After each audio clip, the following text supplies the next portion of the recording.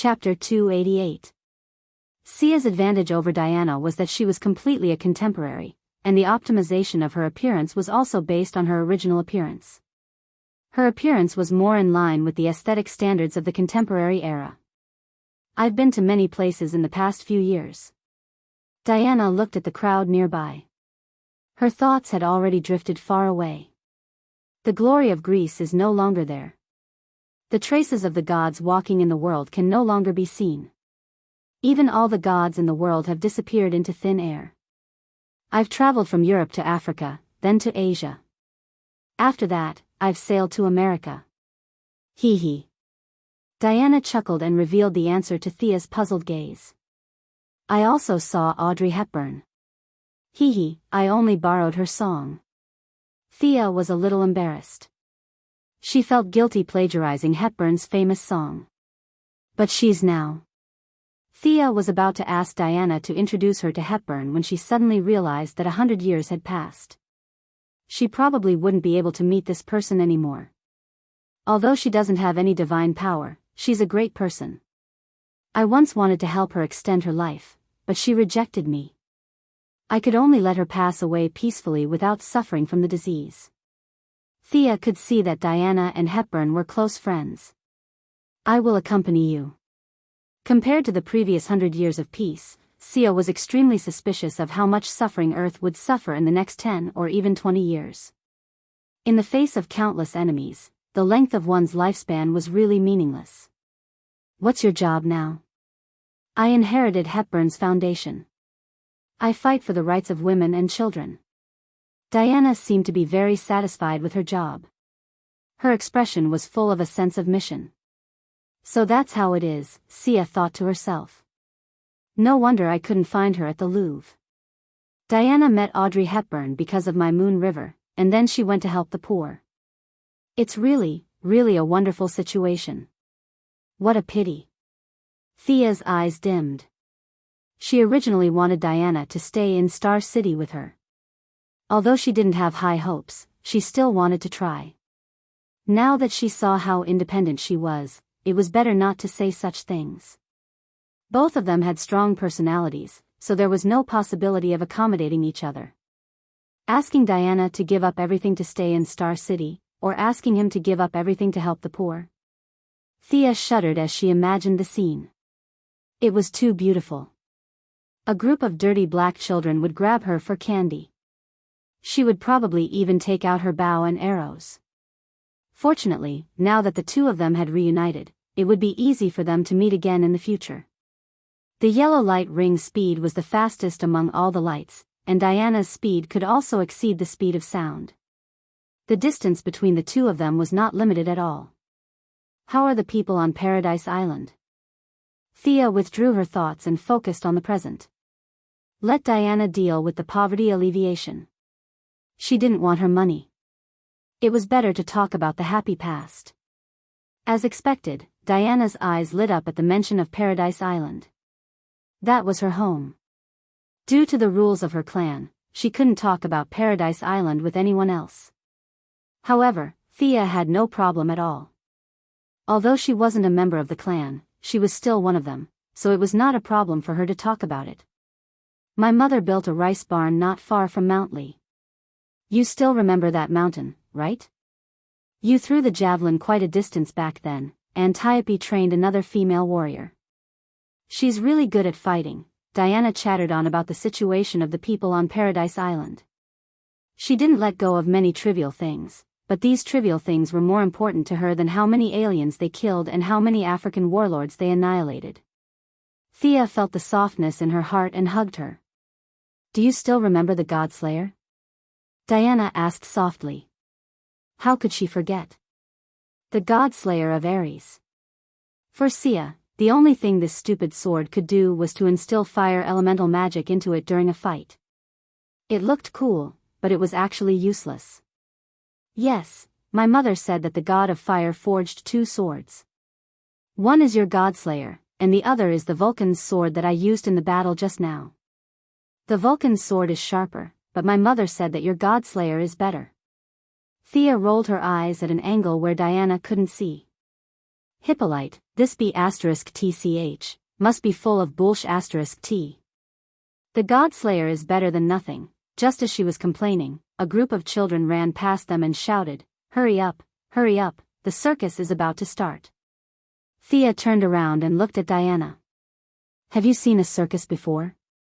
Why don't we go take a look? What's so good about lions and tigers? Diana was a little confused. She wasn't even afraid of wild animals, let alone domesticated ones. Let's go take a look. You'll find it interesting if you treat yourself as a normal person. Thea pulled Diana. This girl didn't live a happy life. She waited for her for decades, and then went to the most difficult place in the world. She was too far away from happiness. Thea had to make her happy again. The children didn't run far. Even if they ran far away, the two of them could still catch up with them. Following their footsteps, the two of them came to the northeast corner of the amusement park. Walking into the large circular arena, they could see that there weren't many people in the audience, but they were all very focused. The show had been going on for a while. The two of them found an empty seat and sat down. The circus didn't slack off because of the lack of audience. Everyone put in a lot of effort in their performance. The domesticated animals also performed their show skillfully. An exaggeratedly dressed old man with a white beard led a tiger through 5 fire rings, which caused a round of applause.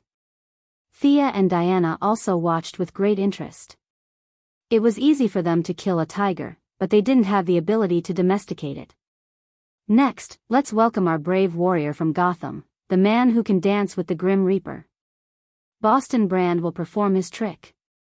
The announcer shouted excitedly, and what he got in return was warm applause from the audience. Soon, a man in red tights appeared on the stage and threw a flying kiss to the audience. Thea glanced at it and didn't look anymore. It was just a flying man. For ordinary people, it was exciting. A lot of adrenaline was secreted, and it was a dangerous and artistic sport. But for Thea and Diana, flying wasn't a difficult thing. This event was less attractive to them than the tiger that went through the fire rings. The noisy applause meant that the man's performance was good. Thea and Diana were discussing the construction of the temple. But as they were talking, an accident happened. The man who was performing the flying man exclaimed. Like a pile of junk, he drew a beautiful arc and fell to the ground from a height of 50 meters. Bang! A burst of dust was brought up, and the warm applause came to an abrupt end. Chapter 289. The man fell heavily to the ground and stopped breathing. The crowd was shocked at first, but it was quickly replaced by panic. Many people were hysterically saying things that they didn't understand. Thea was telling Diana about the architectural style of the temple. The exterior was designed in the past, and the interior was decorated by the people from Paradise Island. What happened in front of her stunned her. What the f***ck? Thea's neck was a little stiff. It seemed that there were only 2 famous deaths in the circus in the entire DC world. Batman's son, Dick Grayson, was from a family of flying people. His parents died when he was young, so he followed Batman. The other one was in front of her, the guy with the codename, Dead Man, in the Dark Justice League. Thea glanced at the spirit floating in the air. It looked like him. He was wearing red tights and had a pale face. It was rare for a normal person to reveal their soul after death. Only those with extremely strong mental strength could do so. The guy who fell to his death was born with stronger mental strength than normal people. Plus, he was highly focused before his death. However, in her impression, this guy was chosen by some goddess of death after his death. Then, he became a superhero who lived between life and death. Thea wanted to ask, where is this goddess of death? Not far away, the spirit of Boston Brand, who was floating near the stage, was dissipating at a visible rate. As more people walked around the stage, his spirit dissipated faster and faster. Is there really a goddess of death? Which pantheon does this goddess belong to? Is it from Earth or from another planet? Is it from the current dynasty or the previous one? Thea didn't dare to believe in her memories. Seeing that Boston Brand's spirit was about to dissipate, it would be a pity to let him dissipate. Finally, she made up her mind. She reached out a finger that was as white as jade and pointed it at Boston Brand, whose spirit was about to dissipate. Thea's willpower wasn't as strong as Sinisto's, but her understanding of the use of energy was far better than that of the lanterns. In Boston Brand's situation, it was useless to inject divine power into him. He would probably explode. The right way was to let him release new energy from within his body. What in the world could stimulate human potential more than fear? Wrapping a trace of fear with magic power, he directly injected it into Boston Brand's spirit body. The spirit's gaze instantly turned from slackness to panic. He let out a heart-wrenching scream. Unfortunately, there was a barrier between life and death. Other than Thea and Diana, no one else could hear him. Thea had underestimated the impact of fear. Her fear was enough to paralyze a few ordinary people. Furthermore, Boston Brand was in a spirit-body state. His mind was highly focused, and without the buffer of his cerebral cortex, he directly faced the fear that seeped deep into his soul. The instantaneous mental fluctuations affected reality as the spirit body quickly fled. Thea only had time to take a glance, as though something had happened to the fellow before she couldn't find him. What's going on? Thea looked at Diana in confusion. That guy seems to have transformed from a spiritual body into a new form. I'm not sure what it is exactly. Although Diana's realm was high, she still leaned towards the physical aspect. In terms of certain knowledge, she was even inferior to Thea. I think so too. It seems to be a new mutation. Thea got Diana's affirmation and was even more certain of her judgment. At first, she was still wondering why only Boston Brand was in such a state. There were millions of people who had died in the world, and there were also people with strong mental powers. Thea couldn't help but think about it. Boston Brand had told many people about his bizarre experience, but in the subsequent developments, other than himself, no one else had seen this mysterious goddess of death. Could it be that his state was caused by me? Could it be that I'm that imaginary goddess of death? The terrifying law of causality made Thea feel a little scared. She then thought about how Rudolph lived until 1937, and how Steve Trevor spread the Spanish flu. Everything that she was involved in seemed to have changed, but the trajectory of the changes was the same as the history she knew. Was she really involved in these things? What are you thinking about? Diana's timely voice interrupted Thea's repeated arguments about the cause and effect. There were too many things involved, so Thea was not prepared to tell Diana her thoughts. I'm thinking about who the murderer is. I'm deducing. Diana rolled her eyes at her. You're pretending again. Your eye of Horus can distinguish right from wrong, and my lasso of truth can make him speak the truth. Is there a need to do your so-called deducing? Thea had the urge to facepalm. What Diana said was right. Their abilities worked together seamlessly. That would make Washer so angry and Hattori so embarrassed. No matter how cunning a criminal was, he would be useless in front of them. She muttered to herself as she activated the Eye of Horus. Soon, a thin and tall balding old man came into view. The Eye of Horus told her very unscientifically that this man was the murderer. The murderer was found, but how was she going to expose him? Thea did not want to be seen by her acquaintances in Star City. Just as she was in a dilemma, her eyes lit up.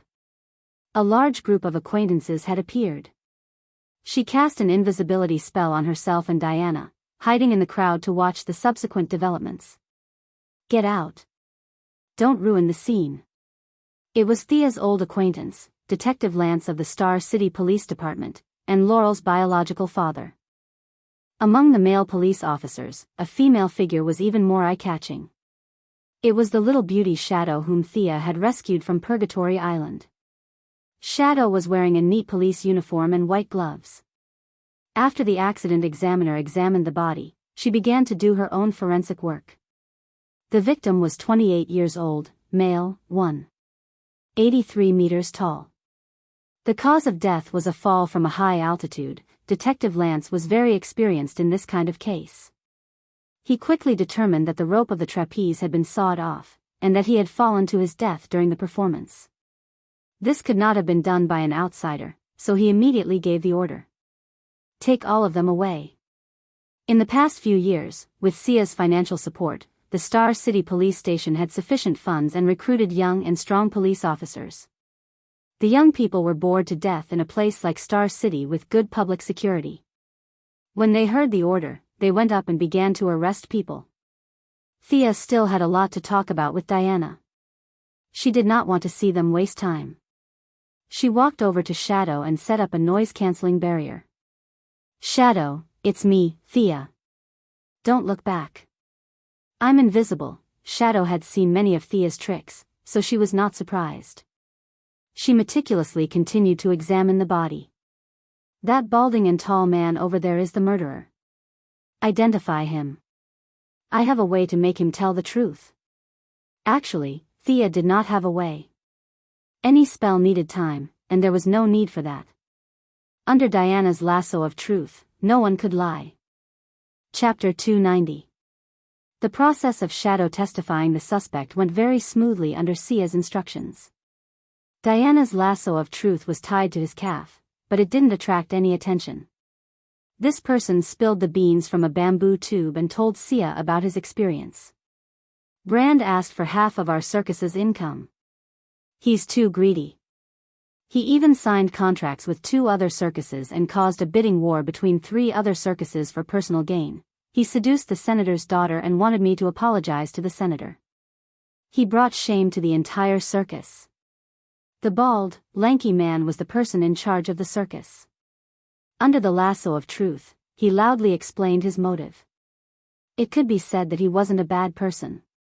He was dedicated to the circus and had never been selfish. On the contrary, it was Boston Brand's insatiable greed that forced him onto the path of crime. Looking at the bald, lanky man's determined face, as if he had completed a sacred mission, Thea was a little speechless. The murderer was a good person and the victim was a bad person. Where did this sense of déjà vu come from? Take him away. Detective Lance confirmed that he was the murderer after collecting evidence from several parties. He was a little sympathetic, but he still had to take the bald, lanky man away. A large number of police officers came and left. The noisy circus was completely deserted, leaving only the 2 invisible women. Come out. How do you feel after seeing your former boss's hatred for you? Thea looked at the empty seat. I really didn't know. I was so annoying. Boston Brand, who was wearing a red tights, had already woken up from his nightmare. He seemed to be trying to find some habits from when he was alive. He sat in the audience and covered his face with his hands. Unfortunately, he had no more tears. Diana had a scholar's spirit in her bones. Whether it was when she wanted to study men or later when she saw the heifer, they all piqued her interest. Now that 100 years had passed, it was hard for her to change her nature. Seeing Brand's strange spiritual body, her bright eyes couldn't help but turn a few times. This guy's form is really strange. Can I try using the lasso of truth? Diana whispered. Thea rolled her eyes at her. Do you think this is a hoop game? However, you can give it a try. I'm also very curious as to how he became like this. Thea wanted to figure out if the so-called goddess of death was behind the scenes, because she didn't even notice Brand when he didn't show himself. She only found out that he was around because of her fear. He didn't use the invisibility spell.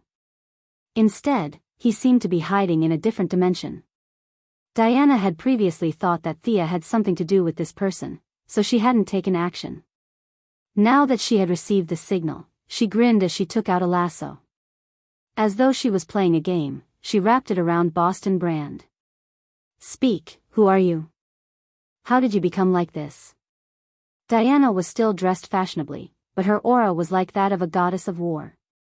Even though Brand was already dead, he was still scared out of his wits. Previously, Thea's fear almost scared him to death again. It wasn't easy for him to recover, but he didn't know where to go. After circling around, he returned to the circus and witnessed the development of the situation after he was killed. He had mixed feelings. After being exposed by Thea, he wanted to ask the only person who could see him what was going on. Before he could say anything, he saw a shiny rope around his body. What's going on? He had been wandering outside for a long time. No one could come into contact with him, and he couldn't come into contact with anyone either. Now, what is this rope? More terrifying things had yet to come. As Diana questioned him, he couldn't help but tell her everything he knew. He told himself to shut up several times in his heart, but his body seemed to be out of control. He told her everything he should and shouldn't say. Although this guy is a bit of a jerk, he's not a bad person. It's just that his hallucinations are a bit strange. Diana asked a few more questions. She retracted the lasso and whispered to Thea. Indeed. There are too many people like him in modern society. The results of the interrogation were the same as Thea's initial guess. Brand chattered on about how he shared his life with a lot of people. He talked about the goddess of death and the fallen angel discussing the meaning of existence with him. When Thea heard this, she wanted to spit in his face. Fallen angel? What kind of supreme existence would be able to discuss the meaning of existence with a trapeze artist like you? It hadn't even been 20 minutes since he died and ran back. There was no goddess of death at all. Everything was just a figment of his imagination after he focused his mind. It could be said that the only suspicious person he had met after he regained consciousness was Thea herself. Was it because she knew everything about the dead that she created him, or was he created by her in the first place?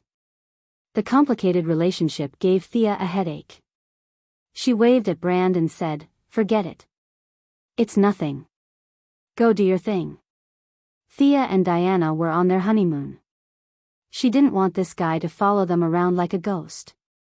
However, her attitude made Brand want to cry. "I'm busy. Busy my ass. I don't even have a body anymore. I want to be busy." If it was in the past, he would have scolded her. However, now that he was neither alive nor dead, his mentality had changed drastically. Plus, Thea's fear had been deeply rooted in his soul, so he didn't dare to bare his teeth at her. Thea also felt that it was a little inappropriate to leave him alone. This guy's ability seemed to be useful. She immediately said, "How about this? Your life form is irreversible. I'm afraid you need some time to think about your future. If you've made up your mind, you can come and find me," Thea said as she took out her business card from her satchel. Her phone number and email were on it. "I can't touch the physical body," Brand said pitifully. This guy doesn't know his ability. Does he not have it? Or does he not know how to? Thea touched her chin. Just then, an old man walked past the circus. Thea pointed at the old man and said, "Adjust the frequency of your spirit body to be the same as that person's. See if you can enter his body." Brand was actually very smart. After turning into a spirit body, the use of his mind power was almost instinctive. He floated to the old man's side, prepared for a moment, and entered his body. Brand, who was in the old man's body, looked down at his hands. He seemed to have thought of something and asked Thea, then, "Can I come back to life again?" "Unfortunately, the old man's soul has been rejecting you.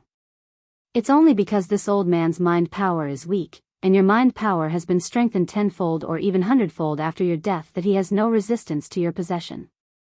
While you're eroding his body is also affecting you. If you don't come out for a long time, you'll spend the rest of your life in this old body." Thea combined her knowledge and gave him a rough analysis. Brand clenched his fists in frustration and jumped out of the old man's body. The old man couldn't see them and thought that he was only in a temporary trance. After checking that his body was fine, he continued to walk forward without feeling anything. Brand's face was ugly. "I've suffered because of my evil deeds. I'm already dead. I won't take away someone else's chance to live. I want to be a good person." Chapter 291. Thea didn't care if he was a good person or not, but Diana was already urging her.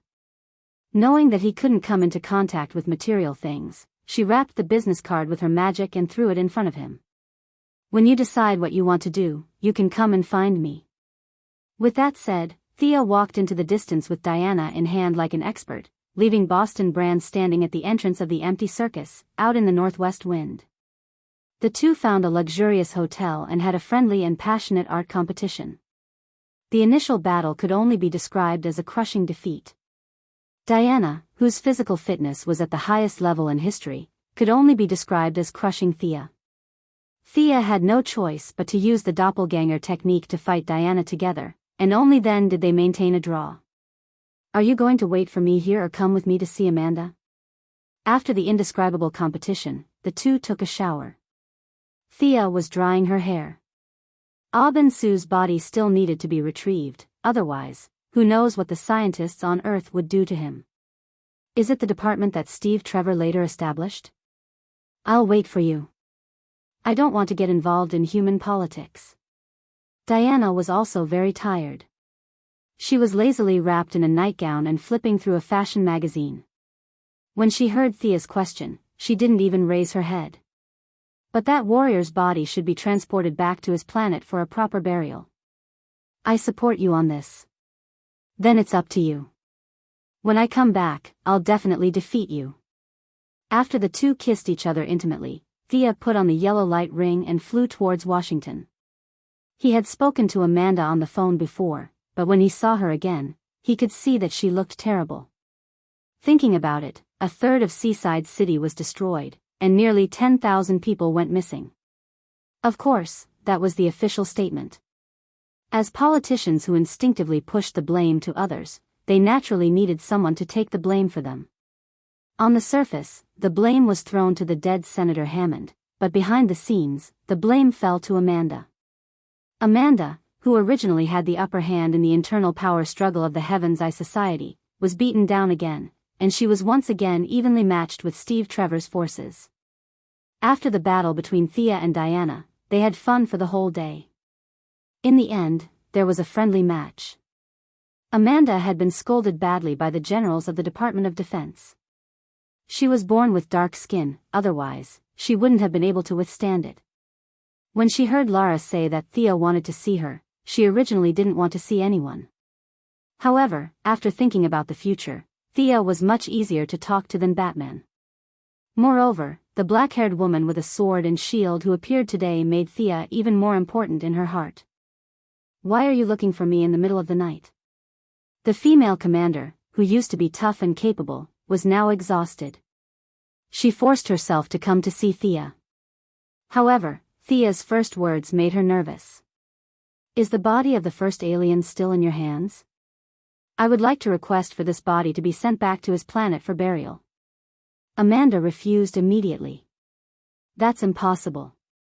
The body was taken away by the military. There are too many political games behind this." Thea sneered. Political games? In the face of power, everything was a joke. However, she still wanted to try to convince Amanda. Although this woman had a lot of problems, she was at least patriotic. "I don't care about your political games. I just want to tell you that the body isn't a wild boar or a lion from our forest. It's an intelligent life. It has family, friends, and children." Amanda's expression was normal. She was unmoved. Thea knew that she had to give her some serious advice. "He's not alone. Their organization is called the Green Lantern Corps. There are 3,600 official soldiers like him and tens of thousands of unofficial members. With such a large organization, do you really want Earth and America to suffer their wrath?" This. Amanda was a little hesitant. One alien was enough to torture her to death. Would 3,600 of them be able to survive? However, she still asked cautiously, "How strong are they?" Everyone's individual combat power can sink an aircraft carrier. If you include their alien technology, then. The Green Lantern Corps' biggest advantage was their numbers. At the same time, it was also their weakness. Naturally, they would not be united when there were too many people. However, there was no need to tell Amanda this. Thea saw her hesitation and added another heavy blow. "If you want, I can take you to their planet to have a look." Amanda was a little tempted. However, she quickly suppressed her childish thoughts. If Earth was the #1 planet in the universe, she could go and have a look with 180 guards. However, the current situation was obviously not so. Thea was not related to her. If something happened and she ran away, how would she be able to come back if she was trapped in another planet? Amanda was really worried about Thea's illegal tour guide. She shook her head and rejected the idea of a day trip to another planet. The alien's body is indeed not in our hands. If you need it urgently, I can give you a chance to convince a few defense generals. What do you think? Thea also knew that the battle in Seaside City had attracted the attention of the world. Under such circumstances, the Sky's Eye Society had to hand over the source of everything, which was Aubin Su's body. They would need to talk to higher authorities. She had already expected this and immediately nodded in agreement. Amanda made a few phone calls. Although her tone was not servile, it was not as overbearing as it was a few days ago. She put down the phone and asked Thea to follow her. That black-haired woman with a shield today is your friend? Amanda could not help but ask halfway. That's right. Thea was puzzled. Anyone with eyes could see that. I've seen her picture. It's a group photo. Is she one of Steve's people? This question lingered in Amanda's heart. Nonsense, she's one of my people. Steve is an asshole. Thea was particularly unhappy when she heard this. If it were not for the influence of the timeline, she would have killed Steve 100 years ago. How could he still be alive now? Is that so? Amanda did not comment. Although her relationship with Thea was intermittent, on the whole, Thea was still her ally. If a powerful warrior like Diana could turn over a new leaf to her side, she would wake up laughing in her dreams. The two stopped talking. Amanda led Thea onto the plane and landed outside the Pentagon.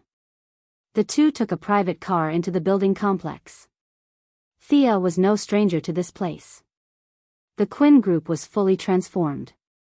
The scientific and technological achievements of the Applied Scientific Experiment Department were combined with some of the wisdom of the Atom Man. The demonstration of several products was praised by the defense experts. This month alone, Thea had been to the Pentagon 3 times and signed a contract of nearly 100 million yuan. Several generals and experts in the Department of Defense who were responsible for the development and manufacturing of new products were very familiar with her, not to mention Amanda. She felt like she was going home. She took the two into the depths of the building. Chapter 292. She walked to the door of the conference room. Even through the well-sealed door, she could hear a man talking in exasperation. The voice sounded a little familiar, especially when the man kept calling her Amanda. The iron-blooded commander's face, which was already dark, turned even darker. He opened the door and walked in first. Oh, that's why the voice sounded familiar. It was him. When Thea entered the room, she saw a tall man shouting something loudly. She knew that he was not praising her for doing a good job by looking at Amanda's expressionless face. The patriotic captain who had fallen on Paradise Island had a gloomy look on his face. He was still hot-blooded, but he was no longer the same person. Time had passed, and the virus had transformed him. Although he had been promoted from captain to colonel, it was fair to say that Steve Trevor had sacrificed too much. The old man sitting at the head of the table interrupted Steve's speech. Even the old politicians could not stand Steve's gloominess. If it were not for the involvement of the Sky Eye Society, he would not have wanted to see Steve. Miss Quinn, why are you in such a hurry to ask us to hand over the alien's body? Do you have any new information? Mr. Minister, I know all the generals. Thea looked around and nodded slightly. Steve was the only one she did not recognize. In Amanda's eyes, this was a sign that Thea was drawing closer to her. In fact, Thea did not like Steve. She did not even like Superman. In short, anyone who had anything to do with Diana was an enemy. All the generals know me. You may have some findings, but I still need to tell you everything from the beginning. It's normal that you can't find any remains of the alien monster today. It's not a life form that can be explained by our current science. It has a life form that we don't understand.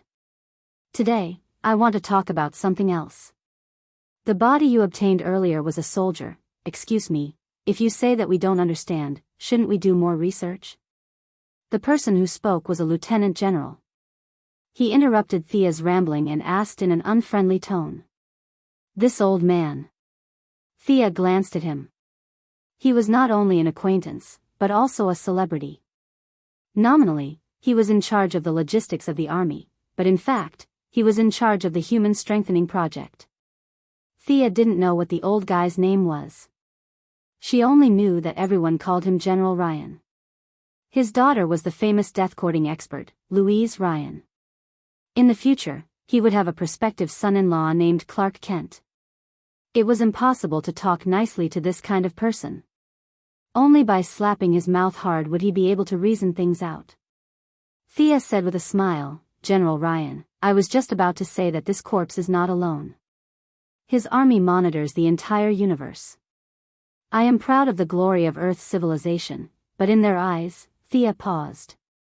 In their eyes, the universe is divided into 3,600 sectors, and Earth is just one planet in the 2814 sector. The corpse we are talking about was in charge of this sector when he was alive. Do you understand what kind of organization you are facing? In order to deepen their impression, Thea added, this corpse was the greatest warrior of their organization when he was alive. His best friend is now in charge of the entire army. So I hope that you can consider the big picture and not start a war. The best way to deal with them was to raise the banner of justice and put yourself on the moral high ground before anything else. Thea's words made the participants hesitate. The number of extraterrestrial technological products that landed on Earth was a huge number, but the research results were few and far between. It was the same for this corpse. It would be fine if they could find something, but if they couldn't, they would be the ones to take the blame. It was a bit difficult for them. I still don't quite understand. Even if we want to return the corpse, how do we do it? General Ryan, the father-in-law of the future Superman, asked, unwilling to give up. Thea knew that they would have this question. She had already thought of a way to deal with it. She took out the yellow light ring and completed her transformation. Of course I will send it over. Are you going to take a spaceship? The yellow figure during the day was you? Are you a superhero too? Are you an ordinary person after taking off the ring? General Ryan asked quickly. Thea was also helpless. A lot of people saw the broadcast during the day. It was impossible not to attract attention. It was not the time to expose her magic, so the yellow light ring was a good cover. Heavenly, I would have a lot of information on him, so he would know what he should know about being a superhero and would never know what he should not know. There was an accident at the Sky's Eye Society's seaside city base. I was chosen by this ring and went to their planet. After I learned that there were alien creatures invading, I hurried back. It was the ring that chose me, not the other way around. What's the condition for the ring to choose you? Because you are a woman? A guy who looked like a rat said with a playful expression.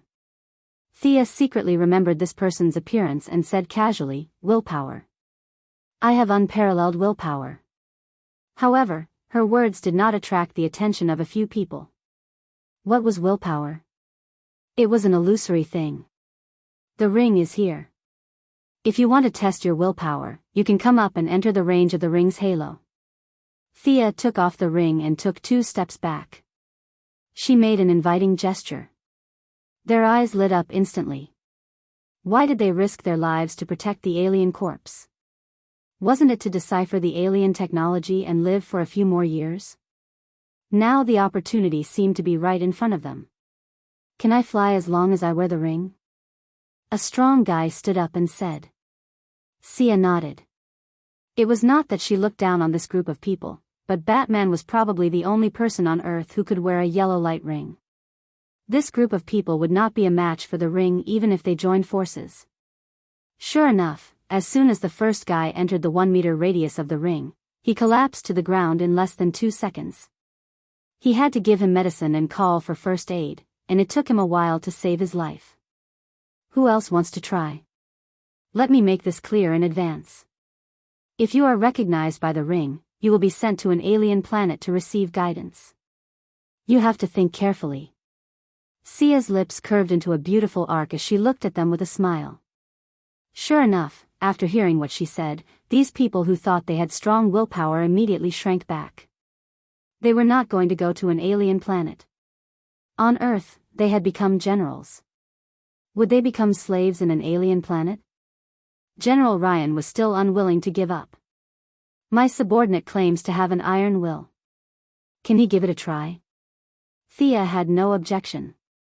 She wanted to see how strong this iron will Bisonisto was. The soldier named Iron Will came quickly. His military rank was not low, and he was a colonel. He looked determined and had strong execution skills. After receiving the order, he walked into the yellow halo without hesitation. Needless to say, this person was much stronger than the previous guy. After persevering in the halo for a full minute, he retreated with a face full of sweat. His eyes were red, and his face was distorted to the point that he did not look like a human. He took out a pistol and began to shoot wildly. In order to show that she was an ordinary person, Thea had already hidden under the table. Chapter 293. At the same time, Amanda hid under the table as well. The dark-skinned woman had been scolded by all the generals in the room the whole day. It was impossible to expect her to save someone in a critical moment. Now that Thea was hiding under the table like an ordinary person, the two women tacitly agreed not to speak. They hid very well. The people in the meeting room were unlucky. General Ryan's Iron Will soldiers were firing like crazy. Two of the generals were hit by stray bullets. One of them was the one who mocked Thea for wearing the yellow light ring because she was a woman. Now that she had obtained the yellow light ring, she didn't benefit much in other spells, but in terms of the use of fear, Sia would gain new insights every day. Every day, she would be able to innovate on the old spells. Seeing the guy with a big mouth get shot, Sia didn't hesitate at all and instantly cast an improved fear on the target. The previously wretched general suddenly became 100 times more courageous. He leaped towards the berserk Iron Will soldier and was hit by 3 bullets in midair. However, his sacrificial pounce was still very effective. He bravely knocked down the source of danger and bought some time.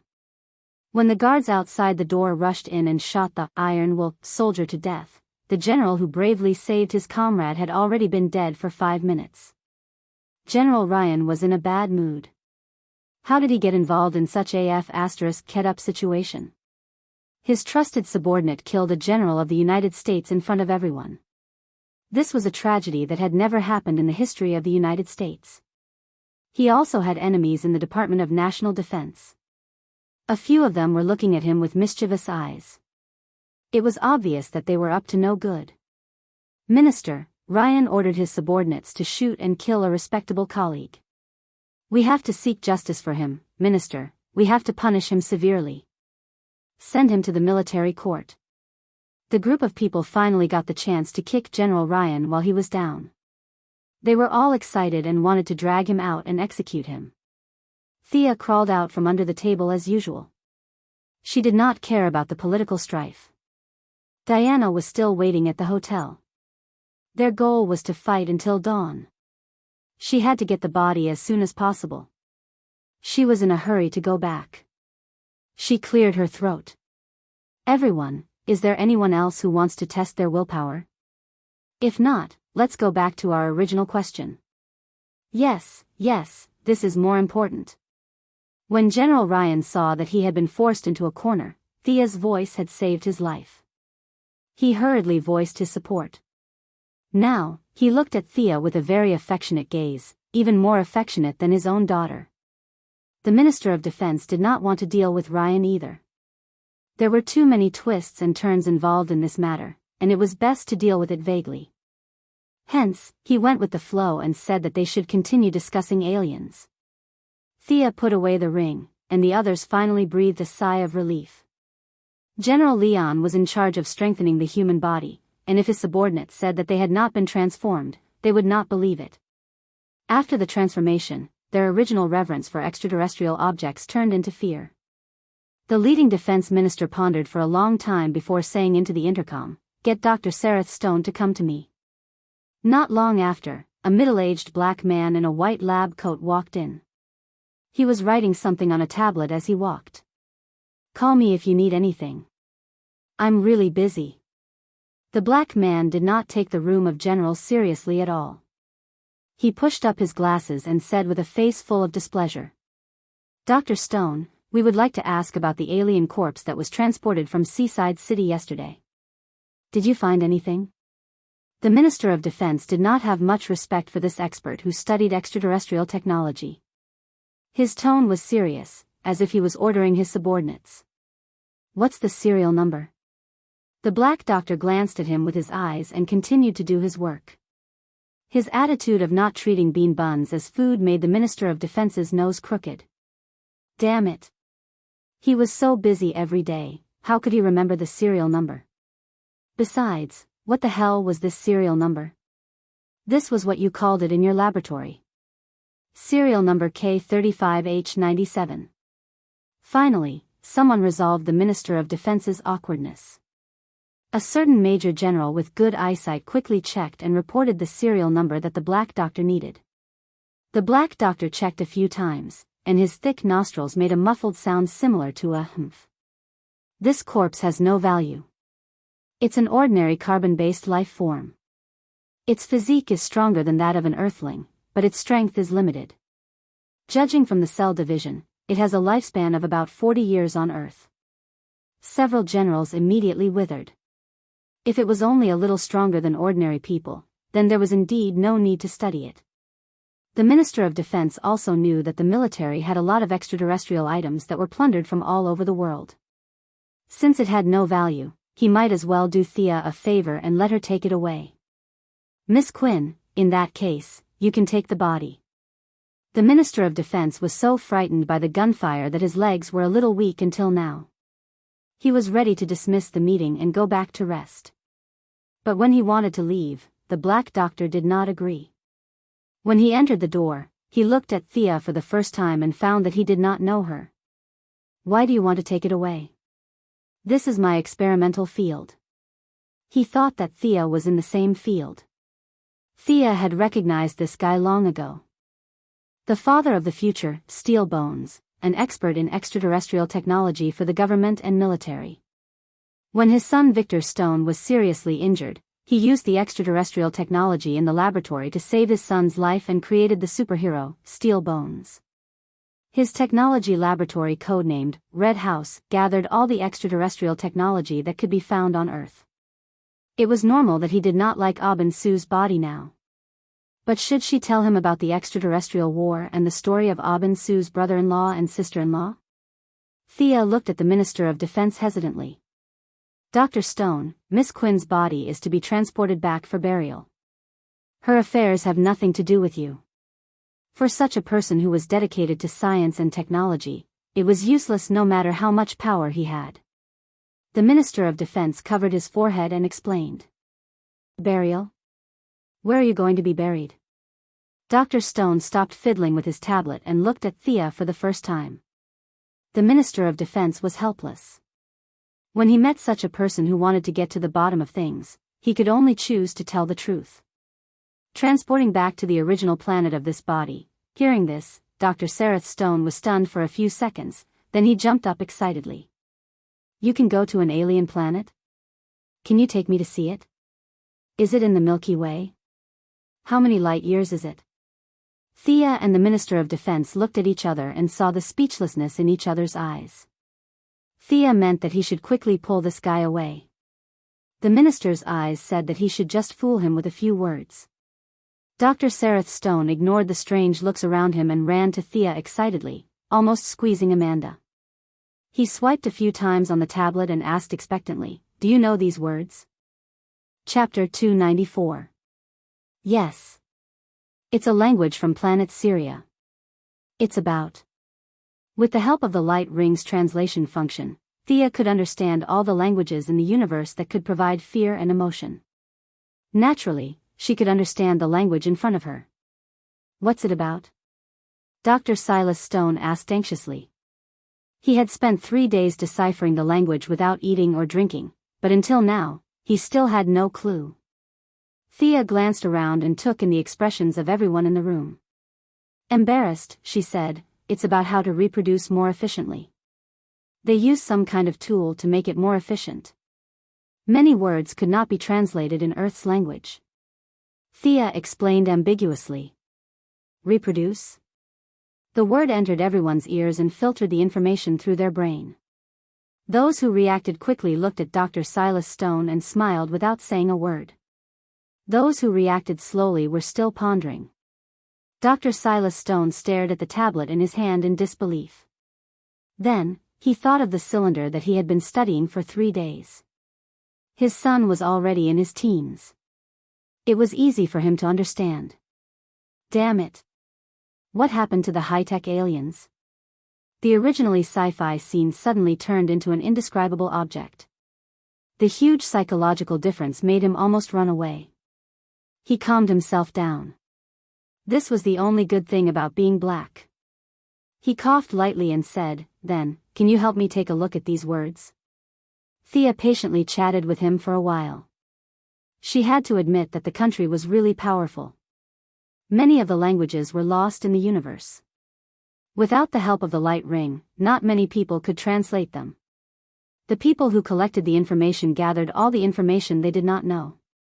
Thea even saw a stone slab that recorded a powerful spell. It was a pity that she could not see the full text. She just said that she did not know anything about magic and told him about aliens. Dr. Silas Stone was dissatisfied with her perfunctory attitude and refused to let her go. Thea had to use her trump card. "The aliens will be here soon. Don't waste time. Can you bear the responsibility if something happens?" The shocking pot scared the black doctor. He muttered in his heart, "Is it that serious?" However, seeing that the generals in the room were very serious, he could only keep his doubts to himself and take Thea to retrieve the body. With the help of official business, Thea finally walked into the Red Room, a not-so-famous laboratory. Through the function of the lantern ring, she silently looked around. There were many good things, but most of them were technologies from nearby star regions. Unfortunately, only half of the particle booster remained. The strong magnetized rotating core power amplifier had a large burnt hole at the input interface. The white noise impact cannon, the weapon that would become famous in the future, was nowhere to be seen. Many things were casually piled together without any apparent purpose, making the room seem a little cramped. Thea looked around and realized that most of the items were abandoned. There were only a few that could be used. "This is the Red House? You must be kidding me," she asked in confusion. "This is your laboratory?" Dr. Stone replied casually, "Yes, but it won't be for long." Thea turned to look at General Ryan, who had followed them here. There was a hidden meaning in his words. Their laboratory has spent too much money, but it has not produced any results. The Department of Defense has ordered them to move out of Washington to other cities. This site will be left to a more valuable research team. General Ryan's lips curled up slightly. It was obvious that he was very proud. Thea nodded and did not say anything. It wasn't hard to guess what had happened. It was nothing more than General Ryan wanting to start his own human enhancement experiment, so he demoted Dr. Stone, who hadn't produced any results, to the point that he was useless. He was even kicked out of the Pentagon. Every year, the country provided the same amount of research funding, but there were fewer monks, so naturally, they could eat their fill. If nothing unexpected happened, Dr. Stone would take his team to Detroit to rebuild the Red House laboratory. Once he was out of Washington's control, his research funding would definitely be greatly reduced.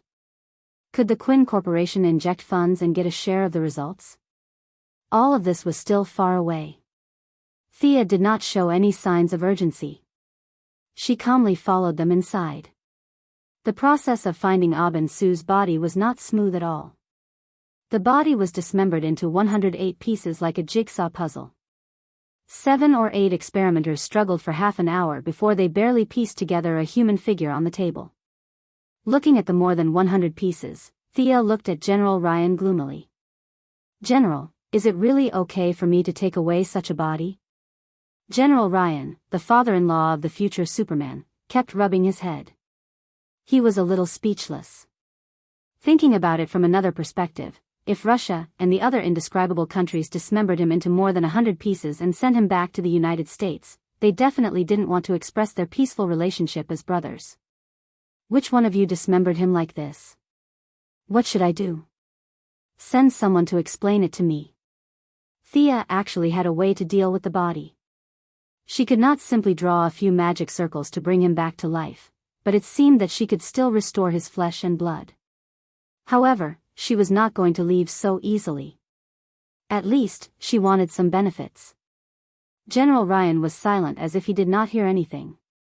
Several experimenters whispered to each other, "Explain? Explain to whom?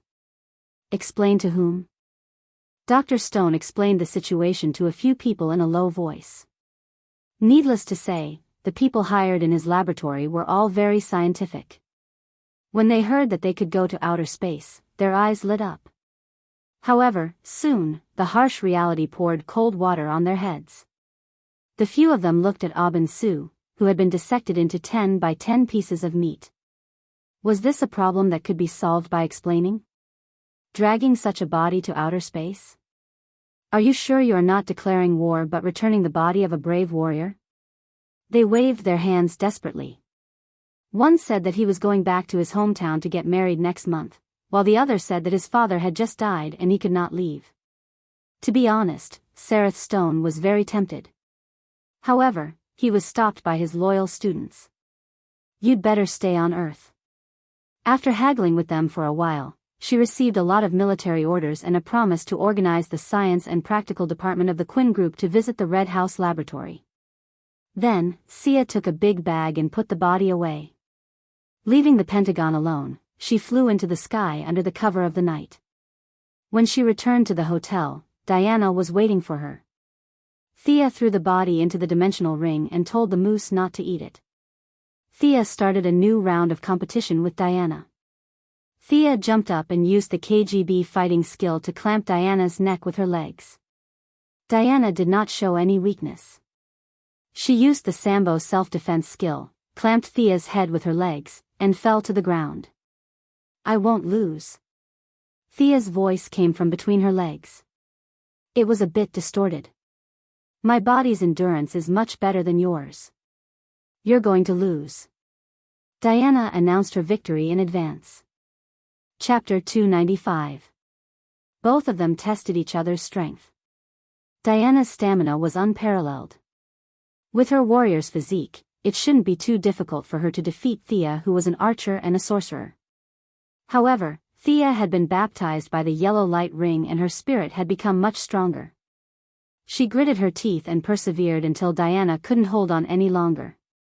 Both of them reached a new height amidst the intense trembling of their souls. "Wake up, wake up." Diana shook Thea, who was sleeping like a little pig. After a full 10 minutes, Thea, who had overdrawn her spirit, finally recovered. She slowly sat up on the bed. She had used up too much of her stamina and spirit last night. She had used up a bar of HP and a bar of MP to kill the big boss Diana, who had a huge amount of HP. She was too weak compared to Diana. When she got back, she had to ask Damien if he managed to steal the sword. Thea put on a few clothes and went to the roof of the hotel to get some sun to replenish her stamina. After half an hour, she was surprised to find that her spirit had increased slightly. It was amazing. This was something that had never been mentioned in any spellbook. Doing that kind of indescribable thing could increase one's spirit. It was very good. For the safety of mankind and the peace of the universe, she had to do it more often in the future. She had to treat it as a social responsibility and maintain the quality and quantity of it in the long run. After regaining her energy, Thea called room service and ordered breakfast. The two of them ate like crazy. "We'll go to Ura later. Treat it as a honeymoon." Thea announced the itinerary for the next few days in a domineering manner. Ordinary people wouldn't be able to handle such a shocking itinerary. Fortunately, Diana was not an ordinary person. She nodded. "I've never been to another planet before. Is the universe really that big?" Earth is only one planet in sector 2814. Thea patted her chest. Don't worry, there are not many people in the universe who can beat you. Diana didn't know that Thea was speaking from the bottom of her heart. She thought that Thea was praising her. She couldn't help but raise her eyebrows and smile happily. When the two of them were about to leave, they discovered an awkward fact. The water content in the room was a little higher than normal. There were many water stains on the carpet and walls, and they looked very fresh. The two of them were not ordinary people, so naturally, the water content was also extraordinary. If left alone, some of it could exist for a very long time. Diana, who was a little embarrassed, naturally pulled out the fire god's sword and tried to roast the crime scene again. Thea hurriedly stopped her from doing such a ridiculous thing. If the god of fire knew that she was using his sword to do such a thing, would he come out of his god's kingdom? Psychics or full-leveled warriors like Diana with godly equipment could do nothing about this situation, but Thea's variety of means showed its value at this time. Water extraction. She placed 3 water balls in the room. The room was as dry as an oven, and a slightly turbid water ball was gathered in Thea's palm. How to deal with this water ball was difficult for the two of them. Diana was a little evasive and didn't dare to look into her eyes. Thea was also in a dilemma. Both of them had divine power in their bodies, and the energy in this water ball was not low. It would be awkward if it was used by bad people to strengthen them. A ball of indescribable water was purified and injected into a human body, and then this strengthened human fought a clone made of Superman's hair and blood. Just thinking about that scene made one's hair stand on end. For the safety of mankind, it was simply put it away. Thea took out a small bottle and poured all the liquid into it. Diana almost bit her tongue. Shouldn't this thing be poured down the drain? Thea was reasonable. We can't be so selfish. The greater the power, the greater the responsibility. We have the responsibility and the obligation to contribute to the safety of the earth. A bunch of nonsense barely dispelled Diana's concerns. The two of them decided to withdraw the water at any time when they sparred in the future, to avoid giving bad people a chance. The two of them cleaned up the crime scene, checked out and left. They came to a place where there was no one and flew out of the atmosphere. Thea opened a wormhole and the two of them left the Milky Way. Of course, they wouldn't go to Ura directly. It was a little dangerous to bring along Aubin Su, who was more than $100. Green Light was definitely not a match for Diana in a one-on-one fight, but he couldn't stop them in numbers. With hundreds of people swarming up, there weren't many in the universe who could beat them. They found a planet with signs of intelligent life and the two of them stopped. Thea wanted to restore Aubin Su's body, or at least look like a human. Diana, on the other hand, took the lasso and studied intelligent life with nothing to do. After busying for 2 hours, Thea wiped the sweat from her forehead. This Aubin Su looked much more complete. In order to show that he was killed by the parallax demon, Thea punched a big hole in the intact body. She had as much yellow fear energy as she wanted, and the wound was faked perfectly. After putting the body back into the space ring, Thea turned around to look for Diana. She found that the girl was in a good mood. She caught an animal that looked like a mix of a rabbit and a dog and was questioning it. The wisdom blessed by Athena was not a joke. After talking for a while, Diana could roughly speak the other party's language. It could be seen that Diana was really happy. Without the so-called mission of protecting the Earth, Diana really didn't have any happy moments. They were now out of the Milky Way. The heavy responsibility on her shoulders suddenly disappeared, and her spirit and appearance were much lighter. The original plan to quickly rush to Ura was put on hold. Thea had contacted Sinisto before, and when he learned that his old friend's body had returned home, he was very happy to welcome the two of them to Ura as guests. Earth was not a big deal, and Star City was very safe. Thea decided not to use the wormhole, and let's slowly fly over by spaceship. Diana said that she was not willing, but her body was very honest and followed her to start this space trip. Thea's ring could translate all languages, and Diana's strength could even sweep through some high-tech planets. The two of them leisurely took spaceships and continued to move towards Ura. There were warm and hospitable races, and naturally there were space bandits who relied on the strong to bully the weak. This was the opportunity for Diana to show her might. When she first left Earth, she was a little unconfident, but when the trip entered the second month, her confidence was almost full. There was no one in this universe who could fight. But on a certain evil planet, a group of creatures that didn't seem to be half a meter tall taught her a lesson. A giant main cannon disguised as a mountain peak completed charging without the two of them noticing. Fortunately, Thea activated the wormhole in time to escape, otherwise the consequences would have been unimaginable. In the subsequent operations, the two of them restrained themselves a lot, and finally arrived at Ura 3 months after leaving Earth. Chapter 296. Of course, the one who received them was Sinisto. Welcome to Ura. Sinisto was familiar with Thea, but his focus was on Diana. She was full of heroic spirit, and her whole body was brimming with power. She stood there like a sharp sword, sharp, cold, and full of a murderous aura. Sinisto was a little dumbfounded as he took a closer look.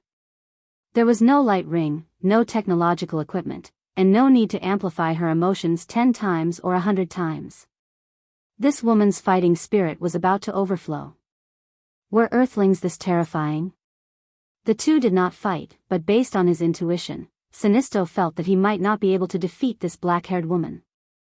Seeing Diana intimidate the unruly Sinisto, Thea was quite beautiful. She took out Aubin Su's body from her space ring and placed it in a crystal coffin on a planet she passed by. Looking at it from the outside, it looked quite good. Sinisto gently stroked the coffin. He still respected this old friend of his who had fought alongside him for many years. He nodded to express his gratitude and brought the two to the Green Lantern Corps' cemetery. Knowing that Aubin Su was going to be buried, many Green Lanterns came to offer their condolences. The Green Lantern Corps fought all over the universe, and it was really a luxury to have their bodies recovered for burial. Many people expressed their gratitude to Thea for returning the body. How was the training? Why did you say you won't return to Earth in the future? At the funeral, Thea saw Hal Jordan, who was undergoing training on Ura and would return to his jurisdiction in a few days. However, Hal Jordan was very depressed and said that he did not want to return to Earth. That was why Thea asked. In the original spacetime, Hal Jordan returned to Earth with the mentality that he was a superhero, but with Thea's participation, a few superheroes emerged. His little tricks were nothing. In his mind, Earth was very safe, and he did not want to cause trouble.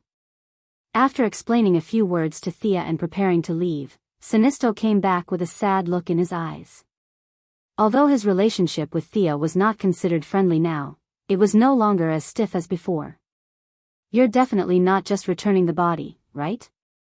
Is there anything else? Sinisto already had some understanding of this Earthling woman. Unlike Hal Jordan, who had been trained by him, this husky was an innocent child without any ulterior motives. Thea, on the other hand, was completely different. She would never do anything that did not benefit her. It had to be said that Sinisto had pretty much guessed Thea's mentality. She originally only wanted to befriend the Green Lantern Corps, but after meeting Boston Brand a few days ago, she changed her mind slightly. It's like this. I found a very interesting person a few days ago. I think he's very suitable for the Yellow Lantern Corps. Could it be the woman beside you? Sinisto looked at Diana from the corner of his eyes. She was so strong even without a light ring. He definitely could not let her enter the army. Otherwise, who would be the leader? He quickly thought of an excuse to reject her. How could Thea let Diana wear the yellow light? She immediately rejected. No, she's my lover. She has nothing to do with the army. Hearing that it was not Diana, Sinisto heaved a sigh of relief. His expression softened considerably. Is he an Earthling? Thea thought for a moment before answering. He was an Earthling when he was alive. I'm not sure where he's from now. An Earthling when he was alive? Sinisto's head was full of question marks. He looked at the light ring's language translator to make sure it was not wrong. What did this mean? Where is he? Can I see him? Thea scratched her head. Actually, he's already here. You just can't see him. I can't see him. Sinisto had fought for the Green Lantern Corps for many years and had actually seen many enemies who could turn invisible. However, no matter how he looked, he could not see anyone nearby. However, his powerful spiritual power did sense a cold and gloomy energy to his right. Is it here? Sinisto pointed at the place he sensed and received an affirmative answer from Thea. This surprised him. With such a strong invisibility ability, the destructive power it could cause was enormous. Half a month ago, Thea returned to Earth to buy food because Diana was not used to the extraterrestrial tastes. She also took care of a few matters in Star City. Before she left, she received an email from Dead Man. After careful examination, Thea found that there was a fragment of her spiritual power in the depths of his soul. If she was not wrong, it should have been caused by the fear spell. This situation was a bit like the recognition of a master in novels. A single thought from her could completely obliterate him. Thus, the idea of taking him in as a fighter emerged. For him to find the meaning of his existence, Thea's suggestion was to become a superhero. If you want to have a physical body that can be seen by outsiders, what do you think of my yellow light ring? As long as you wear it, you can materialize your body. One ring only costs $998.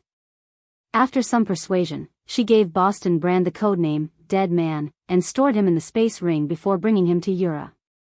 Sinisto had no divinity or magic, but he could rely on his powerful spiritual power to sense the existence of Dead Man. Thea was impressed. How is it? He's very powerful, right? Let him work for the Yellow Lantern Corps, Thea said frankly. This. Sinisto was a little hesitant.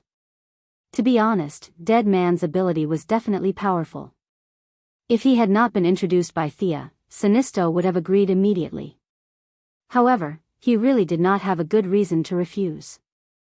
It would be a pity to give away such a powerful ability. Sinisto's ambitious mentality quickly gained the upper hand. Okay, I agree. Come back with me to my residence. I've also taken in a subordinate these few days. Let me introduce him to you. Sinisto did not know about the soul fragment. He felt that he could rely on his great talents to subdue Dead Man. The few of them flew to his residence. There's a person here? Hal Jordan, who was about to leave, also followed, but he did not see any person around. He felt a chill in his heart and asked Thea with the intention of watching a show. Yes, his name is Boston Brand. He died a few months ago when he was performing a trapeze. He's now in a state of being between life and death. Hal Jordan looked at Thea with his mouth agape. His original doubts had not been dispelled. Instead, they increased. Is there such a magical thing on Earth? This was almost beyond the limits of his imagination. In just a few months, he had gone from a pilot to a universe warrior. His worldview had been shattered a few times, but he realized that it was not shattered enough. He had to continue shattering it. The talkative Hal Jordan fell into a daze. Without him livening up the atmosphere, the rest of them were silent. Thea soon met Sinisto's new subordinate. My understanding of fear is second to none. I'm Lisa Draka. A blue-skinned woman with only a few pieces of cloth on her body introduced herself. Chapter 297. This blue-skinned female alien, who claimed to have an incomparable understanding of fear, respected Sinisto very much. Her eyes exuded worship and adoration, almost unconcealed, as if Sinisto was a god. Her gaze was constantly wandering around him. Thea did not know much about Lisa Draka.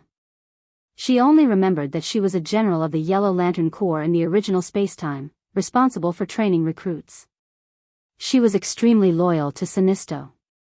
The Parallax book was controlled by her in the original spacetime, and she claimed to have the powerful combat power to deal with 3 Green Lantern warriors at the same time. Unfortunately, she died before she could achieve anything. She encountered Hal Jordan and the others who had cheated. In short, she was a person with some strength and broad vision, but she underestimated her own strength. Lisa Draka was born from fear, from the blue Taroko star cluster. She has the ability to sense the fear of others. I think highly of her ability, Sinisto said straightforwardly. Thea nodded in agreement. Although this woman was a little arrogant, her strength was not bad. If she was not compared to those cheats, she would be a small boss.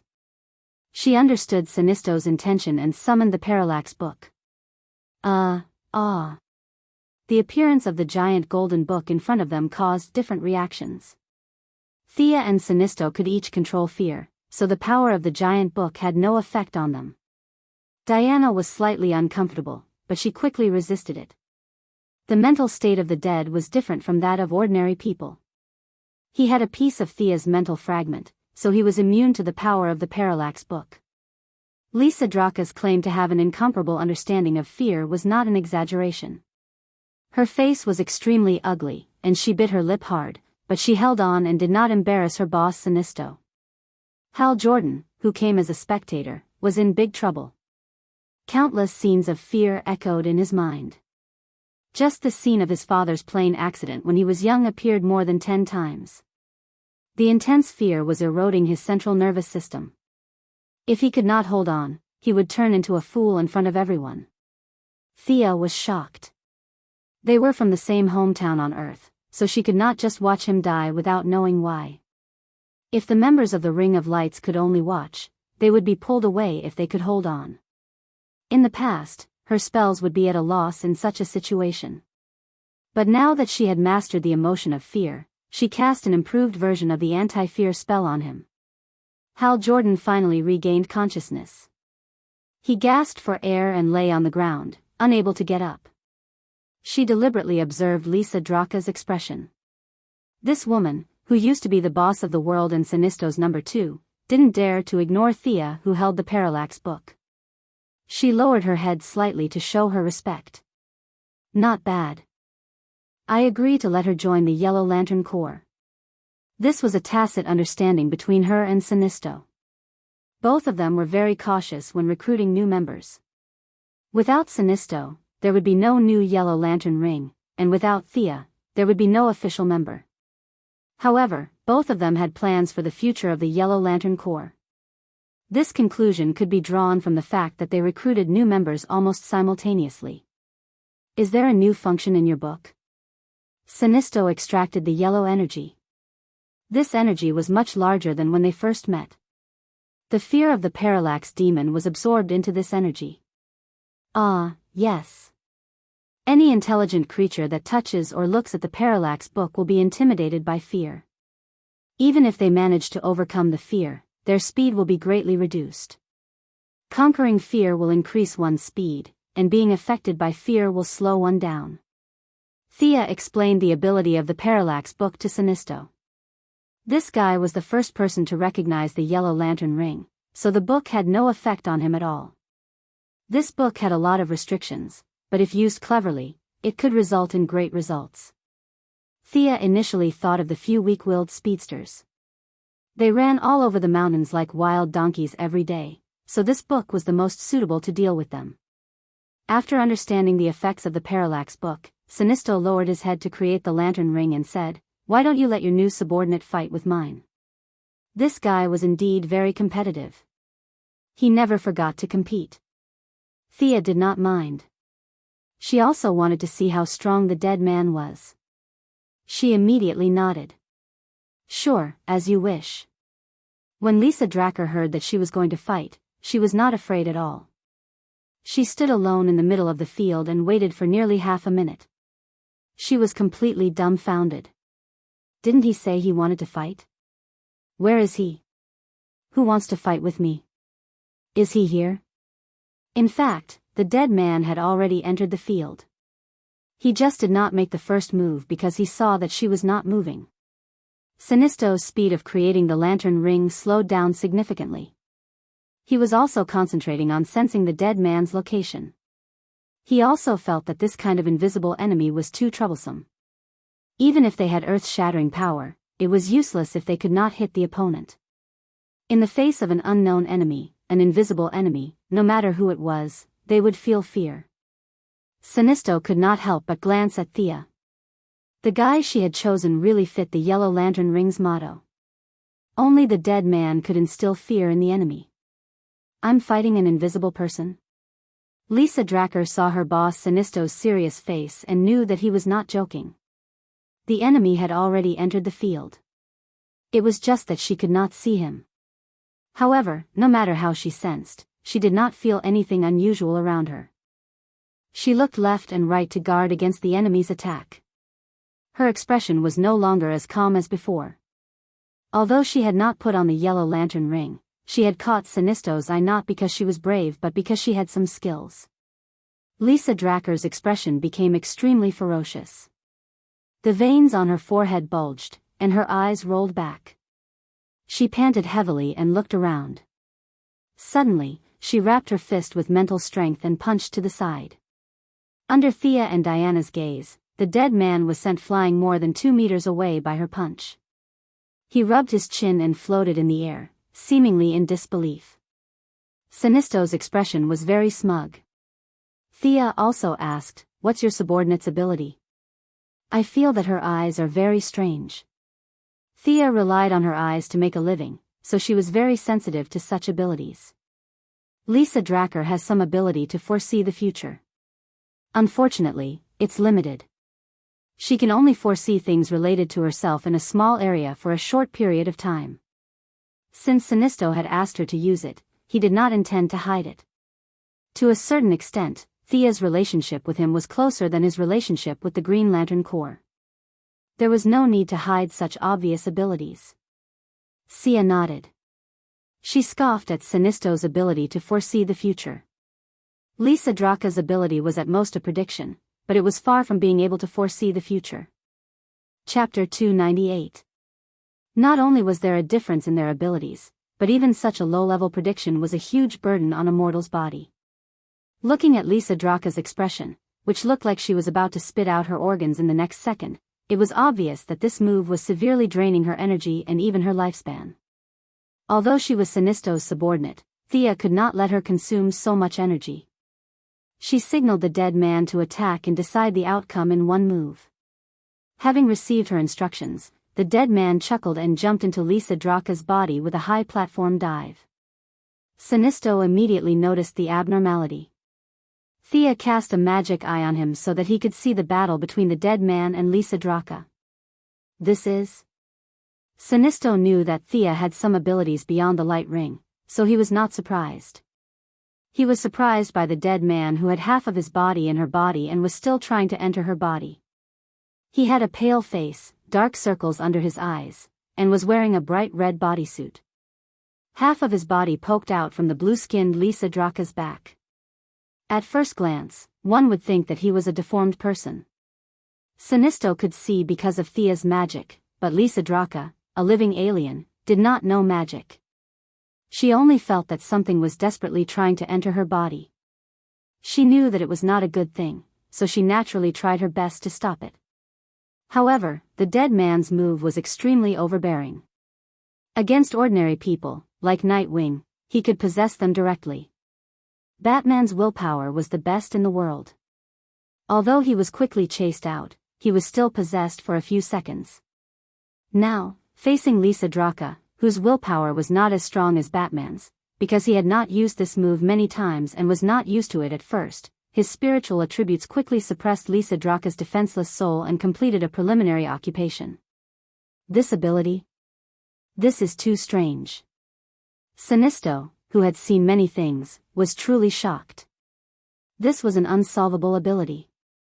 Even he could not think of a way to deal with it in such a short period of time, without using any combat techniques or materialization, and directly taking over the nest. Seeing his vigilance, Thea dispelled his worries. The dead man's move is very magical against ordinary people, but it lasts for a short time against people with strong willpower. Just as she finished speaking, the dead person who possessed Lisa Dracker staggered a few steps forward. This woman's resistance is crazy. Thea also wanted to see how much control a dead person had, so she didn't say anything to stop him. Hal Jordan looked at Lisa Dracker trembling like a fool. Thea did not want him to embarrass the Earthlings, so she gave him a magic eye. The 4 people present could see the dead man. Lisa Dracker could not, but she had experienced it the most. She did not care whether she could see it or not. She used all her strength to try to expel the dead man from her body. The two entered a long tug of war. The spirit of a dead person was far stronger than a normal person's soul, but Lisa Dracker's willpower was equally strong since she had caught Sinisto's eye. The mental battle between the two was disadvantageous to her, but because it was her body, she had an endless supply of energy, so she naturally had a geographical advantage. As the battle dragged on, the powerless dead man was finally squeezed out. He was a rootless source, so what he consumed was his own spirit. At the same time, Lisa Dracker was so tired that she almost collapsed. She could not maintain her predictive state at all. Sweat flowed down her blue skin. I see. You can be expelled with a strong willpower. Sinisto was relieved when he saw this. Lisa Dracker's willpower was like a baby's compared to his. If she could do it, he could do it too. However, the dead man's ability was indeed extraordinary. Anyone with a bit of foresight could see that. Sinisto was very happy that such a person joined the Yellow Lantern Corps. Not long after, the third and fourth lantern rings were completed. Thea signaled for Lisa Dracker to go first. Everything was the same as before. The only thing worth noting was that Lisa Dracker recited the same oath that Sinisto had recited that day. After registering her name in the Book of Parallax, Lisa Dracker went to the side alone to accept the knowledge of the lantern rings. There was a small problem when the fourth lantern ring was paired with the dead man. The power of the lantern ring was not for show. It could ignore the invisibility of the dead man, but there was a problem when it came to identifying the intelligent life form. The lantern ring circled him twice, but it could not determine which planet this life form came from. It could only say vaguely, intelligent life form has been identified. From that Boston brand. You have the ability to inflict great fear on others. Welcome to the Yellow Lantern Corps. Thea wanted to laugh when she saw this. If the lantern ring was in human form, it would probably beat the wall when it encountered such a once-in-a-thousand-years fellow like the dead man. The dead man's oath was the same as Thea's. Thea and Sinisto looked at each other before looking away at the same time. The dead man who put on the yellow light ring immediately grasped the ability to materialize. He materialized a real person who looked 30 to 40% like him when he was alive. Although the yellow color didn't match his aesthetic, he had been a lonely ghost for so long. Now that he could be seen by others, it was already a great blessing.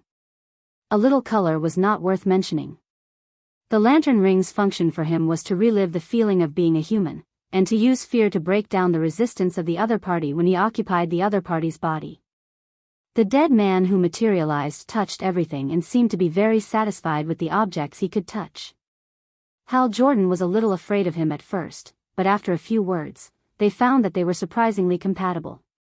Both of them were jerks in the beginning, but later on, they regretted their character of wanting to be heroes. They talked about women, guns, and the future, and became more and more congenial. They were just short of becoming sworn brothers. Thea stayed on Yura for 3 days and met Arlene Su, Aben Su's sister, who was also Sinisto's wife, Solonique Natu, Sinisto's daughter, and Aman Su, Aben Su's son. After receiving a lot of gratitude, Thea took Diana and a few guardians to chat for a long time. After that, she found that there was nothing to do. She had been away from home for a long time, and it was time for her to return to Earth. After saying goodbye to each of them, she went to the border of Sector 2814 with Hal Jordan. Now, Hal Jordan was full of a sense of mission, as if there was a demon king descending from the sky in his sector every day. He insisted on patrolling the sector and eliminating all threats before returning to Earth. Thea could not be bothered with such a stubborn person. She could not tell him that most of the most dangerous demon kings in the entire universe were on Earth. The other planets were really safe. As long as he took good care of Earth, the entire universe would be saved. Thea did not need any dead men for the time being. Seeing that the two of them hit it off, she let him and Hal Jordan eliminate the evil in the nearby star sector first. After all, the lantern ring had the ability to communicate regardless of distance, so anything could be contacted. Holding Diana's hand, they landed in Europe. The two of them once again walked the same path as before. Comparing their memories, they walked and stopped along the way. It was also time for them to part for the time being. "I'll visit you next week," Thea said straightforwardly. "Okay, I'll wait for you." Diana's smile was still so beautiful, clear, and without a trace of impurity. The two of them kissed and said goodbye, one to the west and the other to the south. Chapter 299. After returning to Star City, Thea was quickly surrounded by many miscellaneous matters. The first to bear the brunt was to increase cooperation with the military. Both parties tested each other and got what they needed. The military believed that they could rely on Thea, a second-generation official on the same side as them, to clamp down on more and more unidentified superheroes. Thea also needed their tacit approval to continue making friends with the upper class and weave a huge network of connections. Both parties hit it off immediately. Quinn Corporation received a huge order from the military, which indirectly raised Quinn Corporation's not-so-good reputation. It also effortlessly received the task of rebuilding Seaside City. On the other hand, Thea also accepted the title of the military's special affairs consultant and promised to help the military solve some problems within a limited range. Although Diana had been found and the two of them met on weekends from time to spar, the construction of the temple did not stop. After all, it was the mission of the goddess of the night. Whether it was for the sake of reputation or practicality, it had to continue. Fortunately, this matter was not a big deal, but it was really not a big deal. With the tacit approval of many lobbyists and the military, the government finally officially submitted a consultation to the Turkish side. Of course, the so-called consultation was no different from an order. The Turkish side did not dare to say anything. Amidst the objections, a few joint construction teams entered the original site of the temple and began to do preliminary mapping work. Damien's plan to steal the sword had not been launched yet, but Barbara and Laurel had already left Star City. Their team had developed very quickly. Tommy, the stalker, was finally discovered by Barbara. When he learned that Laurel was also going to be a superhero, Tommy was both happy and worried. He shamelessly snuck into the originally all-female Raptor squad.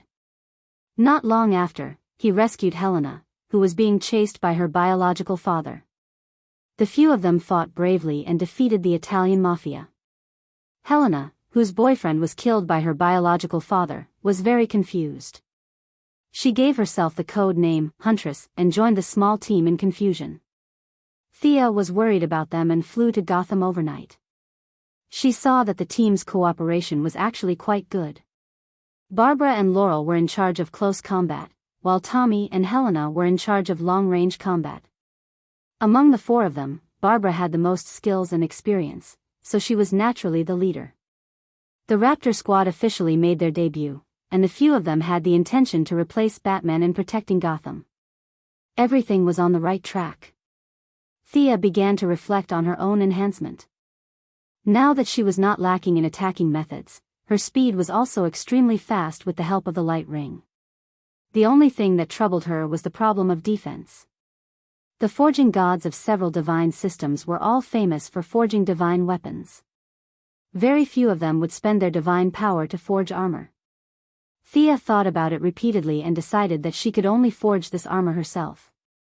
However, to use modern scientific knowledge to make an armor that could cope with future battles, even with the Atomic Man's atomic suit as a reference, the workload was still enormous. It required a huge amount of data calculations. The artificial intelligence plan from before was once again placed on the table. Regardless of whether it was to make armor or not, the artificial intelligence would provide comprehensive help to her enhancement. Thea's original plan was that with so many planets in the universe, there must be a few with artificial intelligence. However, there were too many people eyeing the Advanced Technology Laboratory in Central City, so she was ready to give up. However, after going around the various planets in the universe, she found that no matter how advanced the technology was, there was no artificial intelligence. It was only until she brainwashed the higher-ups of a certain planet that she found out that because Brainiac, a level 12 artificial intelligence robot, was too big of a threat, the various high-tech planets had formed an alliance and agreed to supervise each other and give up on the development of artificial intelligence. Earth, on the other hand, was too low-level, so no one paid attention to it. In other words, the only artificial intelligence that could help Thea and get her hands on it was reverse lightning, the original Gideon that was created in Central City in the 25th century by a transmigrator. Hello, Professor Snow. I'm Thea Quinn. Nice to meet you. After half a year of studying, Thea successfully obtained her graduation certificate from Princeton. Now, when she greeted people again, she finally avoided the awkwardness of graduating from high school. After all, it was an Ivy League university, so she could get a good job if she went out to apply for a job. Caitlin Snow's postgraduate studies did not take much effort. Caitlin was just 28 years old this year. Although she was qualified to teach postgraduate students, she was too inexperienced. Those who graduated from famous schools looked down on her, and she also looked down on those who came from ordinary schools. In the past few years, she had not seriously taught any students. Caitlin Snow's mother ran a large-scale pharmaceutical company. She also knew Moira. With their relationship going around in circles, plus Thea's good grades and being a girl, she had no reason to refuse. The two of them met briefly in the coffee shop. Caitlin Snow did not have any aura at all. She looked like a yes-man and was easy to bully. It was hard to imagine that she would change her personality and become the supervillain, Frost Killer. The elders of both sides knew each other. There was not much difference in age, so they called each other sisters. Getting closer to Caitlin Snow was just to learn better. Thea took out a lot of questions to ask. It had to be said that Caitlin Snow's knowledge of biochemistry was very rich. She was chosen by Reverse Lightning to join the cutting-edge technology laboratory. She was truly talented. Although it was just a general conversation, it still solved many of Thea's doubts about the atomic suit. Thea thought that it was not a waste of time, and Caitlin was also very fond of her enthusiasm for learning despite being a billionaire.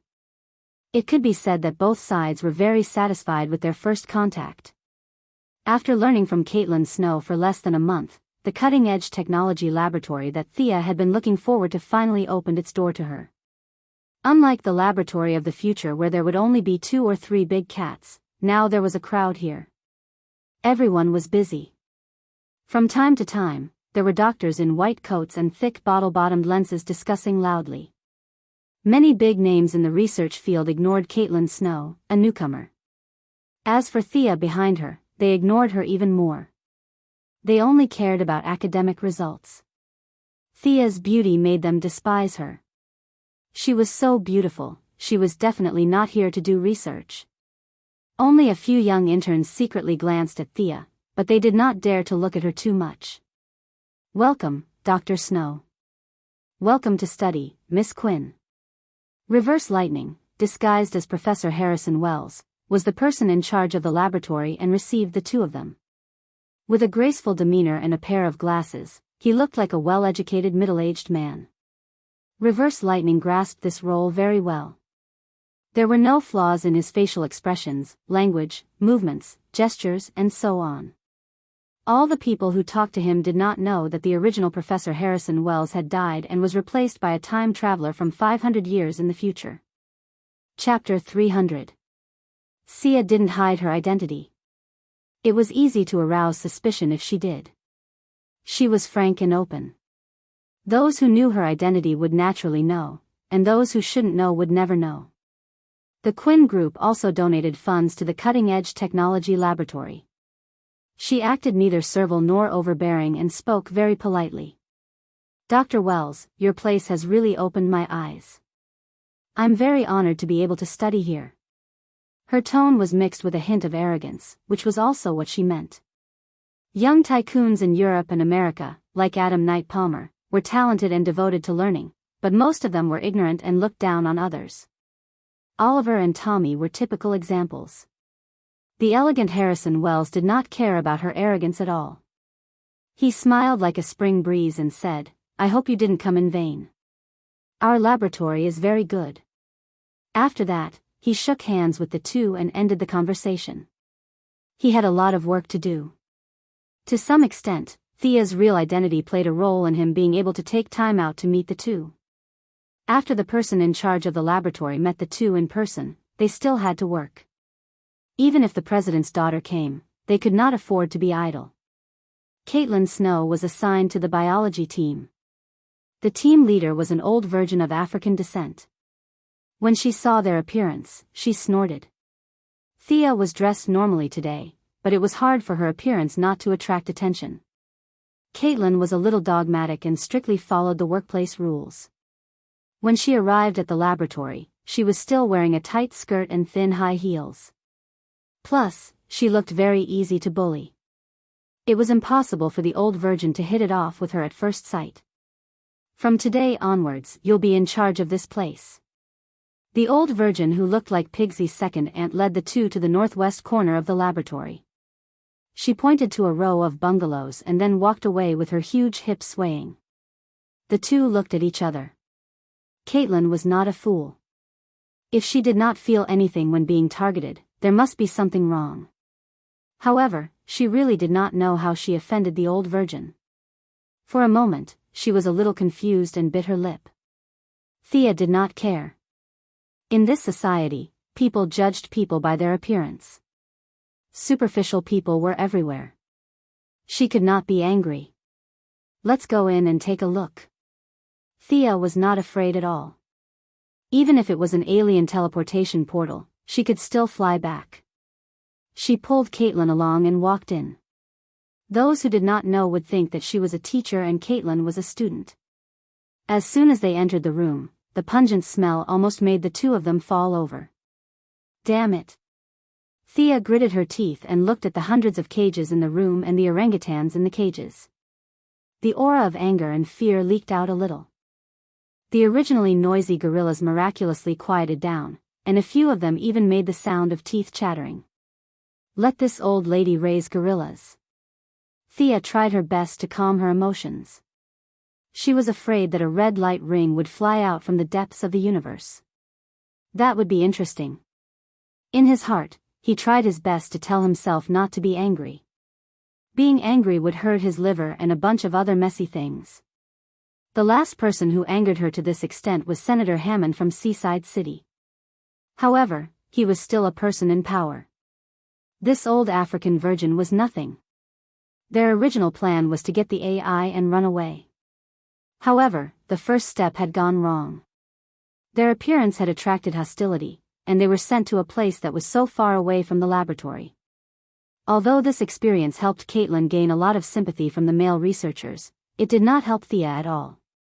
Seeing Caitlin's blank expression, Thea was used to giving orders. She did not wait for Caitlin to come back to her senses and shouted, "Is anyone here? Who's in charge here?" It was impossible for the two women to take care of hundreds of gorillas. There must be a professional keeper here. The two women's main job was to do biochemistry research, which was Caitlin's specialty. One in the east, two in the west. Soon, 7 people stood in front of Thea. Just the few of you? My name is Thea Quinn.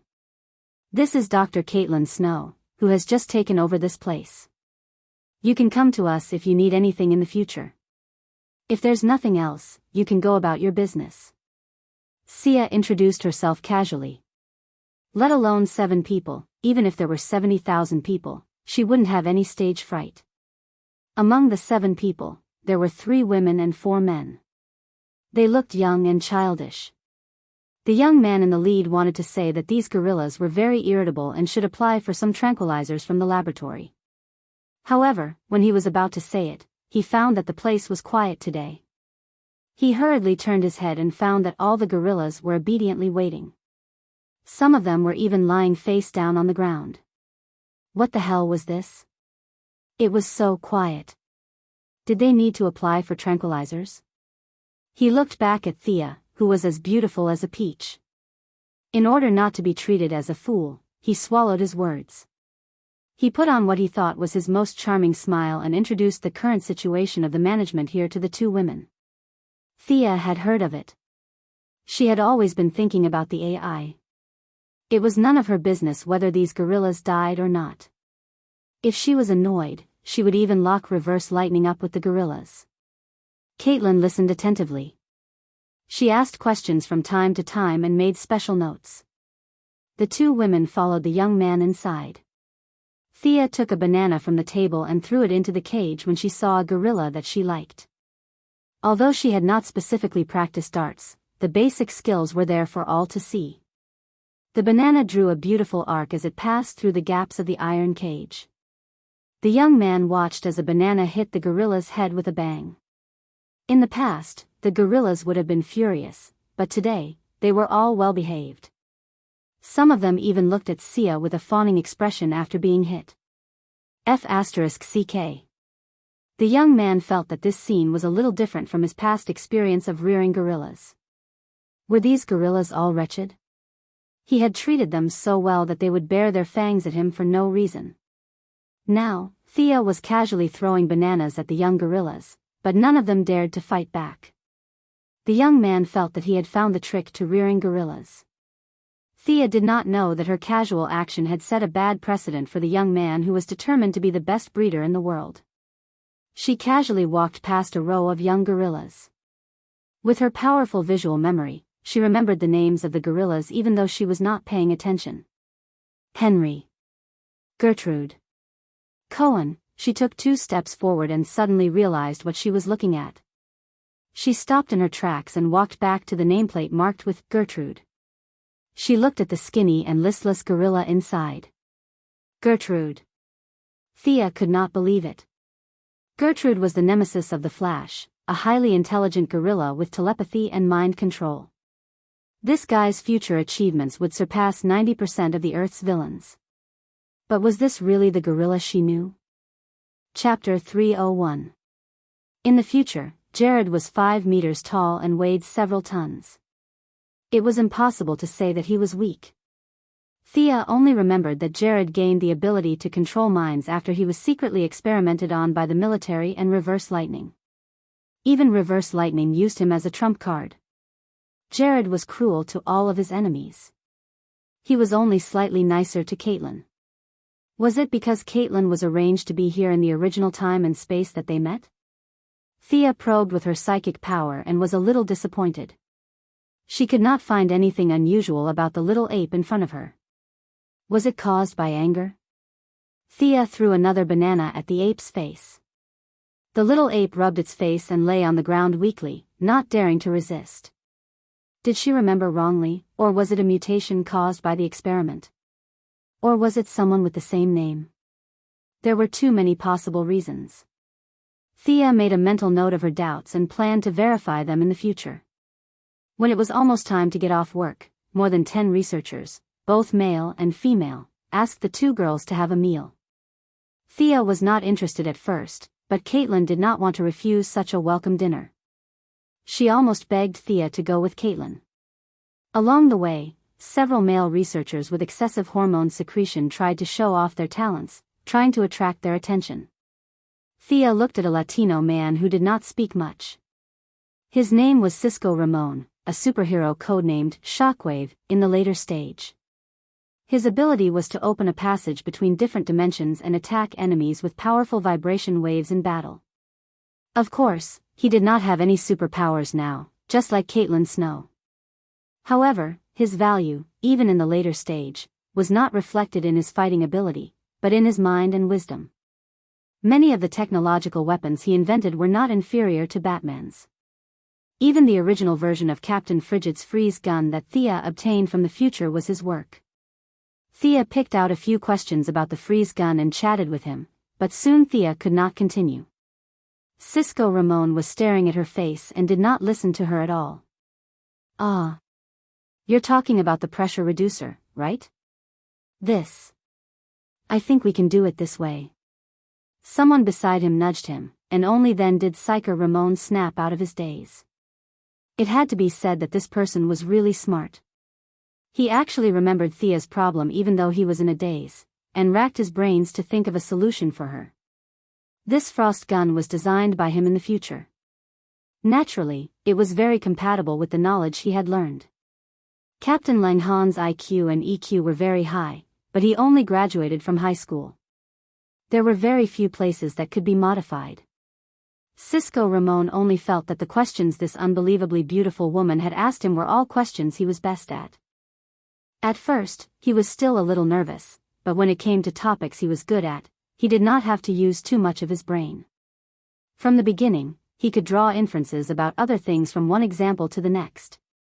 Even though he did not really understand what Thea was asking him, he still broke it down and explained it to her. Cisco Ramon did not have a doctorate. In addition to his ordinary appearance, he kept a low profile among a group of academic giants. Later on, he and Caitlin Snow became important members of the Flash team. Even Reverse Lightning praised Cisco Ramon as his son. This was not about his looks, but Cisco's intelligence and wisdom had moved Reverse Lightning, who had transmigrated from the 25th century. The relationship between Cisco Ramon and Reverse Lightning was a little like the relationship between Malcolm and Oliver in Star City. They had mutual recognition and admiration for each other, but because they were in different positions, they had to kill each other. Could it be that this beautiful woman has taken a liking to me? Seeing that Thea was listening attentively, Cisco Ramon could not help but think. For a moment, he felt so happy that he could fly. He explained everything he knew, whether it was related or not.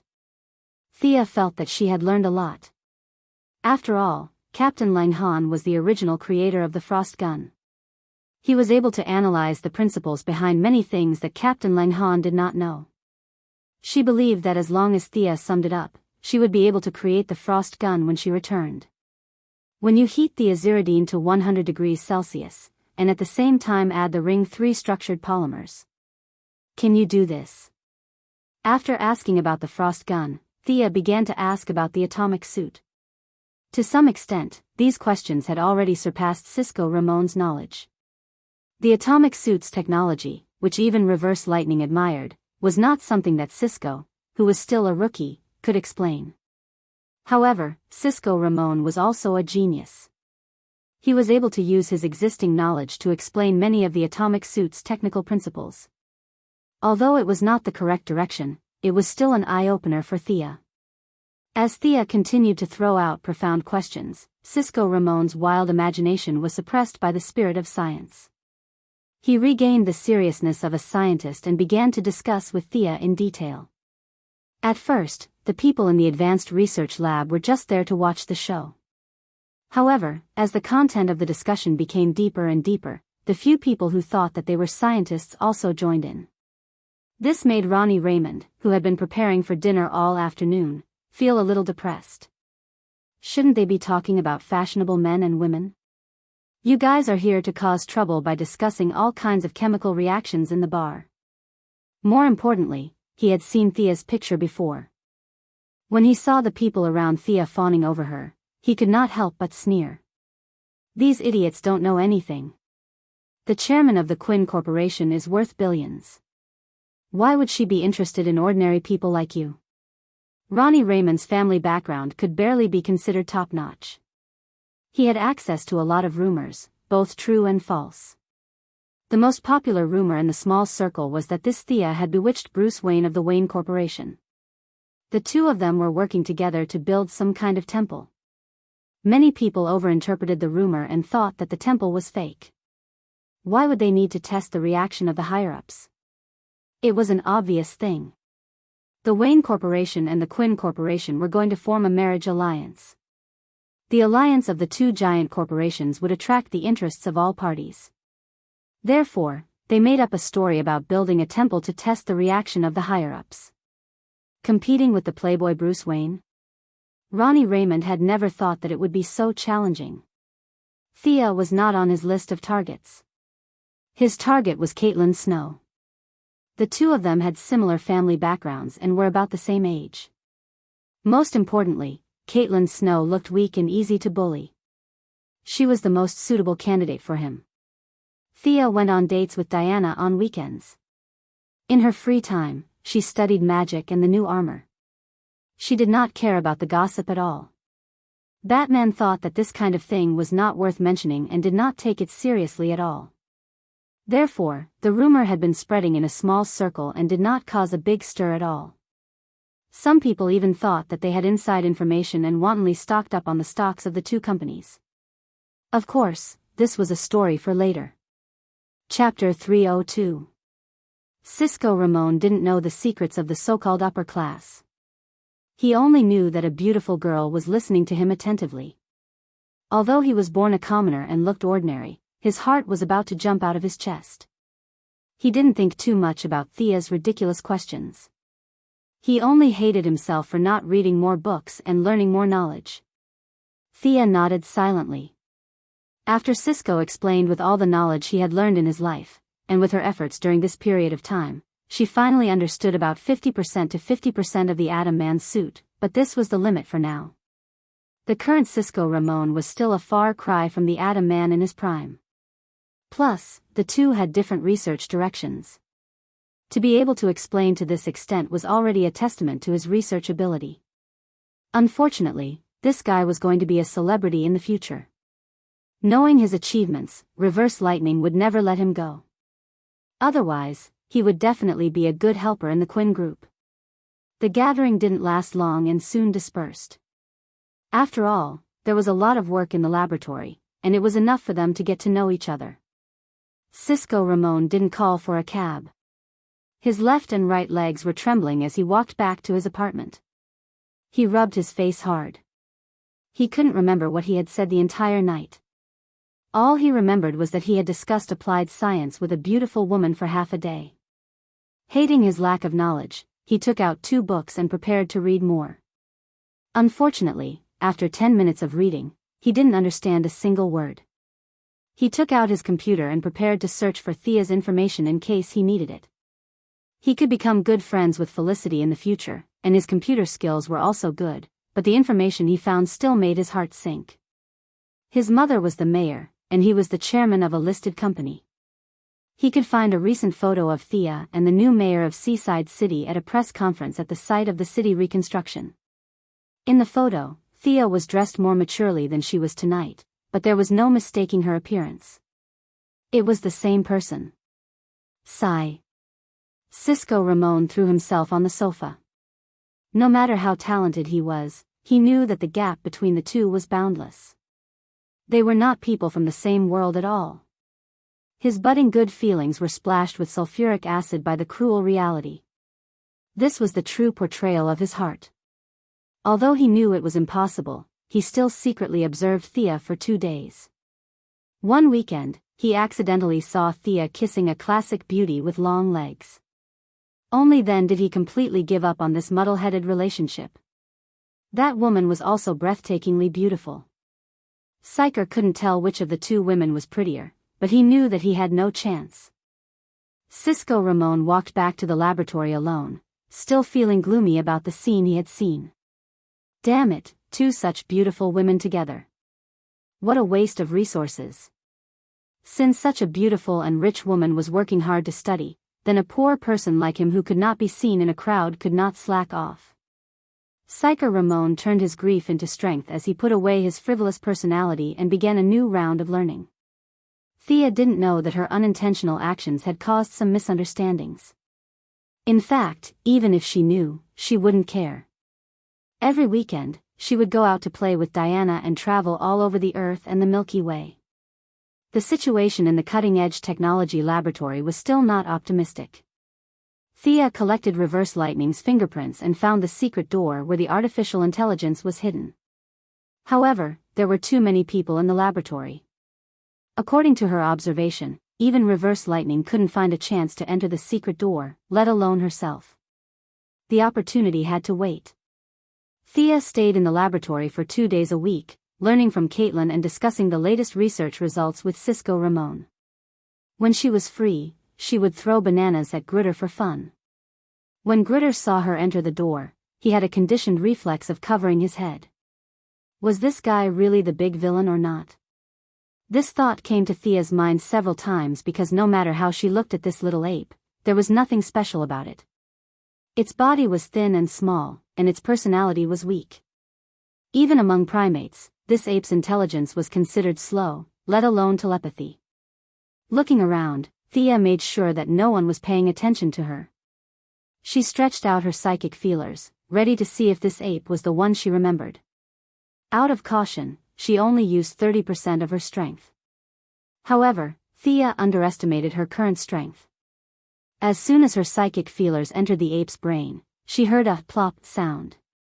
The little ape, Grutter, fainted straight away. Thea was a little embarrassed.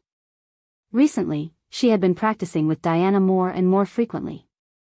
Although her psychic feelers only increased a little each time, with the help of the divine power, her psychic feelers were far stronger than usual. Seeing Grutter fainted so quickly, Thea knew that she had used too much strength. When she muttered in her heart that she should have used 10% of her strength, Grutter woke up again in a daze.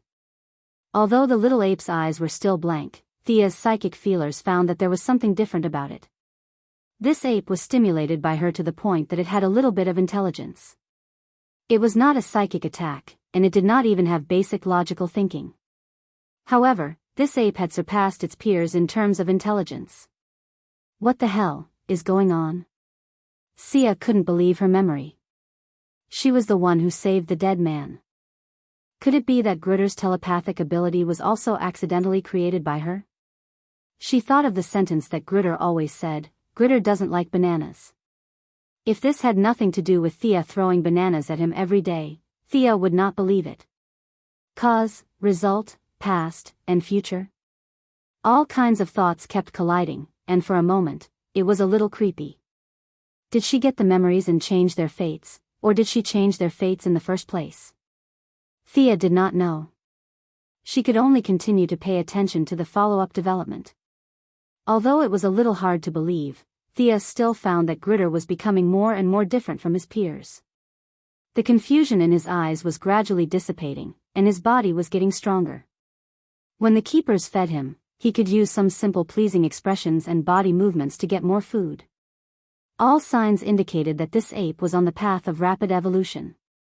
Thea observed for 2 more days and decided not to wait any longer. She was 70% sure that this ape was Grutter, the one who had beaten the Flash. Those who are not of my kind must have a different heart. This was the true portrayal of Grutter's life. He had always thought that he was better than human beings, and his life's goal was to destroy human beings more efficiently. Grutter was completely different from the dead. Although the dead were jerks, they were essentially good people. Chapter 303. If Thea was a true hero from Earth, he would have killed her without hesitation. Unfortunately, she was not. If she was not an Earthling, then what about all the aliens in the universe? Although Grud was a freak in the eyes of the people on Earth, there were countless creatures that were even weirder than him in the universe. They couldn't just kill all of them in the name of justice. Thea wanted to imprint her own mark on Gertrude's mind before he grew up. The mark would grow stronger as Gertrude grew, but at the same time, it would also give him power. This power was none other than the hinting technique that Thea used to deal with the leaders of the Owl Court in Gotham. As Gertrude's mental power broke through the threshold of his species, he would usher in an unprecedented period of growth. At that time, the hinting technique that was imbued with Thea's mental power would be completely integrated with Gertrude. If nothing went wrong, it would become a powerful skill that would become famous in the future: mind control.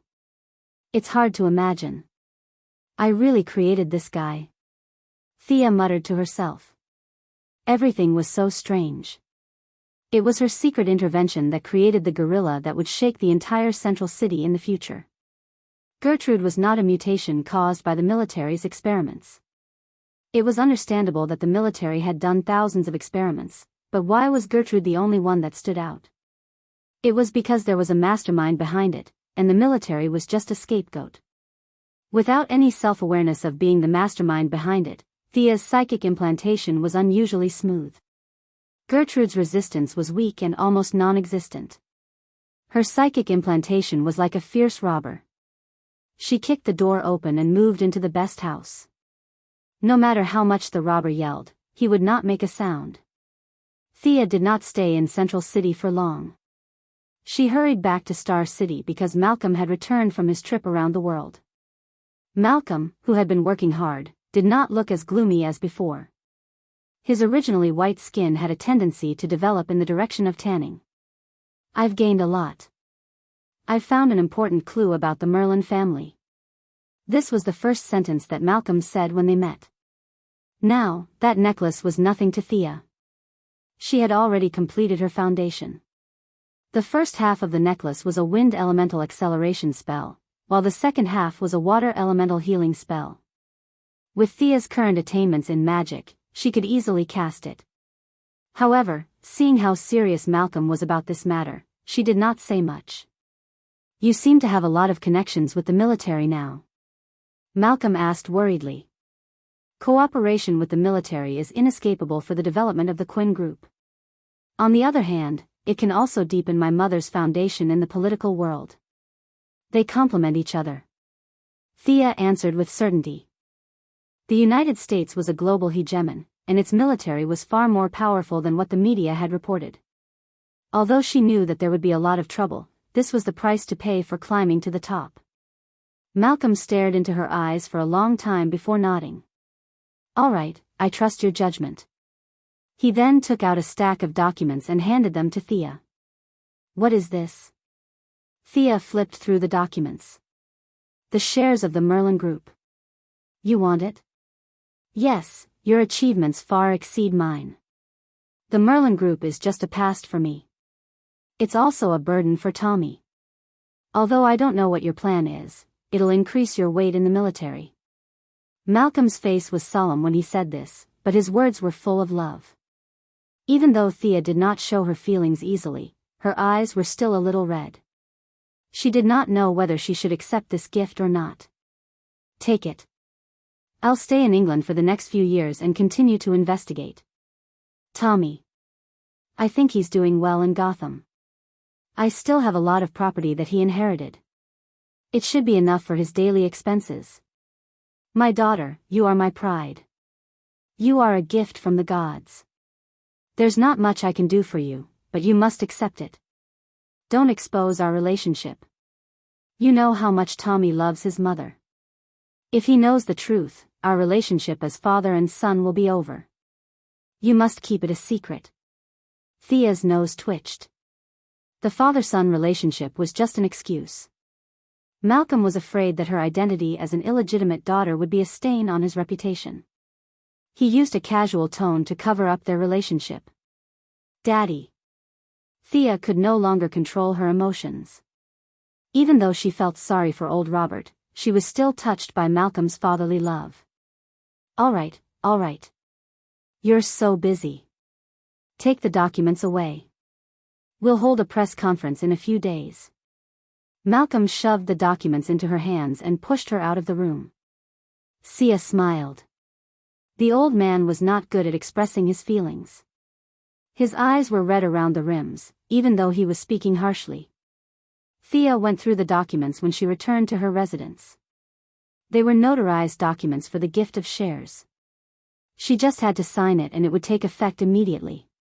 Thea kept the documents after reading them. She was not in a hurry. She took out the few drops of God's blood that she had collected after the battle with Horus. There were 6 drops in total. 4 of them were ordinary drops and the other 2 had higher energy content. 1 drop of the ordinary God's blood was used to save the Atom hero. Thea absorbed another drop on Paradise Island. She also absorbed a drop of the higher energy content later. There are only 3 drops left. How do I split them? Thea rubbed her chin and pondered.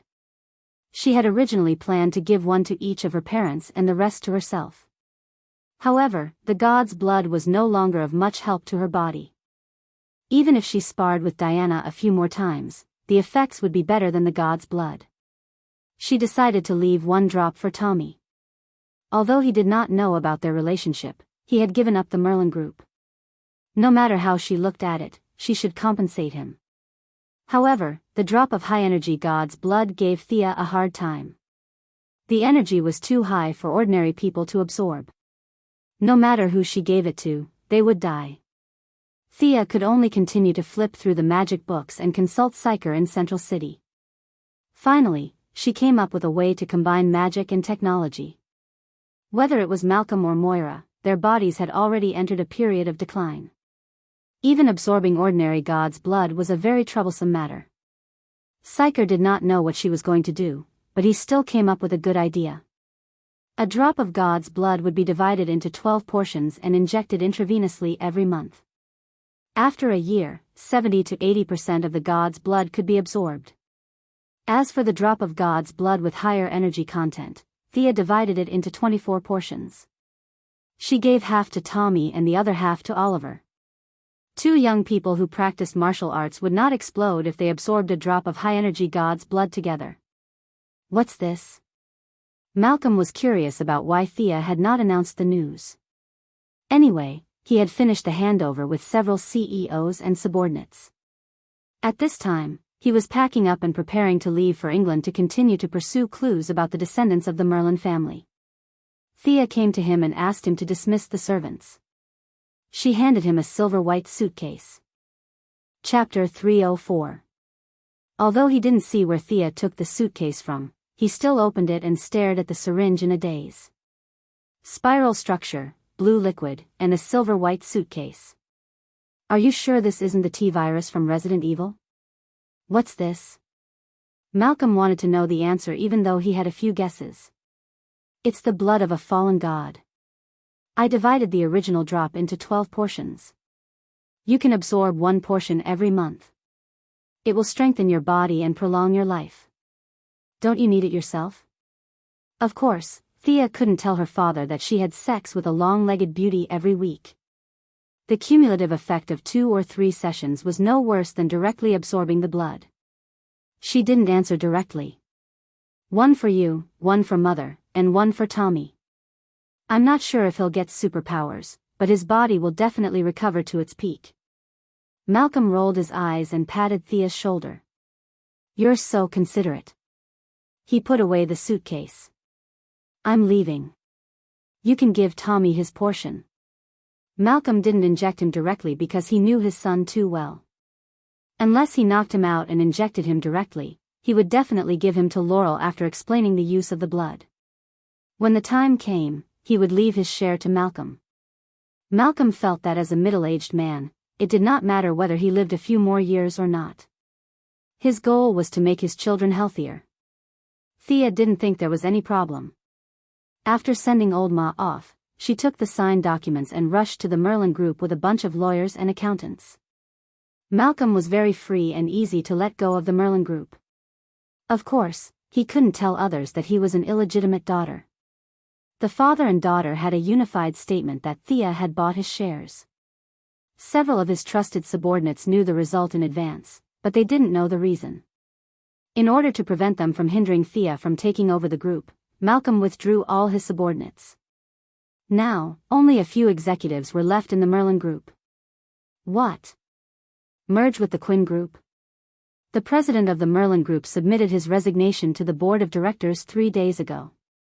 Now, the person in charge of the daily affairs was the original vice president, a high-ranking employee. He had thought that Thea had come personally to discuss some cooperation, but he had guessed correctly. The union was indeed a union, but the creation was nowhere to be seen. The vice president was sweating profusely and urgently summoned the legal department to verify the authenticity of the document. The results showed that the documents were authentic and valid. Whether it was the signatures, seals, or notarization, they were all in accordance with the provisions of the law. The vice president felt like he was on fire and urgently asked the remaining directors.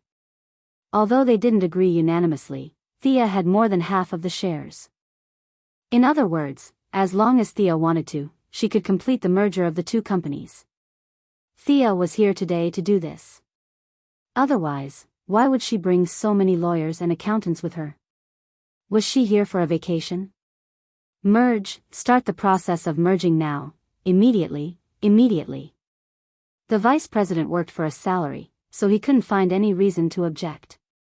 According to Thea's order, he informed the administrative departments one by one to complete the handover of the work and wait for further orders.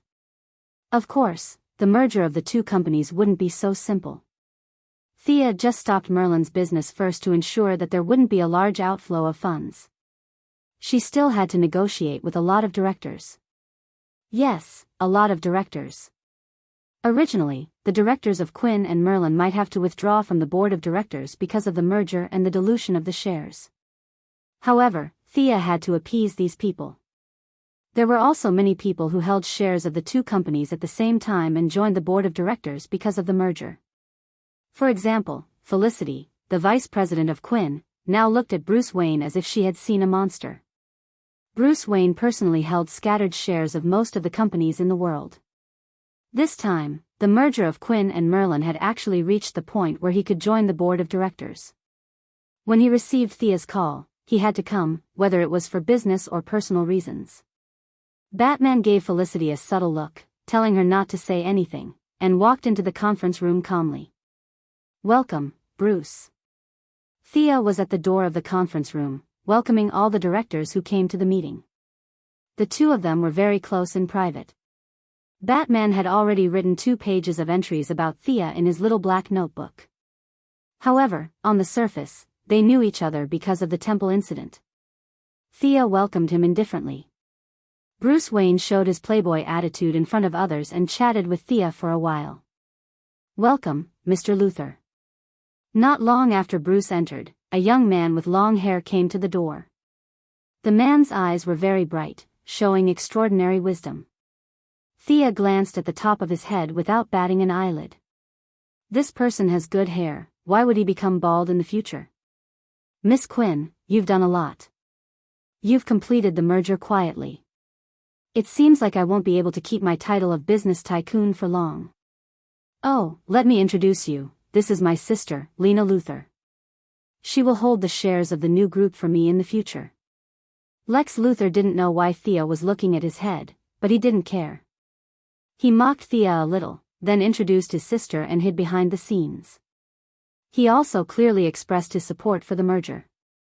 His superb conversational skills not only expressed his intention but also didn't embarrass others. They were indeed the 3 popular villains.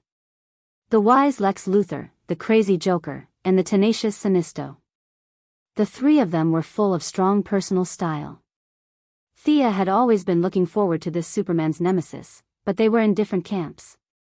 She didn't say much and just greeted the timid little girl behind Luthor who pretended to be calm. "Welcome to, Miss Luthor. I believe that we'll have a good time working together in the future." The little girl nodded slightly and walked in with Lex Luthor politely. At the appointed time, Thea looked at her watch and knew that all the directors had basically arrived. The remaining few who were dissatisfied with the merger didn't need to pay attention to him and officially began the merger discussion.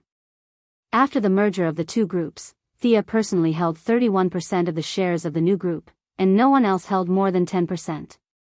The directors of the Quinn group had been brainwashed and replaced by her in the past 2 years, and they were very obedient. Several of the Merlin group's shareholders had received Malcolm's signal and didn't dare to disobey. The remaining shareholders who were controlled by the government and the military expressed their support. The scattered shareholders represented by Bruce Wayne and Lex Luthor also didn't raise any objections. A giant multinational business group with a market value equal to that of the Wayne Group and the Luthor Group was born in this conference room. The group was named Quinn Merlin Group in honor of its predecessors. In the next few days, Thea was very busy. The same departments were merged, and different departments were expanded or abolished according to the situation. All kinds of directors were busy expressing their loyalty and talking about their ideals. They blocked Thea for 3 days, making Diana think that she was besieged and almost pulled out her sword to save her. Chapter 305. How annoying. Thea sent away another middle-aged man with an extraordinary aura. She threw away her pen and stood by the window, looking into the distance. The middle-aged man who spoke to her before was just a small shareholder. Logically speaking, Thea would not have the right to meet him personally. However, although this person's status was low, he had many people behind him. Yes, his words and actions represented the United States government and those who controlled the country's lifeline behind the scenes. It was not some ridiculous matter of annexation of industries or opposition to the merger, but a problem that neither Thea nor Malcolm had realized. The merger of Quinn and Merlin had resulted in the new group's business covering military research and development, new energy mining, urban construction, shipping, and many other fields. The group had nearly 100,000 employees. Perhaps this was not enough to attract the government's attention. What was worse was that Moira was the mayor of Star City and Thea was wantonly merging the groups under her rule. After the merger, the new group would be the largest in Star City. With Moira's help and the collusion between the government and the businessmen, were the mother and daughter planning to change the name of Star City to Queen City? In the free and democratic United States of America, there must be no news that could be attacked by an indescribable country. The middle-aged man who had just walked out of Thea's office was only there to test the waters. He had been talking for a long time just to send a message. Could the group's headquarters be moved appropriately? As for where to, the higher-ups felt that the two international metropolises in United States of America were more suitable for the new group's positioning. Thea politely sent the middle-aged man away.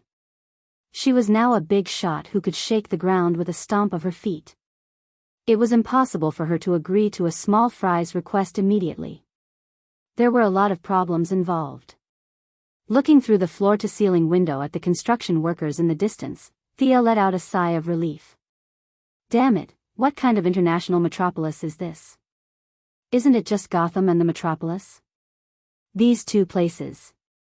From a business perspective, the metropolis was definitely beneficial for the group's development, but Thea really did not want to go. How free was she to go to the metropolis and Gotham to make money? However, it was indeed inappropriate not to move. At least it would affect Moira's career. This was something Thea did not want to see. Which was more important, the value of her mother's life or the safety of the group's employees? Thea didn't even think about it and automatically chose the former. From her point of view, Metropolis and Gotham were definitely in danger, but with her current strength, the danger was not great. The speed of the yellow light ring was the fastest among all the lights. If even Thea could not escape, then there were not many who could.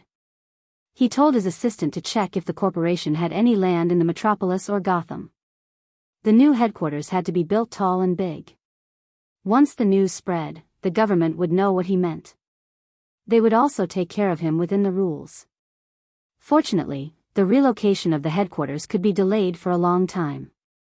In the short term, Star City was still Thea's headquarters. However, there was only one headquarters.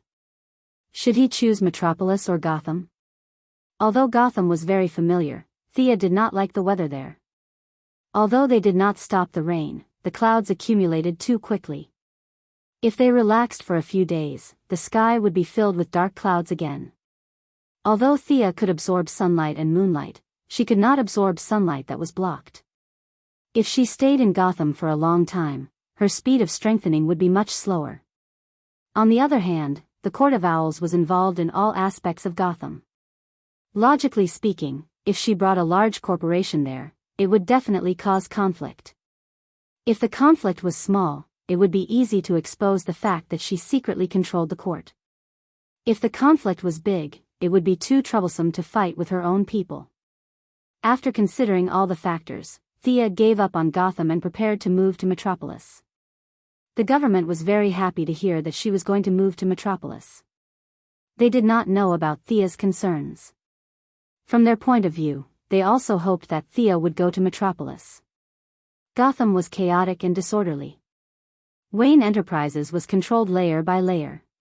The government was not afraid of Bruce Wayne doing anything big. On the contrary, the extremely egotistical Lex Luthor was a headache for them. The Luthor Corporation was impenetrable under his management. Lex's parents had deep connections in Jianghu, so they could not touch him. Lex Luthor had a genius mind, an arrogant personality, and huge financial resources. How could he not arouse fear? How could that be? Hearing that Thea was going to Metropolis, a few of the higher-ups were very happy. They instructed their subordinates to handle the merger of her new corporation as soon as possible. The government gave the green light. The work that would have taken at least 3 months was completed in a little more than a month. The Quinn Merlin Corporation's big name officially appeared on the stock exchange. Although the shareholders did not understand how these two corporations, whose businesses were not related at all, could be combined, a large number of people still eagerly threw money into the Quinn Merlin Corporation when they saw the corporation's new shares soar.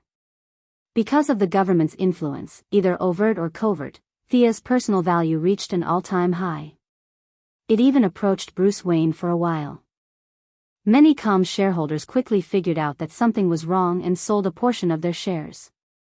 However, Thea, who had invested a lot of money beforehand, still made hundreds of millions of dollars by buying low and selling high. If this large sum of money was placed in an indescribable country, it would definitely be invested in real estate. However, Thea took out a map and looked around, trying to find a city without a superhero. Unfortunately, she could not find it. If she bought a house in this world, she would just be waiting to be flattened by bad aliens. After pocketing the money, just as Thea thought that her days would continue like this, Amanda Waller of the Heaven's Eye Society personally came to visit. After getting in touch with the military, Thea was no longer as anxious about the Heaven's Eye Society as before. She knew that she was up to no good, but she could not kick her out. "Sister Amanda. You're looking for me? You see, I'm very busy now." Thea pointed at the documents on her desk. The new corporation had more than 10 presidents and vice presidents, but in the early stages of the merger, there were many things that she needed to make decisions on. These people could not help her. She did not even have time to go on a date with Diana last week. Instead, she called Diana to her office and closed the door to read the documents for the whole day. "There is something that I need your help with." Amanda lowered her attitude. She was no longer the kind of person who would come and go as she pleased. Thea was not someone who did not know what was good for her. Since she had received respect, she put down her pen and waited for her to continue. "I have a doctor named Joan Munn in archaeology. She's very capable. A month ago, she accidentally fell into an ancient cave while she was on an expedition in Peru. After we rescued her, several medical experts couldn't do anything about her condition. Her consciousness seems to be a little confused. I heard that you have some healing abilities. Can you help me take a look?" Chapter 306. Thea thought for a while. She had never heard of this name before. It was most likely a mental patient, so she did not pay much attention to it. She nodded and told them to contact her whenever they had time. 3 nights later, Thea arrived at the meeting place on time. Laura Michaels was the one who greeted her. Thea thought that Amanda had gone to Hong Kong to train Olivier again. "I haven't thanked you for saving me last time." The mature girl, Laura, greeted her with a smile. The 2 agents who had entered the base with them in Seaside City had died on the spot. The only reason Laura was still alive was because Thea had helped her out for the sake of an acquaintance. Thea immediately said that it was not worth mentioning. After all, it was a piece of cake for her. If she was stronger, the other 2 agents would not have left her in the lurch. The 2 walked into the hospital that belonged to the Heaven's Eye Society. Patients of all shapes and sizes walked past them from time to time. Some thought that they could fly, some thought that they were rocks and wanted to bang their heads against the wall. It was as if they had returned to Arkham. After passing through a few checkpoints and entering the underground facility, Thea saw the patient who needed her treatment. You think this person is mentally ill?" The woman in front of her was petite. Her skin was pale, and her blood was bluish-purple. The woman was tied to the bed with a rope. Her body was twisted from time to time. Her eyes were rolled back, and white foam was coming out of her mouth. She looked like she was mentally ill. However, looking at her pale face and the sharp nails on her hands, she seemed to be cursed. "Sister Laura, why does this patient have such long nails? Don't you cut them for her?" Thea asked as she pointed at the woman's fingers that looked like chicken feet. Laura had been running around the world. It was her first time seeing this patient. She felt embarrassed and immediately asked the person in charge. The Heaven's Eye Society paid them so much, but this patient's nails were almost longer than her fingers.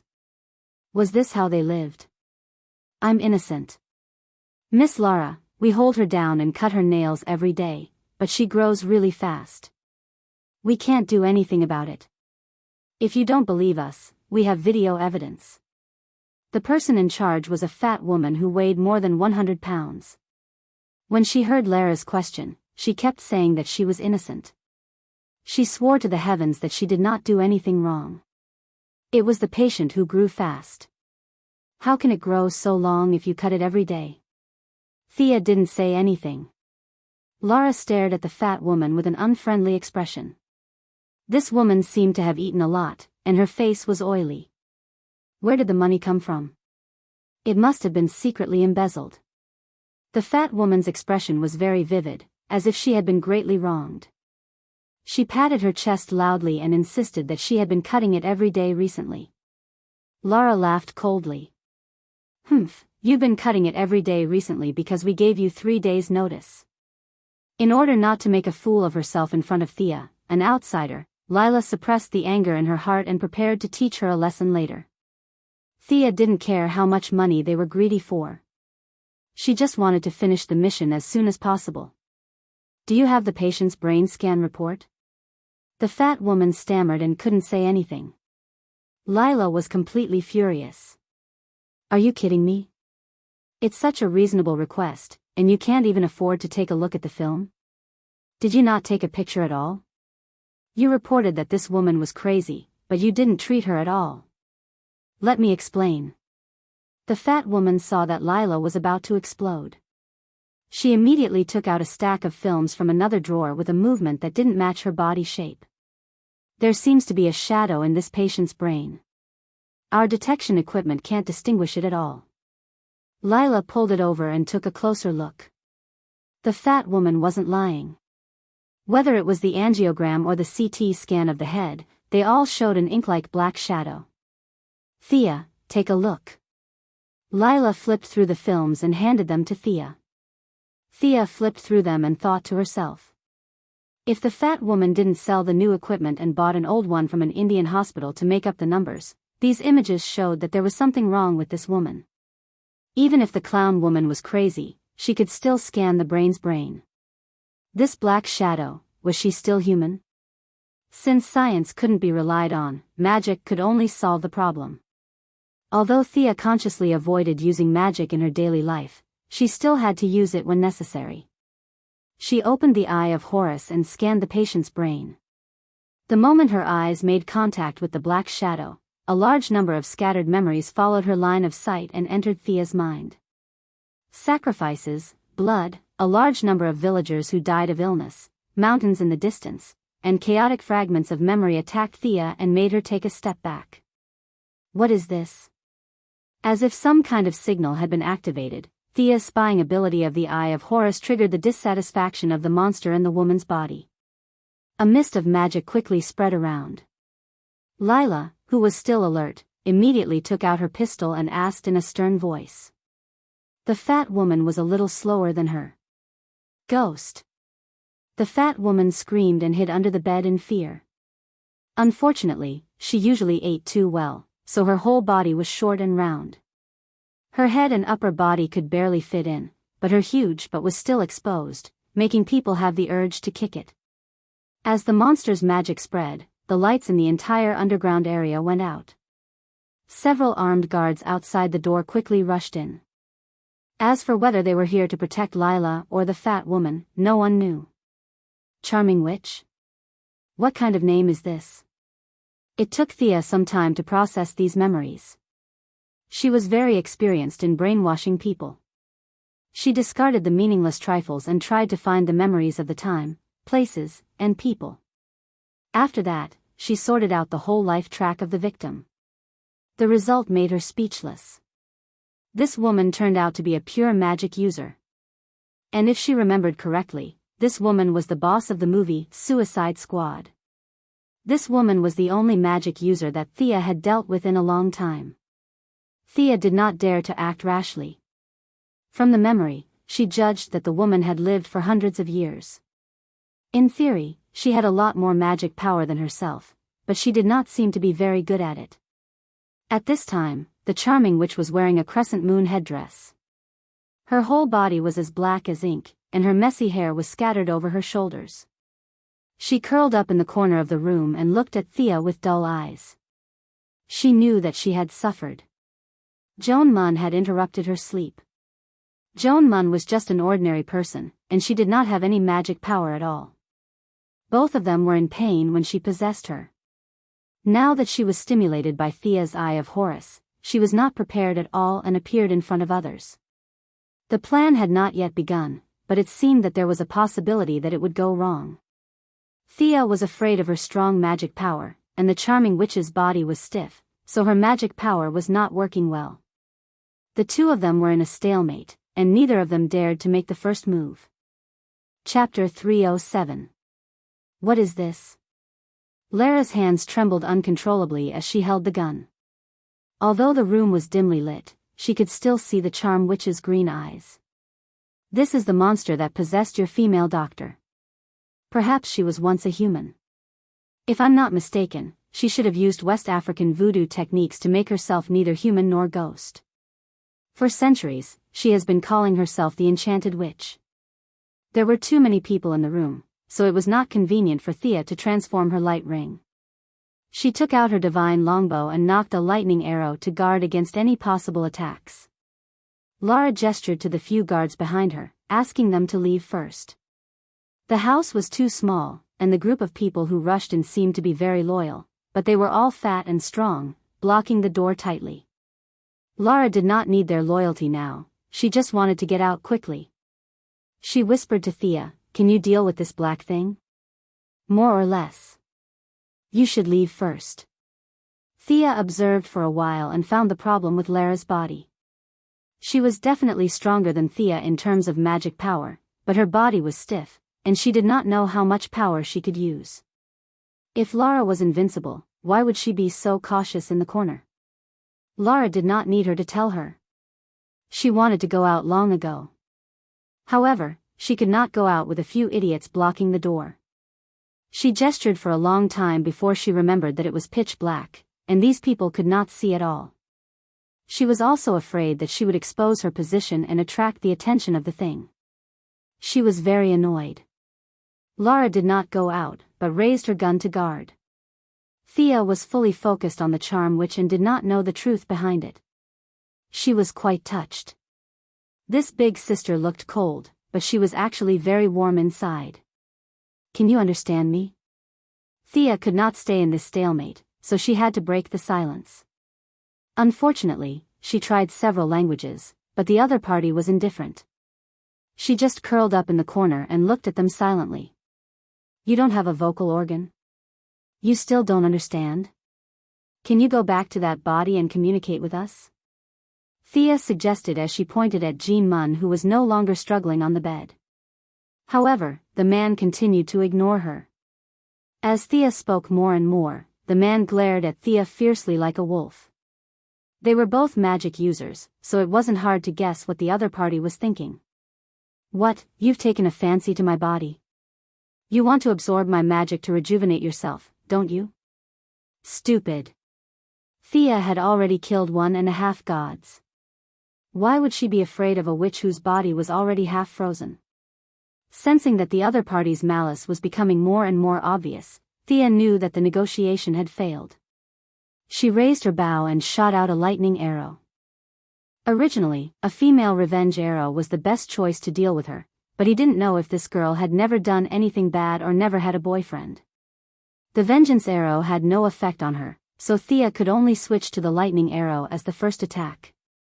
The regular lightning arrow didn't have the ability to travel through time and space, but as a divine arrow personally made by Zeus for Thea, its power was far beyond ordinary magic. It was currently Thea's strongest single-target attack.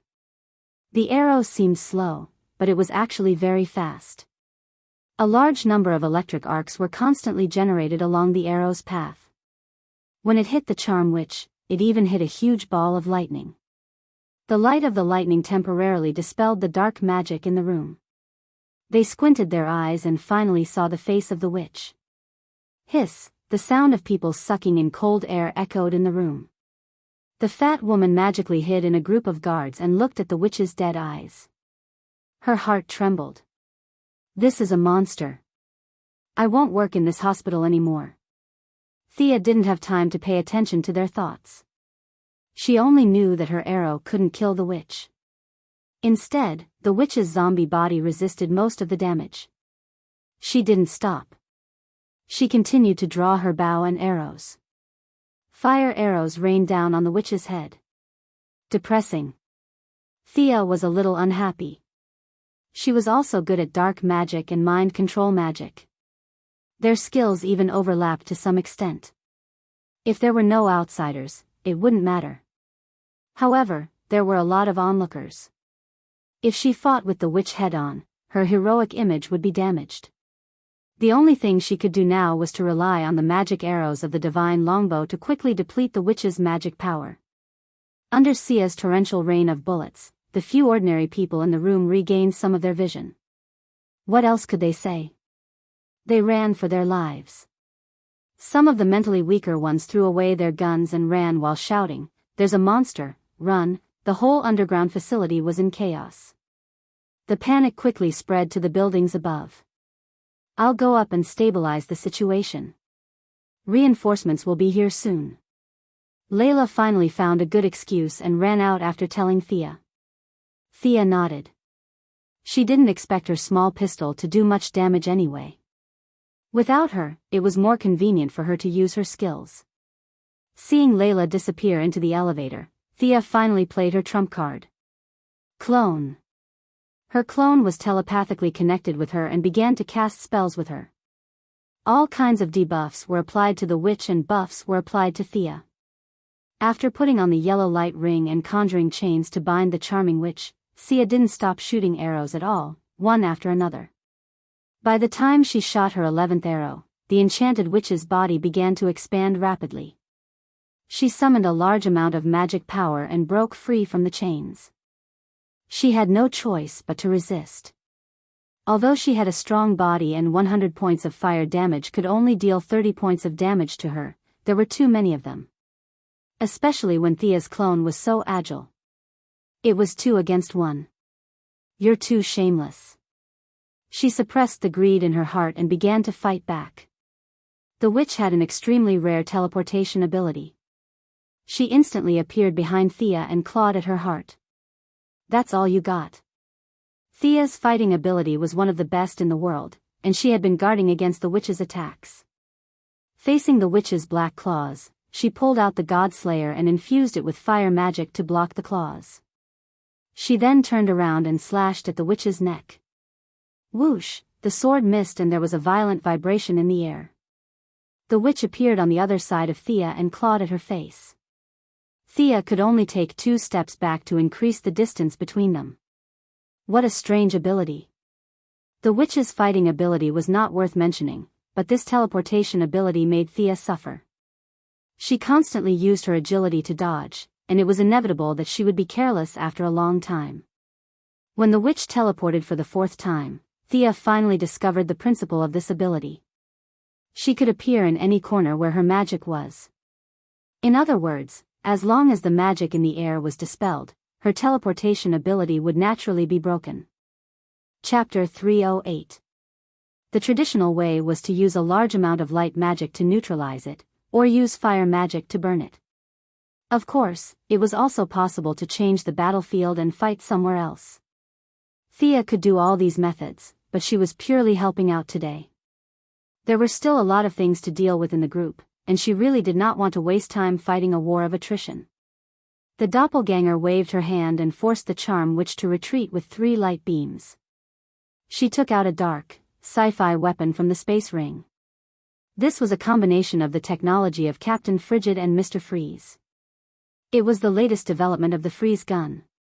If Cisco Ramon's design 3 years later was 1.0 and Captain Frigid's modification was 2.0, then the gun in Thea's hand was 3.0. Cisco Ramon had made a great contribution to the design of this gun. Conservatively speaking, this gun was at least 30 years ahead of its time. Bang! Bang! Under the confused gaze of the charming witch, Sia kept pulling the trigger. The cold air that was close to absolute zero froze everything, regardless of whether it was mana or zombies. The charm witch tried to break free from the ice several times, but unfortunately, her body didn't have that much strength. Her magic power also leaned towards the dark attribute and was more proficient in corrosion and infiltration. Thawing out of this big ice block was really not an option. In addition, her mind was a little slow, so Thea did not want to talk nonsense with her. She sprayed 3 layers of ice on the inside and the outside. She put away the doppelganger and the light ring and observed the results of her battle. The effect was really good. This was the power of a technological weapon. Captain Frigid, an ordinary person, had repeatedly tricked the Flash. Although his high IQ was inseparable, this gun also played a part. Phew. Sia exhaled a breath of cold air. This room was almost freezing her, making her feel very uncomfortable. She ran out of the room in a few steps and bumped into Lila, who was about to help her. "Where's the enemy?" Lila stretched her neck and looked behind her. Her first thought was that Thea was defeated and was running away. Should he run with her, or should he run separately? She did not feel cold during the battle, but after the battle, it was really cold. It was reasonable that Captain Frigid wore a down jacket all year round.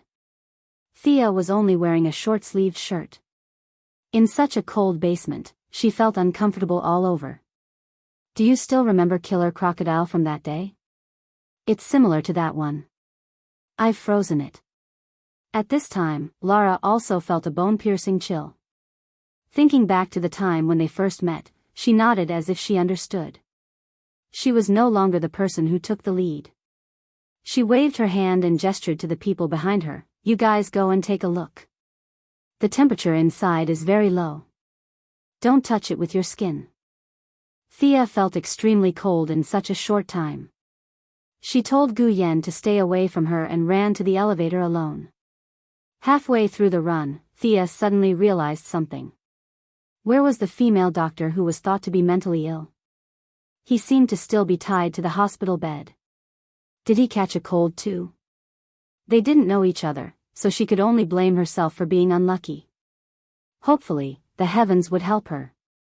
After drinking 2 cups of hot coffee in the facility on the ground, she finally felt less cold. The design of Cisco Ramon's gun was very good, but it had high requirements for the user. Thea shivered even with her strong physique. It was hard to imagine how much pain Captain Frigid, an ordinary person, had to endure. This person's original intention was to toy with the Flash. After enduring so much, his genetic chain was damaged. She had to admit that he was a strong person. Just as she was wondering whether she should fly back or let them send her back, Lara, who was out of breath from running, pulled her back. "What's that thing you've frozen? Help me explain it in detail. Otherwise, I won't be able to explain it to Amanda." "Ah. Okay. I saw a part of that person's memory. She was born in a small village in West Africa about 600 years ago. She received the secret inheritance of voodoo, which was very popular at that time. The locals called her the Enchanted Witch. After that, there was a large gap in her memory. When she regained consciousness, she was already on the other side of the Atlantic Ocean in Peru. It's unknown if the early colonists transported her. The last memory she had was that careless doctor of yours who destroyed her place of hibernation. That's about the situation." Thea looked at Lara's dizzy eyes. She was also quite depressed. She thought that it was just a small favor, but who knew that it would cause so much trouble? In the original plot, Amanda could think of using the heart to control the Enchanted Witch, but now, the female doctor's host had frozen to death. Thea was afraid of trouble, so she didn't ask. She didn't know and didn't care whether the plot would follow the same direction as the plot. She reached out to greet Lara, leaving her to ponder on how to write the report. Thea didn't wait for them to pick her up and directly flew back to Star City. She thought that Amanda would come the next day, but the dark-skinned woman didn't come. Instead, a little kid came. Damian Wayne, who looked childish but had a serious expression, handed Thea a long bag.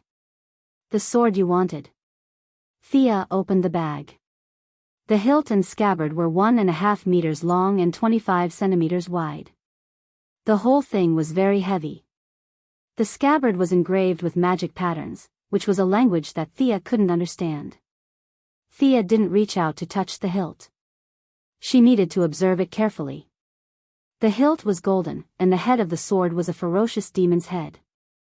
The arms of the demon formed the crisscrossing patterns on the hilt, and then the demon's hands interlocked to form the handguard. Thea used several methods to detect the sword, but she didn't find any traps on the sword. Then, she summoned a light ball and circled around the sword a few times, but she didn't find any abnormalities. "You're too careful." Damian Wayne couldn't help but mock her. He knew what she was doing, no matter how stupid he was.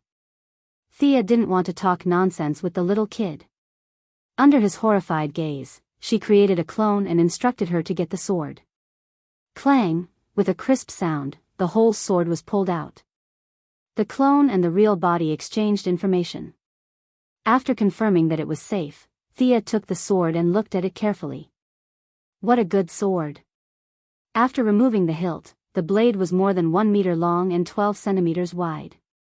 It was unknown what material it was made of, but the blade was pale white. Anyone with a normal mind would associate it with the color of bones at first glance. They could vaguely hear the wails of the dead on the sword. In the middle of the blade, there was a dark red blood groove that couldn't be seen by ordinary people, but Thea could see it with the eye of Horus. But before she could take a closer look, she felt a mysterious suction force in the blood groove, and a small part of her gaze was sucked in. Thea quickly turned her head. She waved it a few times. "It seems a little light." As soon as Thea had a similar feeling, she saw that the sword seemed to sense her strength and gradually increased its weight until it matched her strength. There was no doubt that this was a divine artifact, or a demonic artifact. Thea's own Godslayer and Diana's Vulcan's sword were both divine artifacts. The three swords were similar in nature, but their auras were completely different. Chapter 309. Not to mention its ability to absorb energy, the sword itself contained a huge amount of power. As a magic weapon, its attributes were very good. Thea tried to infuse dark magic into the sword, and found that the emotions transmitted from the hilt were desire, greed, and more importantly, excitement. That's right, the sword was transmitting a signal of excitement to Thea. God knew how many years it had waited, and finally, it was nourished by magic again. The blade was faintly vibrating. Thea swung the sword and withdrew the magic, and directly sheathed the sword. The sword was a little too pleased with itself. It had actually tempted Thea to go on a so-called killing spree. It would be a joke if Thea, who brainwashed others every day, was brainwashed and controlled by a sword. Thea did not directly put the sword into the ring. Instead, she looked at Damien and said, "I'm very satisfied. You can learn magic from me." Damien's little face was tense, and he was obviously relieved. As for the time and place, it was the small forest where Malcolm taught Thea. It was quiet and remote, and no one would disturb them. The original owner of the land was Old Ma, and now it was under Tommy's name. Anyway, he was still in Gotham with Laurel, so there was usually no one there. She told Damien to find a place to rest and wait for her in the forest at night. Thea continued to busy herself with the various matters of the company. It was not until sunset that she slowly walked towards the forest that had given her hope. It was the cycle of nature, and now it was her turn to give others hope. Thea recalled as she walked, but suddenly she stopped and looked not far behind her. An extremely tall and thin old man walked out from the shadows and was looking at her not far away. He was wearing a black robe with a high collar. His face was cold, and his eyes were filled with wisdom and vicissitudes. "Ninja Master?" Thea was a little surprised. This old man actually came out on his own. Needless to say, he must have followed Damien all the way here. Thea did not know if Damien had been honest with him, or if there was something else going on. "You know me? Child, can you really teach Damien those mystical knowledge?" Ninja Master stared at Thea with his hands behind his back. "I'm a man of my word, but his completion of the mission seems to be a little different from what I expected." Thea could tolerate failure, but she did not like betrayal. Failure was a matter of ability, while betrayal was a matter of morality. Ninja Master didn't answer her question directly. He lowered his head and organized his words. "Without my acquiescence, it's impossible for him and Talia to get the magic sword from me." Thea was dubious about this. Since it had already happened, she could say whatever he wanted. Are you going to take back your sword? This time, Ninja Master answered without hesitation, I want to see if you are qualified to hold that sword. Thea smiled. If it was 3 years ago, a ninja master would be the highest peak she could see. But now, he was just an old man with great martial arts skills. How do you want to see it? I want to experience your magic through martial arts. Ninja Master said as he pulled out a sword from his waist. Thea glanced at it and saw that it was just an ordinary steel sword. As you wish. Thea could feel that Ninja Master didn't have any intention to kill her. This old man was very open, or rather, he didn't need to hide his actions with lies anymore. Thea didn't use the ring of light or the divine bow. She raised her hand and threw an oil spell at his feet. Ninja Master's expression was calm. A sleeve arrow with an iron chain popped out from his left wrist and stuck on a tree trunk by the roadside. Ninja Master jumped up, stomped on the tree trunk with his feet, and took a small turn to attack Thea. TSK, Batman was indeed from the same lineage as him. Thea's hands drew a beautiful curve, drawing 2 inscriptions in the air. She opened her 5 fingers, and a small ball of white material flew out and expanded with the wind. By the time the white material reached Ninja Master, it had already turned into a large net, covering the sky and the earth. Amazing! Ninja Master could only use the same trick again. He dodged the net again and threw a dart in the air. Thea didn't move. She pointed at the center of the dart with her left hand and changed the direction of the dart with her finger. She picked up the dart with her right hand, infused it with her fire magic, and threw it in the opposite direction. Here you go. The Alliance's hidden weapon technique? Ninja Master looked at the red ball and didn't dare to take it directly. He quickly ran to the side and dodged. Boom! The fire magic made close contact with the tree and caused an explosion on the spot like a grenade. Ninja Master saw that Thea didn't move at all and was casting spells with all her strength. He knew that he underestimated this woman. He took out something from the cloth bag at his waist and threw it to the ground. Thea looked at him surrounded by smoke and was a little speechless. This old man was an enhanced version of Batman without high-tech weapons. Originally, he could only slightly change the magic circuit of a half-cast spell and turn it into another spell. Old man, you have to be careful. Watch out for my shadow leopard. She summoned a creature from the shadow realm. The leopard's green eyes looked back and forth in the smoke. Soon, it turned into a gust of wind and silently ran into the smoke. But in less than 10 seconds, the shadow leopard was directly hit. Although its body was light in the air, the fierce light in its eyes dissipated a lot. Young woman, you underestimated me. Just as Thea was thinking about what spell to use, Ninja Master came out from behind her diagonally. The two were less than 5 meters apart. Thea drew the Godslayer and blocked the opponent's slash. At the same time, she threw a punch. You underestimated me too. Ninja Master finally found this golden opportunity. How could he be willing to open up the distance between them again? The blade changed from a vertical slash to a horizontal one. At the same time, his left hand and Thea's fist collided. With a muffled bang, the two of them took half a step back at the same time. They were a little surprised. Although Thea was far inferior to Diana, the transformation of the divine power was all around. She used almost 70% of her strength in this punch, but she did not expect that the opponent's physical fitness was not bad. The punch was actually a draw. Demonized body? The only thing comparable to the transformation of the divine power was to demonize oneself. Considering Ninja Master's life experience, this was the most reasonable explanation. Thea did not use her full strength. In fact, Ninja Master was cautious all year round and also did not use his full strength. Seeing that his punch, which was far superior to ordinary people, did not take Thea down, his attitude became more serious. At this time, the Shadow Leopard rejoined the battle, 2 against 1 with Thea to deal with Ninja Master. Rope technique.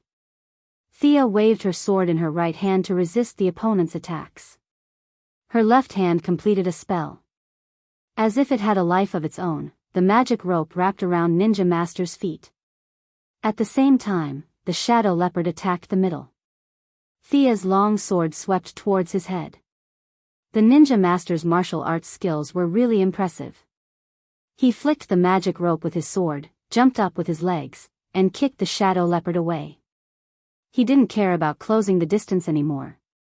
He grabbed Sia's wrist that was holding the sword and threw her out. Chapter 310. However, what made the Ninja Master speechless was that although Thea was thrown out by him, she could still fly without the help of the light ring. Thea made a 360-degree turn in the air, and the long sword in her hand slashed diagonally at his wrist. Clang! The Ninja Master blocked the sword with a steel wrist guard, and at the same time, the mechanism on the wrist guard was activated. His two fine teeth bit the edge of the sword, and his right hand clenched into a fist and punched Thea's face. Thea suddenly turned in the air again, and her left foot met the Ninja Master's fist. With the force of this blow, she pulled the long sword out of the mechanism, and her body was suspended in the air. The Ninja Master made a sound similar to a humph from his nose.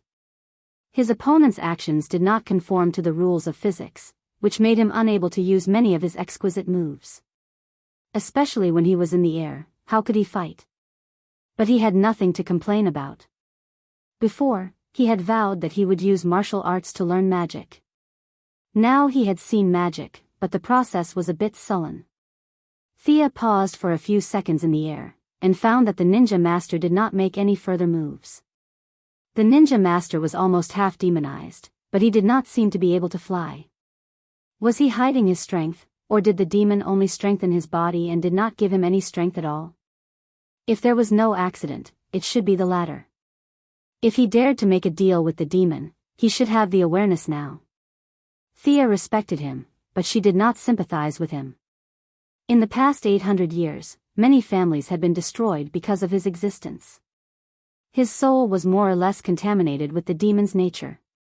Thea just wanted to use this old man to test her new move. With a smile on her face, she raised her hand and cast the dark magic she was most familiar with. A large cloud of black fog covered an area of 100 meters. Want to sneak attack? I have trained thousands of assassins. Young man, you are using the wrong method. The Ninja Master did not panic. He was not boasting. He must have figured out how to sneak attack and how to prevent sneak attack. Of course, Thea would not be so naive as to think that the enemy would be caught off guard.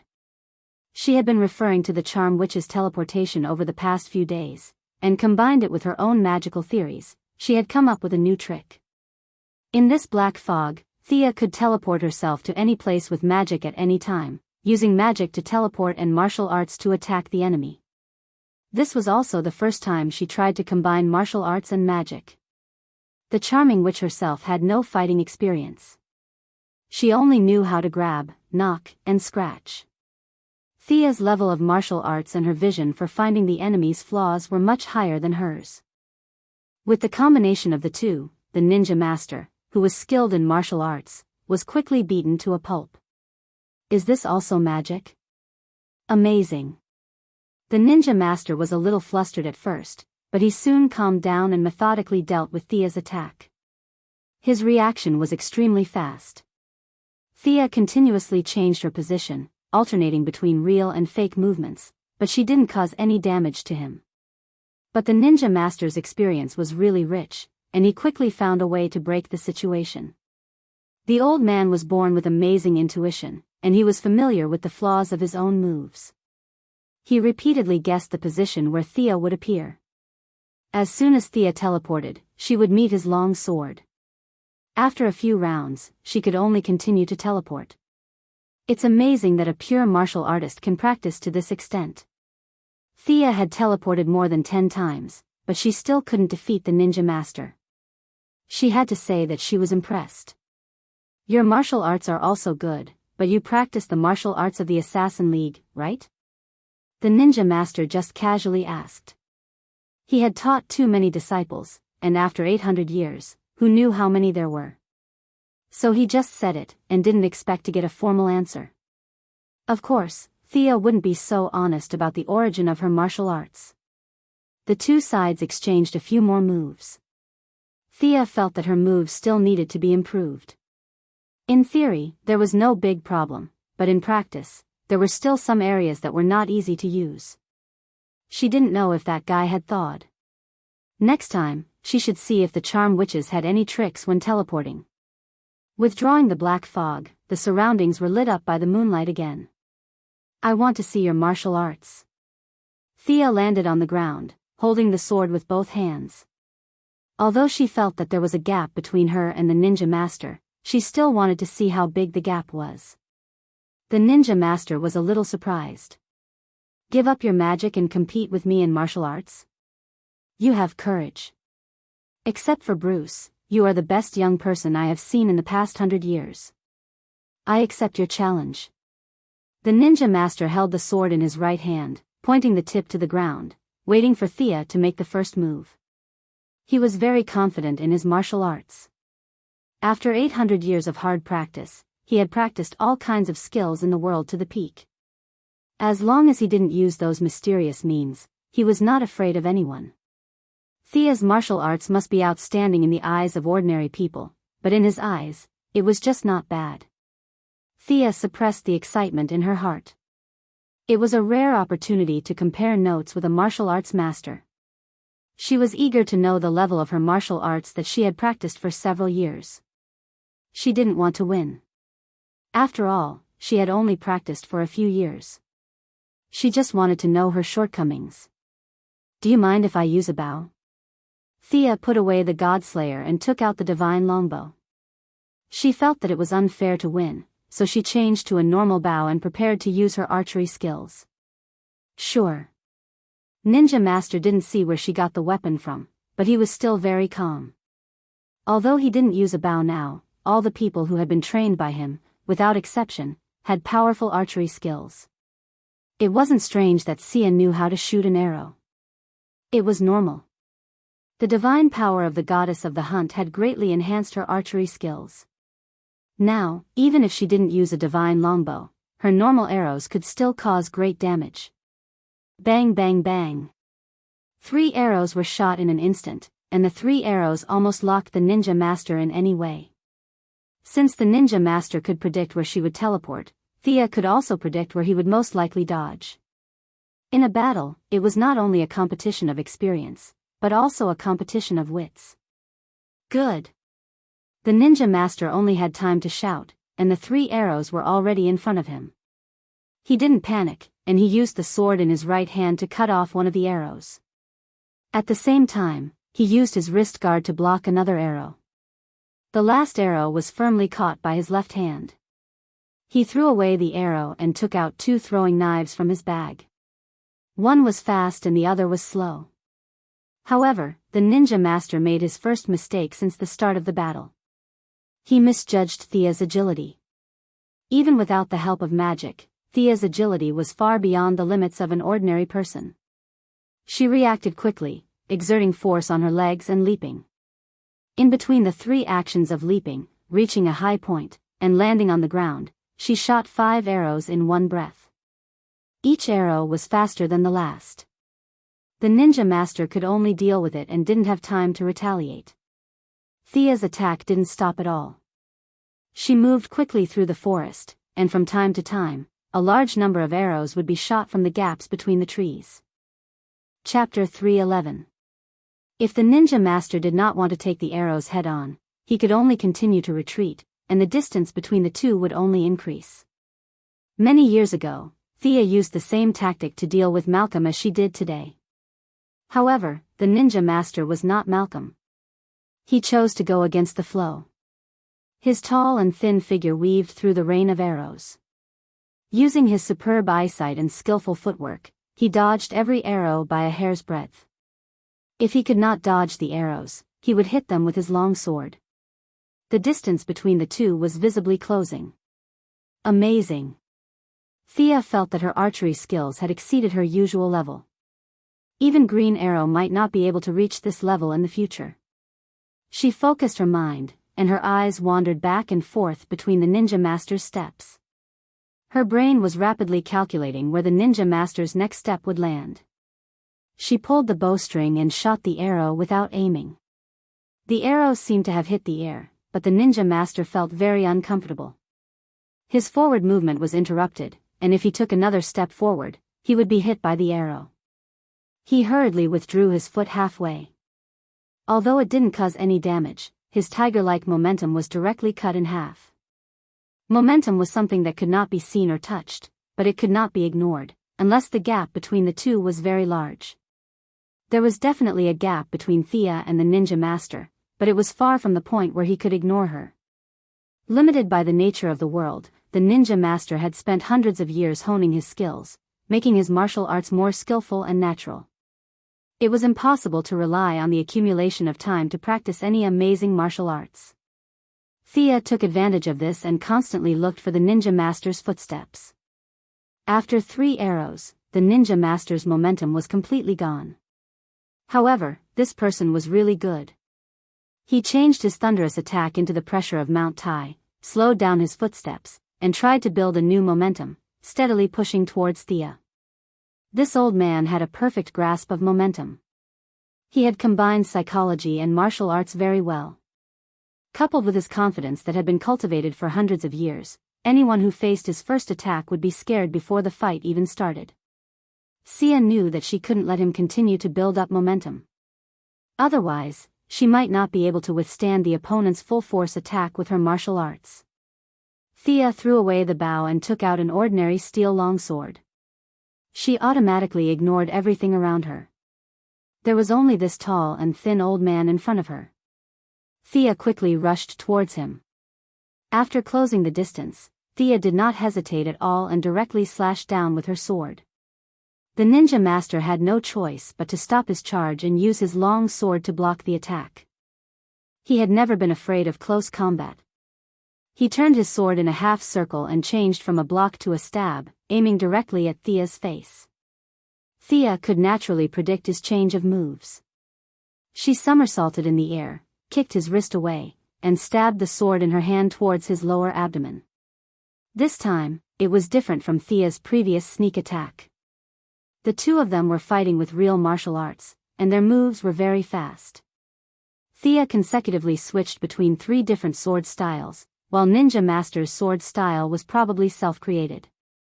It was heavy, steady, and had a taste of the battlefield. "Young man, your swordsmanship is not bad, but it still can't compare to mine."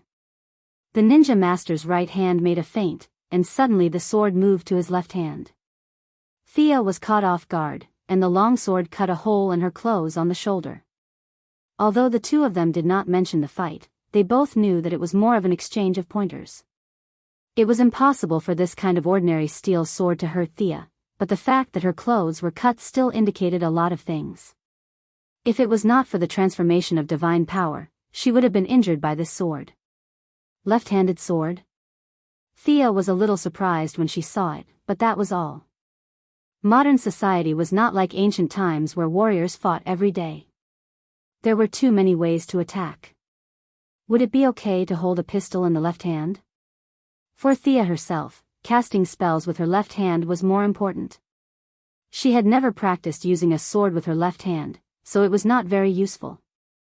But in order to continue the exchange of pointers with this old man, Thea had to be careful of his unpredictable swordsmanship. If she was hit 17 or 18 times, she would not be injured, but it would be embarrassing. She took out a small round shield from the space ring and held it in her left hand. That's right. This was a 100% modern replica of Diana's shield. When the two of them were together, they didn't do it every day. Occasionally, they would exchange martial arts skills. This sword and shield combination was Diana's best martial arts skill. A shield? The ninja master's eyes lit up instantly. He was active in the late period of cold weapons, and in the early period of matchlock guns. Antiques like shields had long been retired from the list of weapons. Now that he saw Thea take out such a simple round shield, his curiosity instantly emerged. He calmly slowed down his attack, wanting to see what was so ingenious about her combination of sword and shield. Thea was influenced by Diana. At first, she just casually learned a few moves for fun, but her fighting skills were there for all to see. In addition, when the ninja master deliberately stepped back, she still danced vigorously. At first, the ninja master thought that Thea was only using it to defend against his left hand, but he soon realized that her sword and shield were very well coordinated. There was a classical beauty in the way she attacked and defended. This was definitely not a move that she came up with on a whim. This woman had a very strong foundation. Not bad. In all my years, I have never seen anyone who uses a shield so well. The ninja master only defended and did not attack in order to see all of her moves. He was at a disadvantage. When Thea showed him all of her moves, he still had a lingering aftertaste. But as he began to exert his strength, the battle between the two was about to be evened out. Thea struggled to hold on. To be honest, Diana's martial arts were not much better than the contemporary grandmasters of combat on Earth. She used her high attributes to crush her enemies. The combination of sword and shield that Thea learned from her was a little messy. But the divinity that she inherited from Ares, the god of war, displayed its unyielding nature. Thea slowly took a step deeper into the foundation of Diana's sword and shield. Huh? Did you come up with these moves at the last minute? As her opponent, the ninja master had the deepest understanding of Thea's moves. He had seen many of her moves before, but as the battle dragged on, the moves in her hands started to change slightly. Originally, it was a sword attack and shield defense, but with a slight change in the moves, it became a shield attack and sword defense. When the ninja master changed his moves, she changed her moves accordingly. This made the ninja master feel a little uncomfortable. A mystic sorcerer was able to fight him, a martial artist who had practiced martial arts for hundreds of years, to this extent. Could it be that the overall quality of mages was so high? He did not know that this was all due to the divinity of the god of war. He thought that Thea could change her moves during the battle.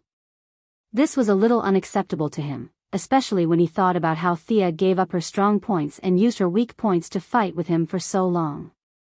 He felt a little uneasy. I'm not fighting anymore.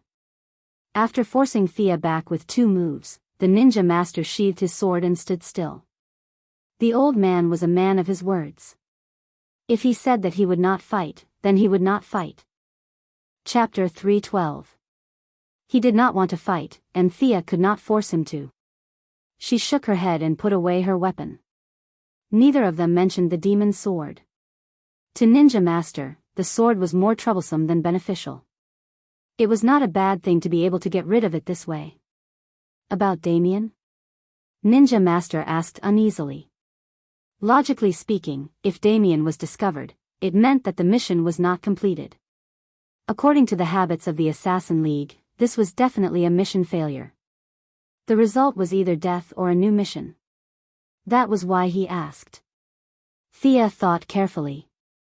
I will teach Damien, but the favor I owe the League will be written off. Thea did not know how much Ninja Master knew about Malcolm, but it was not difficult to find out the relationship between the two. Moreover, Thea felt that the martial arts of the Assassin League had given her the capital to rise in this chaotic world. This favor could be traced back to Ninja Master. Okay, that's it. I'll leave Damien to you. Ninja Master did not hesitate. His tall and thin figure walked into the forest alone. Thea stayed where she was. After 3 minutes, a thin figure walked out from the other side of the forest. It was Damien Wayne. At this moment, the brat was a little embarrassed. I didn't know he would follow me. Thea looked at him coldly. I expected too much of you. The one thing Damien could not stand in his life was being told that he was not good enough. When he heard Thea's words, he wanted to refute, but in the end, he lowered his head. Little brat, quite stubborn. Thea observed his reaction from the corner of her eyes. To deal with this kind of brat, you have to treat him badly. You have to make him tremble when he thinks of you. Talking about life and ideals like Batman is purely nonsense. Forget it. I'll let you pass this time. Your grandfather is still quite good to you. Thea sighed a little. The ninja master's preference for boys over girls was especially obvious in this aspect. If Damien was a girl, he probably wouldn't even look at him. Grandfather's health. Damien wanted to say something, but he didn't know what to say. Thea slapped him on the forehead. It felt good. Your grandfather is in good health. If you don't learn magic, he'll still be alive after you die. Damien didn't understand the problem involved. Didn't the ninja master know that he was asking a tiger for its skin? Thea felt that even if he didn't know at first, he should have known after so many years. However, it was easy for him to get on the boat, but difficult for him to get off the boat. The demonization was eroding his body and soul. The two of them were not relatives, so Thea didn't want to stand up for him. The power of the three-palace demon was not something that anyone could easily touch. He led Damien into the forest and instructed him to sit cross-legged. Ninja Master must have plundered a lot of magic books over the years, but no matter which one of you read them, you won't be able to learn anything, right? Thea also sat on the ground and looked at the nervous Damien. Yes, grandfather spent a lot of effort on this. We call this initial process the bloodline awakening. First of all, you don't have the method. Second, there is no one with magic power to preside over it. Last but not least, you don't have much magic power bloodline. Speaking of this, Thea was a little sad. The soul awakening cup that the swamp monster gave her was definitely a semi-divine artifact.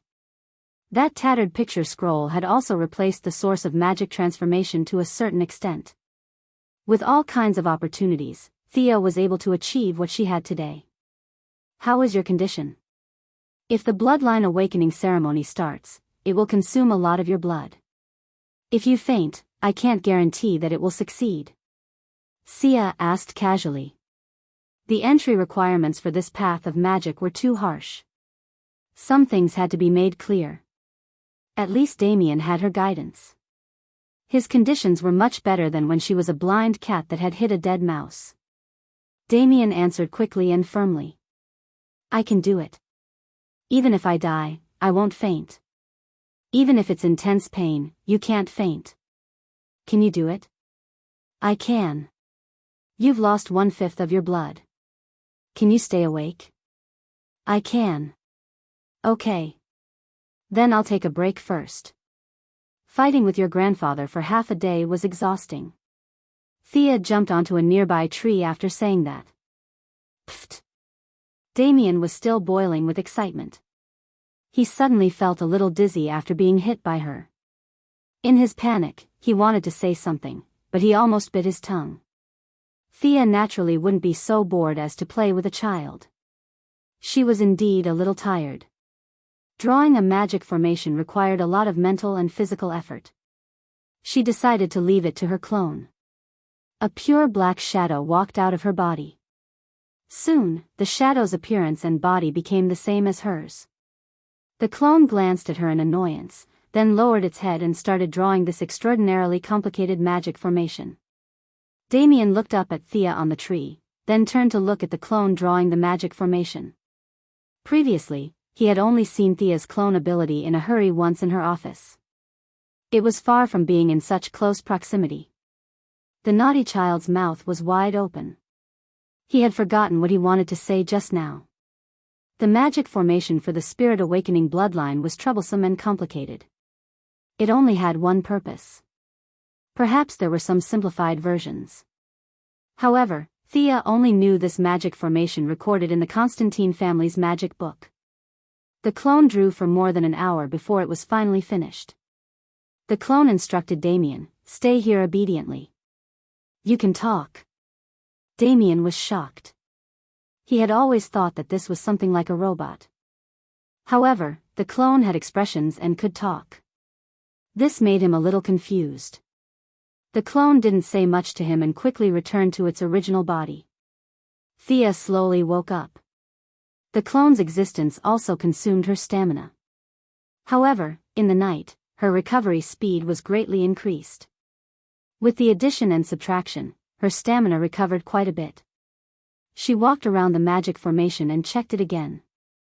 Then, she took out the magic book and compared it with it. There were no mistakes. With her presiding over it, there was no need for any ancestors test. The magic power for Damien's first awakening was provided by her, so it was relatively safer. She reached out and pointed at Damien. Magic restrained his movements and brought him to the center of the magic formation. I'm starting. Thea casually set up a soundproof barrier. If someone passed by and heard him shouting and thought that she was abusing a child, that would be ridiculous. Damien didn't care whether she could see him or not. He clenched his fists and nodded heavily. This magic was very simple. Many of the syllables could only be uttered by curling the tongue. Thea's expression was unusually serious. She chanted the incantation with her hand gestures. Her voice constantly spread through the air in the forest. Before the old echoes disappeared, new sounds rang out again. Under the rise and fall, some kind of resonance was formed. The forest was filled with an indescribable rhythm. Fortunately, this was not a battle. If one spirit was tired, they could rest for a while.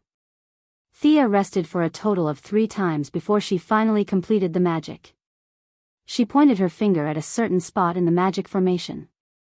The whole magic formation seemed to have activated some kind of mechanism and gradually lit up. Chapter 313. Damien originally wanted to act calm and let this woman see his manliness, but he underestimated the power of this spell and overestimated the limits of his 6-year-old body. There seemed to be something wriggling in his blood vessels, itching terribly. It felt like there was a sharp knife squeezing between his bones and skin, bringing him severe pain. 2 extreme feelings were constantly attacking his central nervous system. He only held on for less than a minute before he saw double, and there was a roar in his ears. He had received some basic training in the Assassin League, so he knew that there was nothing in front of him, and there was no loud noise in his ears. This was all because his brain could not process too much information in a short period of time, causing visual and auditory difficulties. He closed his eyes and tried to block out the noise around him, recalling the method taught by the ninja master, and tried to concentrate on what was in front of him. Call me if you can't hold on. Damien closed his eyes and vaguely heard Thea's voice. Afraid that he was hallucinating, he opened one eye and saw that Thea was quickly flipping through a thick book with a black cover. As if feeling his gaze, Thea waved her hand. This girl. Has she never done this before? The so-called bloodline activation, she has never tried it on anyone, right?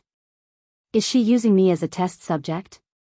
Damien looked at Thea's serious expression and could not help but have a similar guess. Of course, it was Thea's first time casting this spell. After all, it was hard to find a person with a bloodline in modern society. Damien's talent could be said to be barely enough. If someone helped him, he would be able to enter the door. If no one helped him, he would be old enough to be a warrior. His talent was not as good, and the effect of the magic circle drawn by Thea was too strong.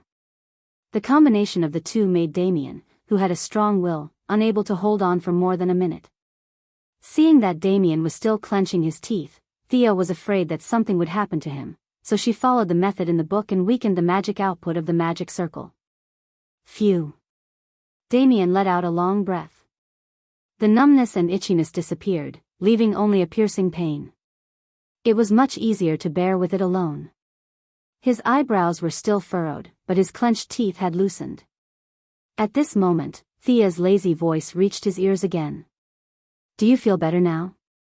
The magic output of the magic circuit has been reduced by half, but the ritual time has been doubled. It will last for about 3 hours.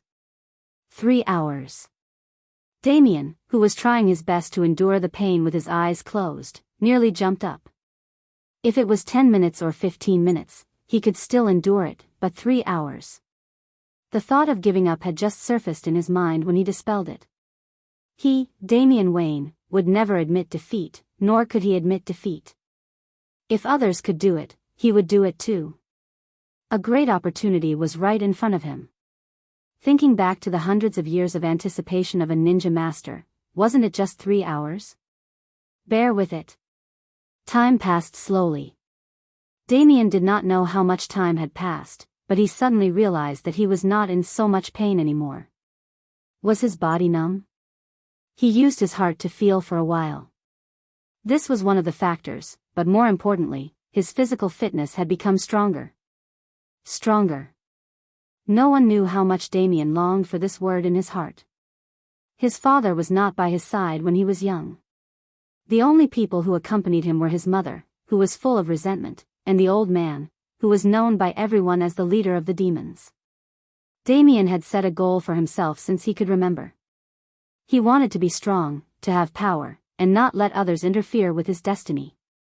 Although the change was slow, he could feel from his heart that was beating more and more vigorously, and his bones that were getting tougher and tougher.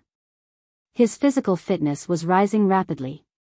In the past, he would have to put in 10 times or even 100 times more effort in exchange for this little bit of improvement. Today, he could gain strength just by sitting here. This was the mysterious magic. He could not help but steal a glance at Thea again. Our young lady did not have the patience to watch him grit his teeth. At this time, she was resting her chin with her hand and resting with her eyes closed. Damien swallowed the words that were about to come out of his mouth. This girl probably did not care about his gratitude, but she could fight with his grandfather for so long with only martial arts. He could not tell that she was quite powerful. Thea was not asleep. She had been secretly observing Damien in the magic circle. After all, he was Batman's son. The purpose of pretending to be asleep was that she was afraid of trouble. What was the use of receiving the gratitude of a 6-year-old child? The pain finally ended, and what followed was numbness and itchiness. Damien, whose physical fitness had improved a lot, had already expected this. He did not panic and endured it. It was as if there were thousands of insects crawling in his blood vessels. That kind of soreness was not something that ordinary people could endure. Damien hoped that the pain just now could come back to replace the numbness and itchiness. Unfortunately, he also knew that this was a necessary process. In order to become stronger, he had to continue to endure it. After some time, he finally heard Thea say, "Rest for a while and prepare for the next stage." Her voice was like the sound of nature. Damien's body was as if he had been fished out of water. His short black hair was stuck to his forehead, and a trace of stubbornness could be seen in his blue eyes. However, his hands could not help but tremble. Thea used Magician's hand to pull him out of the magic circle. The body strengthening stage is over. The next stage is the official bloodline condensation. You will suffer a lot of blood loss. In order to prevent you from becoming a cripple in the future, go to the side and move around. Adjust your body's condition. Damien panted heavily, trying to calm his breathing. Not long after, he felt that his body was different from before. First of all, the most obvious difference was that he had grown taller. Secondly, his vision was farther, and his hearing was sharper. He did a few punches and kicks. The most obvious feeling was that his strength and speed had increased by a lot. The 3 hours of suffering were not in vain. After moving around for a while, he gradually grasped the new strength and did a few somersaults. He was agile and his movements were light. Although he could do it before, it was not as easy as now. You've recovered enough. Let's continue. After getting his consent, Thea put him back into the magic circle again and began the second stage, which was also the most critical stage of bloodline purification.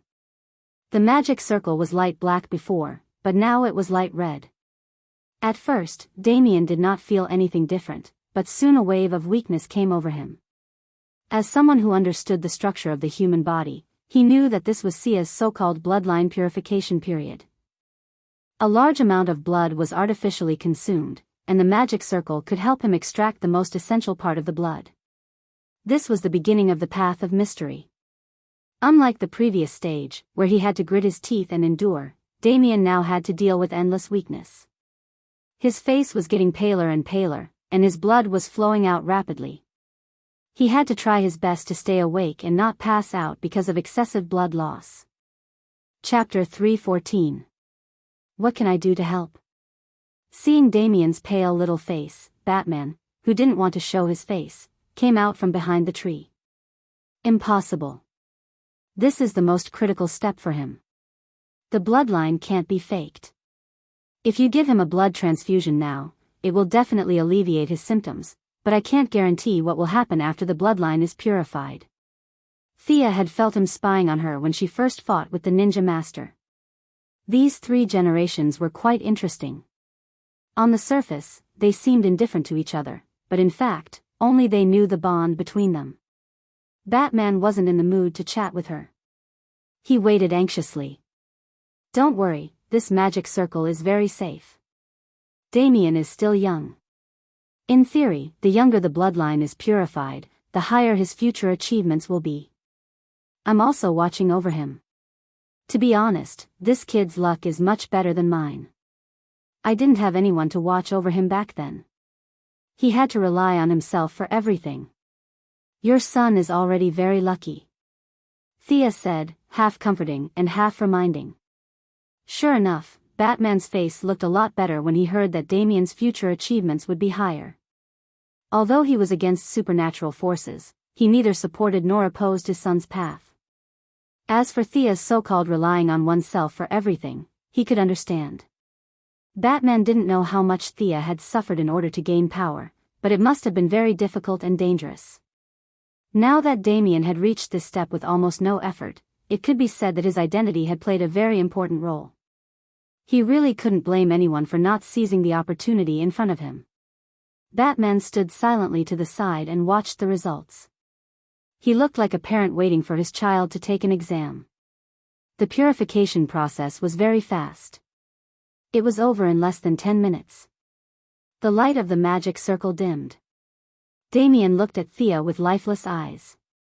He didn't have the strength to speak, but the meaning in his eyes was very clear. Was it done?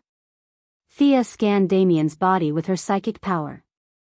Damien's body was so weak that a gust of wind could blow him away, but he had taken the most important step in his life. He already had a faint trace of magic. Congratulations, the effect is good. Phew. Damien exhaled a mouthful of turbid air. Unable to hold on any longer, he fell to the ground and fainted. Seeing Batman's eager expression, Thea knew that she had nothing else to do. Take him home and have him rest. 3 days later, let him come here to find me to officially start learning. After returning to her residence, Thea took out the demon's sword. She ignored the malice coming from the sword and examined it carefully. It had to be said that the demon's smithing skills were slightly better than the gods'.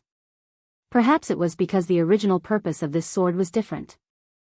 This sword was filled with madness, bloodthirst, savagery, and other emotions. Those with weak willpower would not be able to use this demonic sword. The divine sword, which had lower attributes than the demonic sword, could be used without restriction. From this point of view, it was not easy to judge which one was better. Thea didn't care about exploring the depths of human nature with her magic sword and divine sword. In a way, she was very similar to Damien. She only wanted to obtain power. She took out the Isis talisman that the dark-skinned woman gave her that day, aimed at the damaged part of the talisman, and stabbed it with the sword. A large amount of pure magic power was transmitted into her body through the sword. Thea didn't absorb it directly, but transferred most of it into the unicorn tattoo. During the 2 trips back and forth, the sudden increase and decrease in magic power caused great damage to the unicorn tattoo. In order not to affect Thea's combat power, Arthas suffered the backlash of the huge drop in magic power alone. She hadn't recovered in the past 2 years. It wasn't until Thea had transmitted nearly 50% of her magic power that Arthas' voice came out intermittently. Her voice was no longer that of a young and beautiful girl, but more like a cute baby's voice. That's enough. You can absorb the rest. Thea began to use the magic power to improve herself. After several transformations by divine power, her body had already exceeded the range of bloodline purification. All the organs in her body had turned golden, and there was a trickle in her blood that was invisible to the naked eye. It was as if there was a light blue circulatory system in addition to the blood circulation. This light blue liquid was her magic power. Now, the magic power in the Isis talisman had injected new content into this small river. The color was gradually deepening, and the total amount was rapidly increasing. There seemed to be a glimmer in the river, which was a sign that the magic power was about to be filled. Thea stopped absorbing and pulled out her sword. She first observed the talisman. The surface of the talisman was even more broken. Although there was a possibility of error, the talisman could still let her absorb it 3 or 4 times. About 5 or 6 years of magic power. Thea casually cast a few spells. She was still very experienced in the sudden increase in magic power. She could adapt to the increase in magic power for 100 years. This time, it was only 5 or 6 years, so it wouldn't affect her at all.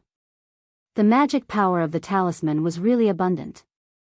She believed that any mortal who put on the talisman could become a peerless mage. But whether this person would still be the same person after that, only God knew.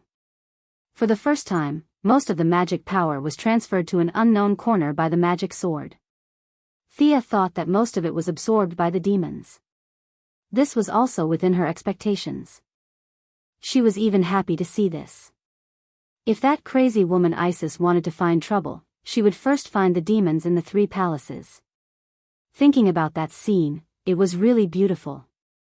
In the remaining small part, Thea gave a part to the unicorn, and the rest belonged to her.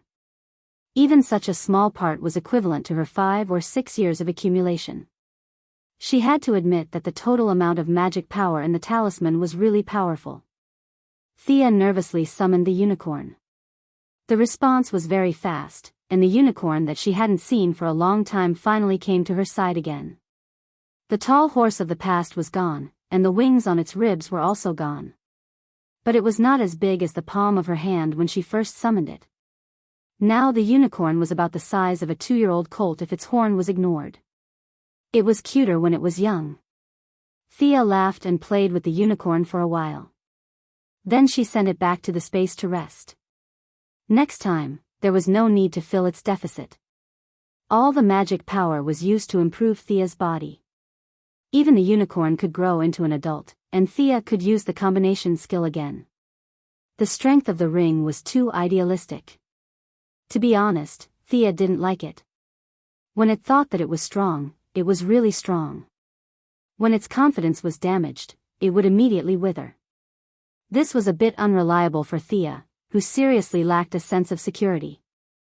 What she needed was a practical and reliable power that could be controlled by herself. 3 days later, Thea waited for the unicorn to completely recover before she began the second absorption. The total amount of magic power she could store per unit of time also increased. This time, she had absorbed about 10 years' worth of magic power. The color of the magic power had transitioned from light blue to light blue. All in all, Thea now had almost 30 years' worth of total mana. Even in the glorious era of magic, this level of mana would be considered average. At the very least, it would be reasonable for her to be called a certain mage, and no one would criticize her for it. Chapter 3:15. That evening, Thea arrived at the grove on time. Sure enough, Damien had been eagerly waiting for her for a long time. Today, I'll officially start teaching you. Thea paused. She had been busy for several days and really didn't think about what to teach Damien. She had never been a teacher, so she didn't even think about how to teach him. Is there anything in particular that you want to learn? Thea pondered. She would first ask clearly and teach him what he was most interested in. When you were fighting with grandfather that day, you moved left and right in a cloud of black fog. I really want to learn that move. Damien seemed to have thought about this problem and said hurriedly. This brat has good taste. Is he also planning to walk the path of magic and martial arts? Thea secretly thought, but this spell was indeed very suitable for him. It didn't have high magic requirements, but it had a much higher requirement for speed and reflexes. At least until Thea figured out the principle of Charm Witch's teleportation, she could only rely on her own high reflexes to make up for the lack of magic operation skills. Of course, I'll teach you the magic part. As for the martial arts part, Thea meant that he had a lot of martial arts masters in his family, so he didn't need her to teach him, right? Damien had dealt with her a few times and understood the general mentality of this woman. She was afraid of trouble, but there were many people who could teach him martial arts, so there was really no need to bother Thea. He immediately nodded and approved the teaching plan. Thea was very happy.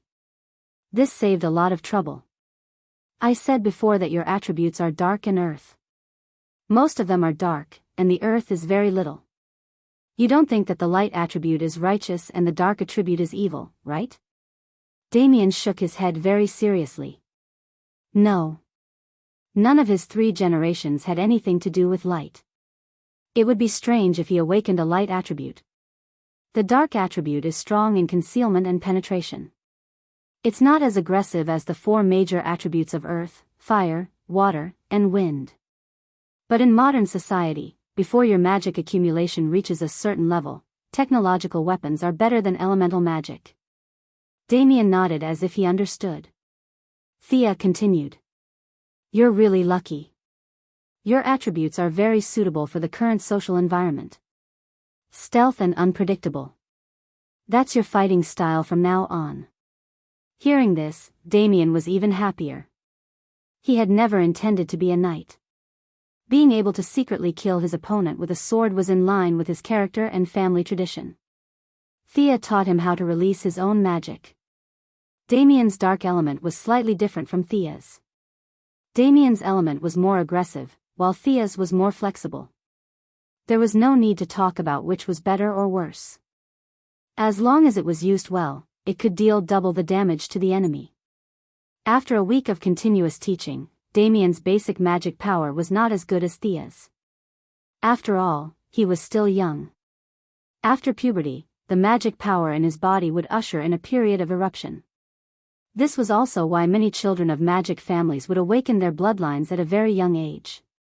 They did not have the opportunity like Thea to obtain talismans or magic swords to artificially increase their magic power. What they did was to awaken their bloodlines at a young age and wait for the explosion of magic power during puberty. Although there was a certain risk, compared to the growth of magic power in adulthood, this risk was bearable. By now, Damien could already cast dark magic. Of course, in terms of the range and the density of the smoke, it was far from Thea's. But the naughty kid was still so happy that he couldn't tell north from south. Take it. Thea said as she threw him a pitch-black longsword. This was the sword of Osriel that was seized in Gotham. It had been used for a period of time. As the sword did not have a magic circle carved on it, it could only be considered a semi-finished product. Considering that this was Thea's first disciple and it was of great significance, Thea worked with Diana over the weekend to draw the magic circle of the original Black Mist dagger onto this longsword. Diana could participate in the production of Batman's Hellbat armor in the future. According to the game, her secondary profession was enchantment forger. In this era, materials were scarce and could not be created. However, it was not a problem to create a longsword according to the drawings. This is... Little Damien took the sword and found that it was a little long for him to use. However, it would be just right when he reached adulthood. He was not stupid and asked in disbelief. It's for you. The sword is very sharp. Don't cut yourself when you swing it. A dark spell circle is carved on the sword. You need to use your own magic power to guide it. It can be cast once a day. Sia said casually, as if what she was giving away was not a magical weapon, but a wooden sword and saber that could be bought on the street for $50. Damien's nose twitched a little. He turned his little face to the side and said in a low voice, "Thank you." Thea pretended not to hear. Both of them were not very good at expressing their feelings. Just like that, they began their exclusive lessons. There was a theory lesson every 3 days and a combat lesson every 5 days. However, in less than half a month, Thea could not take it anymore. She dragged Damien to Batman, who was beating up criminals in Gotham. Seeing them coming out of the dark, Batman was a little confused. He grabbed the neck of the criminal in his hand and slammed it on the ground. A severely concussed patient was born. What's the matter? Batman, who was fearless in the face of Darkseid, was in a mess. Especially when he saw Thea's unfriendly face and Damien's ashamed face, he imagined the scene of a naughty child being brought to his parents by a teacher. "This child of yours." Thea spoke in the tone of a young female teacher who was annoyed by a naughty child. "His foundation is too weak. A sorcerer is a profession that requires a lot of comprehensive knowledge. It's not like your friend in blue shirt and red cape who can do it with just a little bit of strength. Have you taught Damien any conventional knowledge? Thea fired a barrage of words at Batman. She thought that teaching would be easy, but after a week of theory lessons, she found a big problem. Damien's basic knowledge was a mess, but he was very stubborn and pretended to know everything. However, when it came to practical application, Thea immediately knew that she had wasted a few nights to come to Gotham tonight. Batman wiped the non-existent sweat off his forehead. As a top student, he really did not know what his son had learned. He thought that the ninja master had taught him everything, but the ninja master also thought that he should teach him, his biological father. The two knowledgeable experts had an illiterate child right under their noses. This made Batman feel a little embarrassed. I will work hard to learn. Damien felt that he was losing confidence as he spoke. He secretly glanced at Thea and Batman before lowering his head. This book. Let him know all the words. Bruce, I'm not asking for much, right? Thea handed a thin book to Batman. Chapter 316. Batman did not even look at what was in his hand.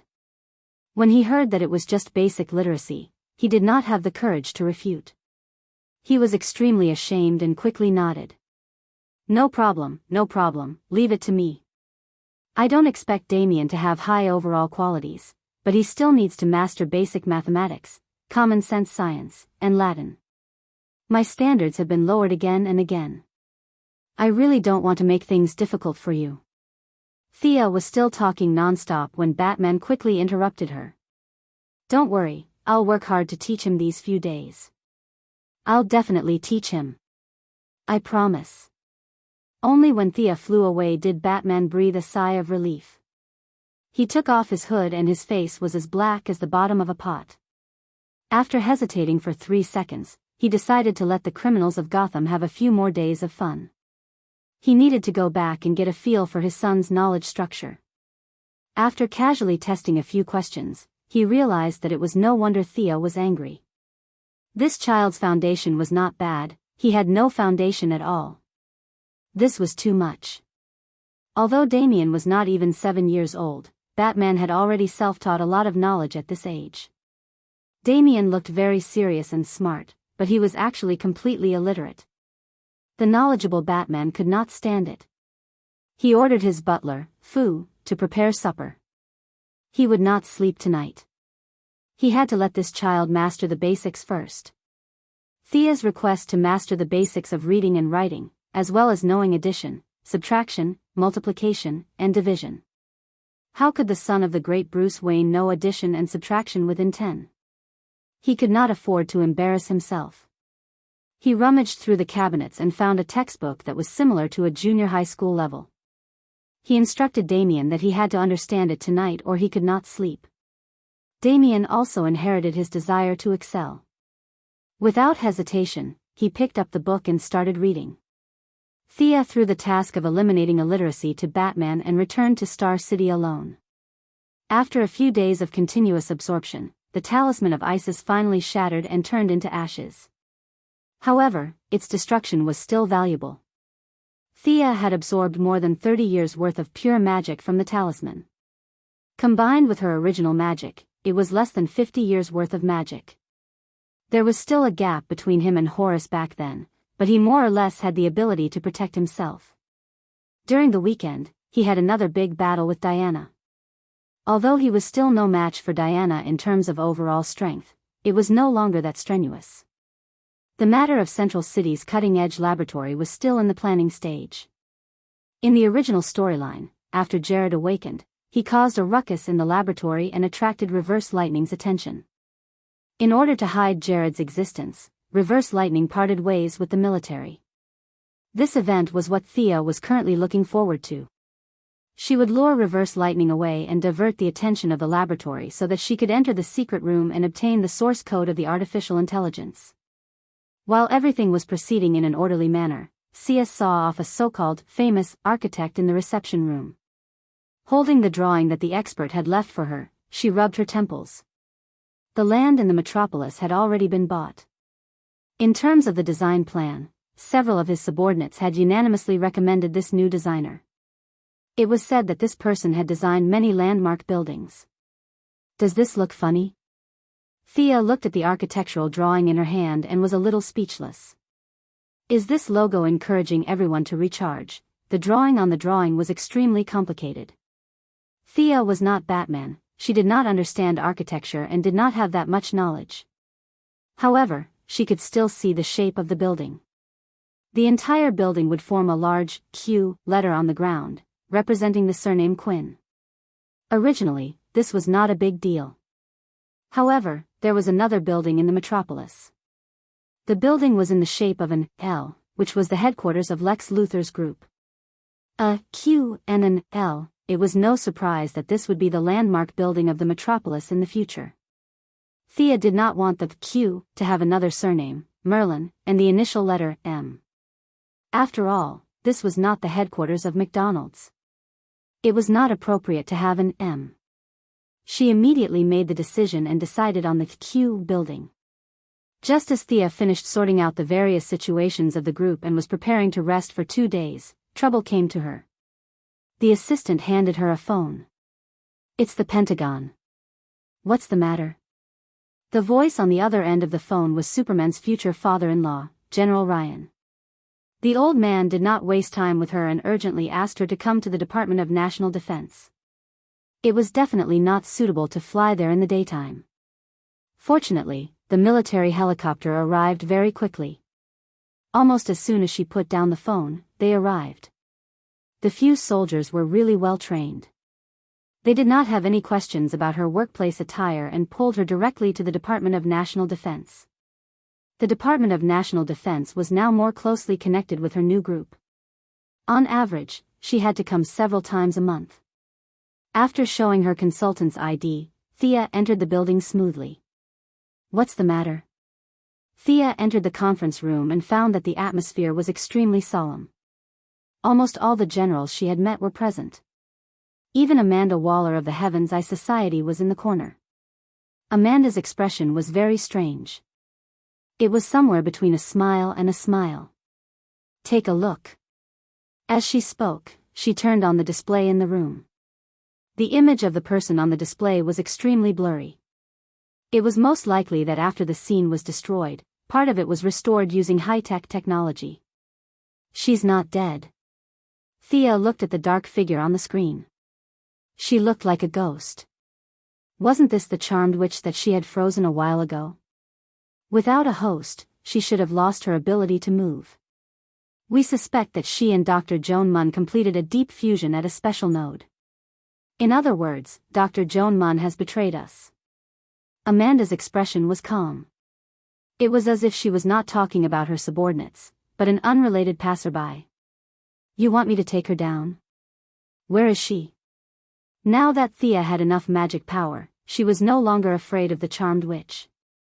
Although it was only a brief glimpse on the screen, she could tell that the fusion between the charmed witch and Joan Munn was forced. The female doctor did not have any magic power at all. It would only greatly reduce her power. Don't worry. There's more. She has an accomplice. Amanda said and clicked on another video. A handsome young officer appeared in the video. He opened the door of the freezer and released the charmed witch. This person is called Rick Flegg. He can use all modern technology skillfully. He's an elite warrior of the Heaven's Eye Society and also Dr. Joan Munn's lover. It's not clear if he loves his lover or is controlled by magic. Watch the next part. This is the real trouble. The young man called Rick Flegg led the charmed witch into the prison of the Heaven's Eye Society. They carefully avoided the guards and came to an ordinary prison cell. The charmed witch walked in calmly. In less than 3 minutes, a bald man covered in tattoos walked out with her. Chapter 317. His name is Chatter Santana. His code name is the Vengeful Demon. He used to be a gang member, but he somehow got these tattoos and gained the power to control fire. Amanda was worried that Gu Shijio would not know, so she kept explaining. Thea listened carefully to her explanation, but in her heart, she was full of disdain. What a bunch of amateurs.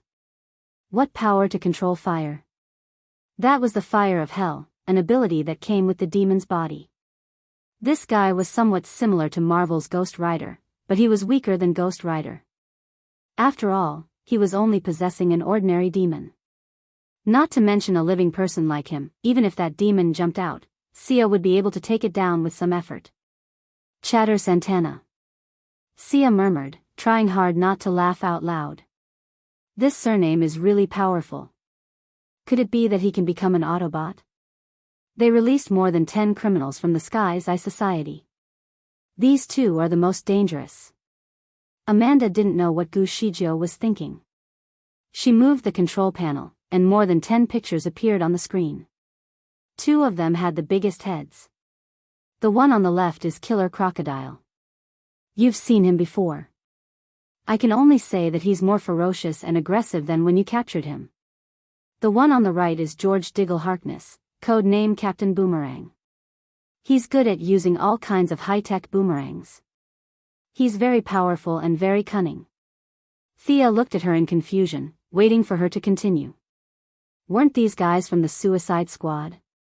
But now, they seemed to have turned against Gu Shizhou. But what did that have to do with her? She was a consultant, not a fighter. Can you deal with them? Please tell us the truth. Amanda didn't say anything, but General Ryan spoke up. Thea could not help but think. The charm which was supposed to be the strongest, but she had completely merged with the female professor, so her strength should have dropped a lot.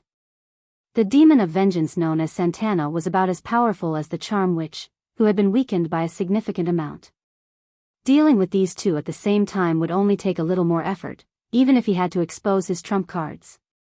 The rest of the ordinary people were no trouble to her, so Thea ignored them. However, being able to do it was one thing, and talking to this group of people was another. Did she have nothing better to do? Was she going to work for them?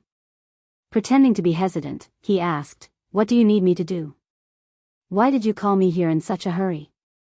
General Ryan hesitated for a moment before deciding to tell the truth. They kidnapped Mr. Minister and threatened him with his life to kidnap the leader of the Heaven's Eye Society, Steve Trevor, unlucky Steve Trevor. Sia looked at the dark-skinned avatar thoughtfully. No wonder this woman was still smiling even after such a big thing happened. If it weren't for the fact that the situation wasn't right, she would have gathered her subordinates to celebrate. Mr. Minister knows a lot of secrets. If you leak them out, the consequences will be. General Ryan looked a little flustered. This old man was as stubborn as a rock, but in general, he was still very patriotic. Mr. General, forgive me for telling you the truth. The other party is known as the Charm Witch. You should be able to guess a lot from this name. If she wants to, the country's secrets are not guarded against her. Thea explained immediately. Leaking secrets would be troublesome, so she had to make it clear in advance. The Minister of National Defense was an old bureaucrat with a negative willpower. It was impossible to expect him to resist the Charm Witch's magic. General Ryan knew this too. He swallowed his words and said, "We beg you, please save Mr. Minister." Just save him? Thea felt that General Ryan wanted to kill the Minister of National Defense, but it was too shocking. No matter how brave he was, he wouldn't dare to say it out loud. Yes, save him. Save the minister first. Avatar emphasized. It was okay if Thea couldn't save Steve Trevor. Where are they? Did the satellite detect them? Thea asked. Sir, the satellite shows that they are approaching Midway City. They are less than 30 miles away from the city in the northeast corner. A sergeant controlling the satellite didn't see Thea's military rank, but he knew that she was not an ordinary person by looking at her power. He vaguely called her, "Sir." "Wait for me," Thea said to the people in the room. Without waiting for their response, she went outside, avoided the satellite's detection orbit, and directly rose into the air. She used the Eye of Horus to look into the distance. Midway City was also one of the largest cities in the United States in this world. The size of the city was similar to Star City and Central City. In her impression, it was the territory of Eagle Man and Eagle Girl. However, at this time, Thea didn't find any trace of these two silly birds. Was it because the time was not right and they hadn't awakened their memories, or was it because Horace's death and the timeline was chaotic? Thea didn't know. This city wasn't far from Star City. They had participated in the city's railway project. Thea had also been there several times. She found the right direction and looked in the direction. The eye of Horace quickly collected a lot of information. Thea filtered it one by one and found the Charm Witches group 3 minutes later. There were quite a lot of them, but not only were there more than 10 criminals, Thea also saw many fully armed soldiers with guns. If she was not wrong, they were Rick Flagg's subordinates. In modern society, loyalty was too low. It was impossible to betray the country directly for the sake of their superior. These people had been brainwashed. More than 30 people were sitting in 2 trucks. Most of them looked forward with blank expressions. The respected minister was tied up like a dumpling and was still in the truck behind. The Charm Witch was focused on reading his memory. As if she sensed Thea's spying, she stopped what she was doing and looked around nervously, but found nothing. Thea waited for the Charm Witch to relax and suddenly made a move. The yellow light ring had given her a lot of knowledge about space. Although it was more on the physical level, it was still very useful. Thea had begun to study teleportation after she had enough magic power. Now, she had made some progress. A light blue portal opened beside the Minister of Defense. Thea reached out a hand from behind the portal and pulled him directly into the portal. The Charm Witch's attainment in spatial magic was not low. However, her strength had been severely damaged after fusing with Joan Mun. After hesitating for a while, she was afraid that there would be an ambush. In the end, she gave up the idea of pursuing. Our minister has been rescued by me. Everyone in the meeting room was dumbfounded when they saw that she had dragged an old white man back in less than 3 minutes. Fortunately, there was no shortage of flatterers in this world. A few of them hurriedly surrounded the Minister of Defense and asked about his well-being. It was very lively and bustling. Chapter 318. It took the minister a long time to recover from the shock. Coming through the portal was a terrible feeling, as if a box of sardines had been stuffed into a narrow container. It was cramped, but there was a huge force pushing him from behind. If the minister could be interviewed about his feelings at that time, he would definitely say, "I want to die." Until Sia pulled him into the meeting room, his memory was blank. He had not recovered from the beginning to the end. Now that he saw a few of his former lackeys nagging in his ears, he finally recovered from his dazed state. Looking at the familiar environment in front of him, he almost burst into tears. This old man, have actually come back for no reason. General Ryan pushed a few flatterers to the side. With his status, he was not afraid of the Minister of National Defense. He instructed his subordinates to check if the minister was the real person. A large number of people were busy checking his pupils and blood, and a large number of password inquiries. Amanda pretended to be very serious at this time. She stood straight with a dark face, but in fact, she was laughing in her heart. If those criminals killed Steve Trevor in a rage, it would be a great thing. Although these people ruined her ex-team's plan, compared to Steve's life, it was nothing. There were criminals all over the streets. When the time came, there would be an exchange of benefits and moral ties. They could always use superheroes to capture a few more. However, there was only one Steve.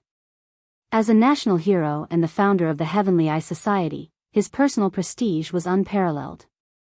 After fighting with him for so many years, Amanda knew very well that as long as Steve did not betray the country would not do anything to him. The more she thought about it, the happier she felt. Although she knew that this was not the right place, she could not help but ask Thea softly, "Where is Steve?" "I don't know. I didn't see him." Thea really did not see him. There were only 2 cars, and he was most likely detained in the car in front. She saved him and left. In her mind, she did not even see Steve as a person. Amanda was very satisfied with this answer. She looked down at her feet, afraid that her joy would be seen by Thea or anyone else. A lot of people were asking the Minister of National Defense if he had leaked any secrets. Thea felt that he had leaked a lot, but it was none of her business. She got up and was about to leave. "Miss Quinn, don't go. Please stay a little longer." General Ryan saw that she was about to leave and hurriedly stopped her. "I still have things to do. No matter what it is, we will help you solve it." Thea stared at the old general with a faint smile. At 2:00 in the afternoon, a reporter named Louise Ryan from the Daily Planet wants to interview me. "What do you think?" Old General Lionheart almost choked on his anger. He was also helpless against his daughter, who was 100 times more courageous. However, he had already said it. Whether it was public or private, he was the only one who could do it. "I'll call her and explain." Old General Mu bitterly ran to the side to make a call. In fact, Thea didn't really want to leave either. Regardless of how long it would take, she was the one who saved him. He was such a high-ranking official, so she should at least get some benefits before he could leave. Compared to the Parallax demons and Ares, the charm witches were nothing. Even though General Lane had already walked to the side, Louise Lane's voice could still be heard through the phone.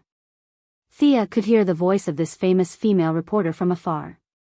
Clark Kent had commented on his wife's article, saying that she had the spirit to compete with a fierce tiger. Reading it made one shudder. According to Thea's understanding, this meant that Louise Lane was a very fierce person. Now, this fierce woman was scolding her own father because General Lane had disrupted her interview steps. General Lane laid out the facts and reason. After a long round of words, he finally put down the phone and nodded at Thea. At this time, a staff member whispered a few words in his ear. General Lane's eyebrows furrowed. After thinking for a while, he asked Thea, "Miss Quinn, the minister's memory after he was kidnapped is blank. Do you have a way to restore it?"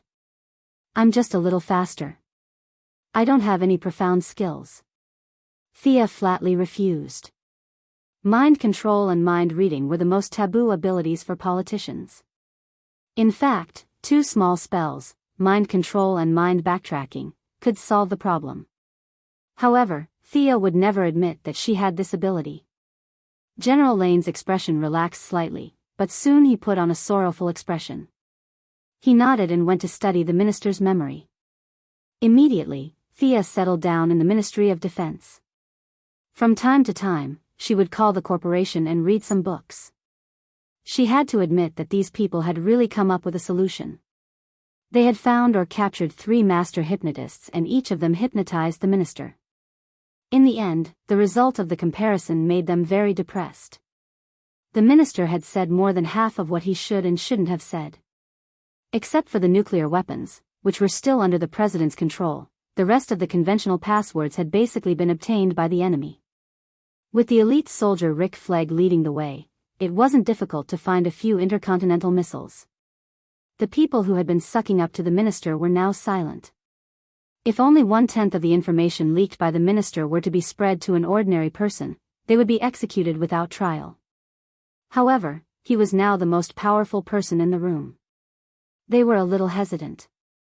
Should they put him under control first or report to the government first? "I'm automatically suspended. General Lane will handle the follow-up for now." The Minister of Defense had been dealing with politics for half of his life.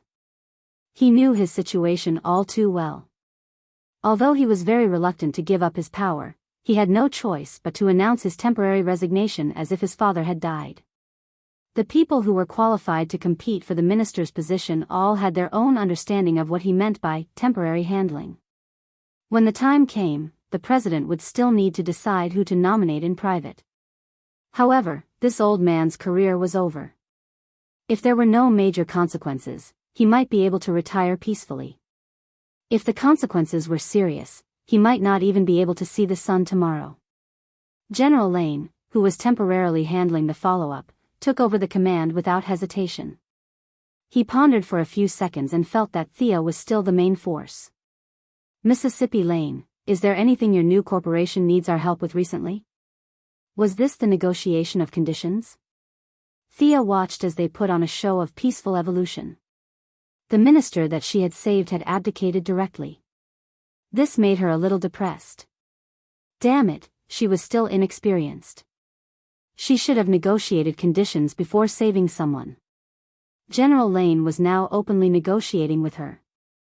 In fact, it was very smart of him to do so. The new minister was still undecided. If the conditions were too high, he might not be able to take over the position. It was useless to just agree to them. If the conditions were too low, Thea would be at a disadvantage. Thea rejected several proposals one after another. After repeatedly weighing the pros and cons, she finally stated her conditions. The Lane Group is interested in the development of high-tech and new energy sources. We hope to invest in the Red House Laboratory. Chapter 319. The Red House Laboratory. It wasn't just General Ryan who was pondering. A few of the potential successors to the throne lowered their heads in thought.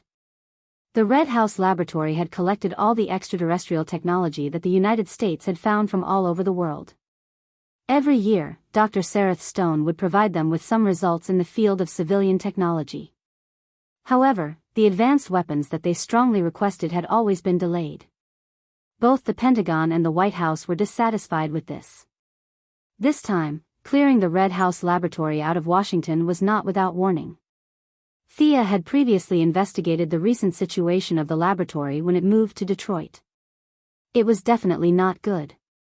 There was a huge shortage of funds, personnel, and space. Dr. Sareth Stone had been soliciting donations everywhere, but the results were minimal. The doctor had repeatedly hit a wall. He thought that it was a financial problem, but it was actually a very obvious political problem. Thea hoped to use this incident to plant a nail in the laboratory. Thea was also very particular with her choice of words. She said that the laboratory would not be in the lead, which was acceptable to the military. Leon and a few of the most experienced and promising people exchanged glances. This condition was neither too big nor too small, but it was just within the range of what they could accept.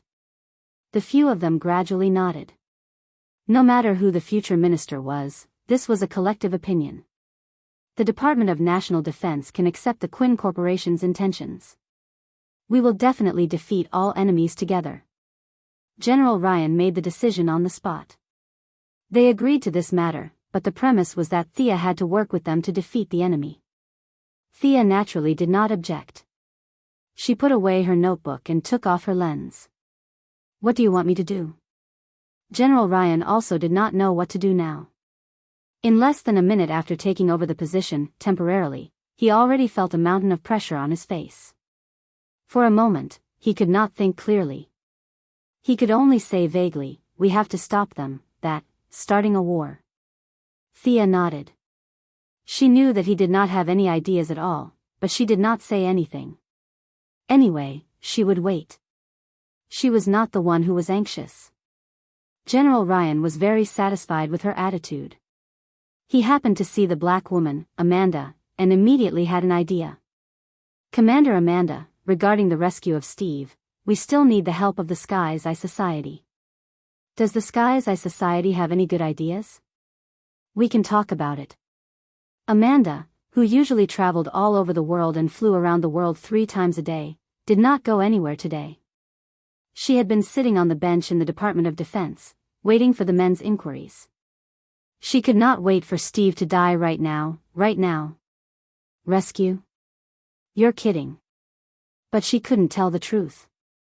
Besides, she didn't have a solution. Even if she had a solution, she wouldn't say it. Every minute that passed increased the chances of Steve dying. The black-hearted woman pretended to be very helpless and shook her head. Her voice even sounded a little choked. "My thoughts are scattered. I can't do anything." General Lionheart himself was in a mess, so he didn't care about her little thoughts. He nodded and went to discuss with his subordinates. "Where's Batman?" "Usually, he's always there," Sia whispered to Amanda when she saw that no one was around. "I don't know. His phone line has been cut off. We haven't seen him in Gotham for the past 3 days, and we haven't been able to contact him either." Amanda was also a little puzzled at the mention of this. A few of the undercover agents in the Gotham Mafia family had said that no one had seen Batman before. There was something fishy about this whole thing. Thea laughed secretly. Most likely, Batty was in seclusion to teach Damien about culture and knowledge. For the sake of his son's bright future, he had even stopped fighting crime. It was not easy being a parent, she didn't lament for long. General Lionheart came back. Organize an elite team to attack the enemy and eliminate them all. Can you do it? Thea thought about it. She shouldn't be too involved in this matter. Who would take responsibility if Steve died? Who would take responsibility if the secret was leaked? She would only be a helper. She definitely wouldn't be leading the team. I'm only in charge of the 2 supernatural guys. The rest of the ordinary people and the follow-up will be yours. Lionheart agreed without hesitation. This was similar to their plan. He looked at Amanda again. The Sky's Eye Society also needs to help. How many candidates are left in your previous Plan X? I've agreed to all the plans. Send all of them to plant bombs. This time, it was not a discussion but an order. As a subordinate of the Department of Defense, Amanda had to agree. Her answer was simple. Understood, General. Since she was going to participate in the operation, she couldn't fight monsters in her office attire. Thea chose to transform into the yellow light ring. The yellow light ring did not conflict with magic. With a long cloak, she looked a little like a magician. The few parties moved quickly. Thea only waited for half an hour before she saw her teammates. She had to admit that the world was really small. There were 2 familiar faces, and the other 2 were people from her memory. The most eye-catching one was a tall man. He was 1.9 meters tall, and his body was as strong as a wall. Even standing there calmly, she could feel his murderous intent. This man was Slade Wilson, codenamed Death Knell, whom Thea had fought on Purgatory Island. He was her brother Oliver's friend and mentor. Seeing him in the Department of Defense with his eyes intact, Thea knew that without Shadow in the middle, his friendship with Oliver had not been broken. The other familiar face looked terrible. It was the clown girl who was captured by Thea in Gotham. She was controlled by the bomb planted in her body. General Lionheart gave her a brief introduction. He pointed to the 2 men on the left and introduced them. These 2 are internationally famous mercenaries. The tall one with 2 knives is Death Knell. The short one with dark skin is Death Knell. Death Knell? Thea looked at the guy who was adjusting his gun. This guy was not a criminal, but a mercenary. It was strange to think about it. The 2 women on the other side. You might have seen the clown girl before. The other one is an agent of the Heaven's Eye Society, codenamed Katana. Sia couldn't help but look at the Yamashiro couple who were wearing a white mask and a Japanese-style armor. They were also Oliver's good friends. Looking at the date, it should be around the time that her son passed away and her husband joined the Assassin Alliance. Amanda actually sent her, who had just lost her son, out. How cold-blooded. Shouldn't she at least let her rest for a few days? Child, what do you have to make us wait for you? The first to speak was Death Knell, Slade Wilson. Thea was not wearing her red clothes today, so he did not recognize her. Child? Child my ass. Slade was an intelligent, skilled, and magnanimous man. His only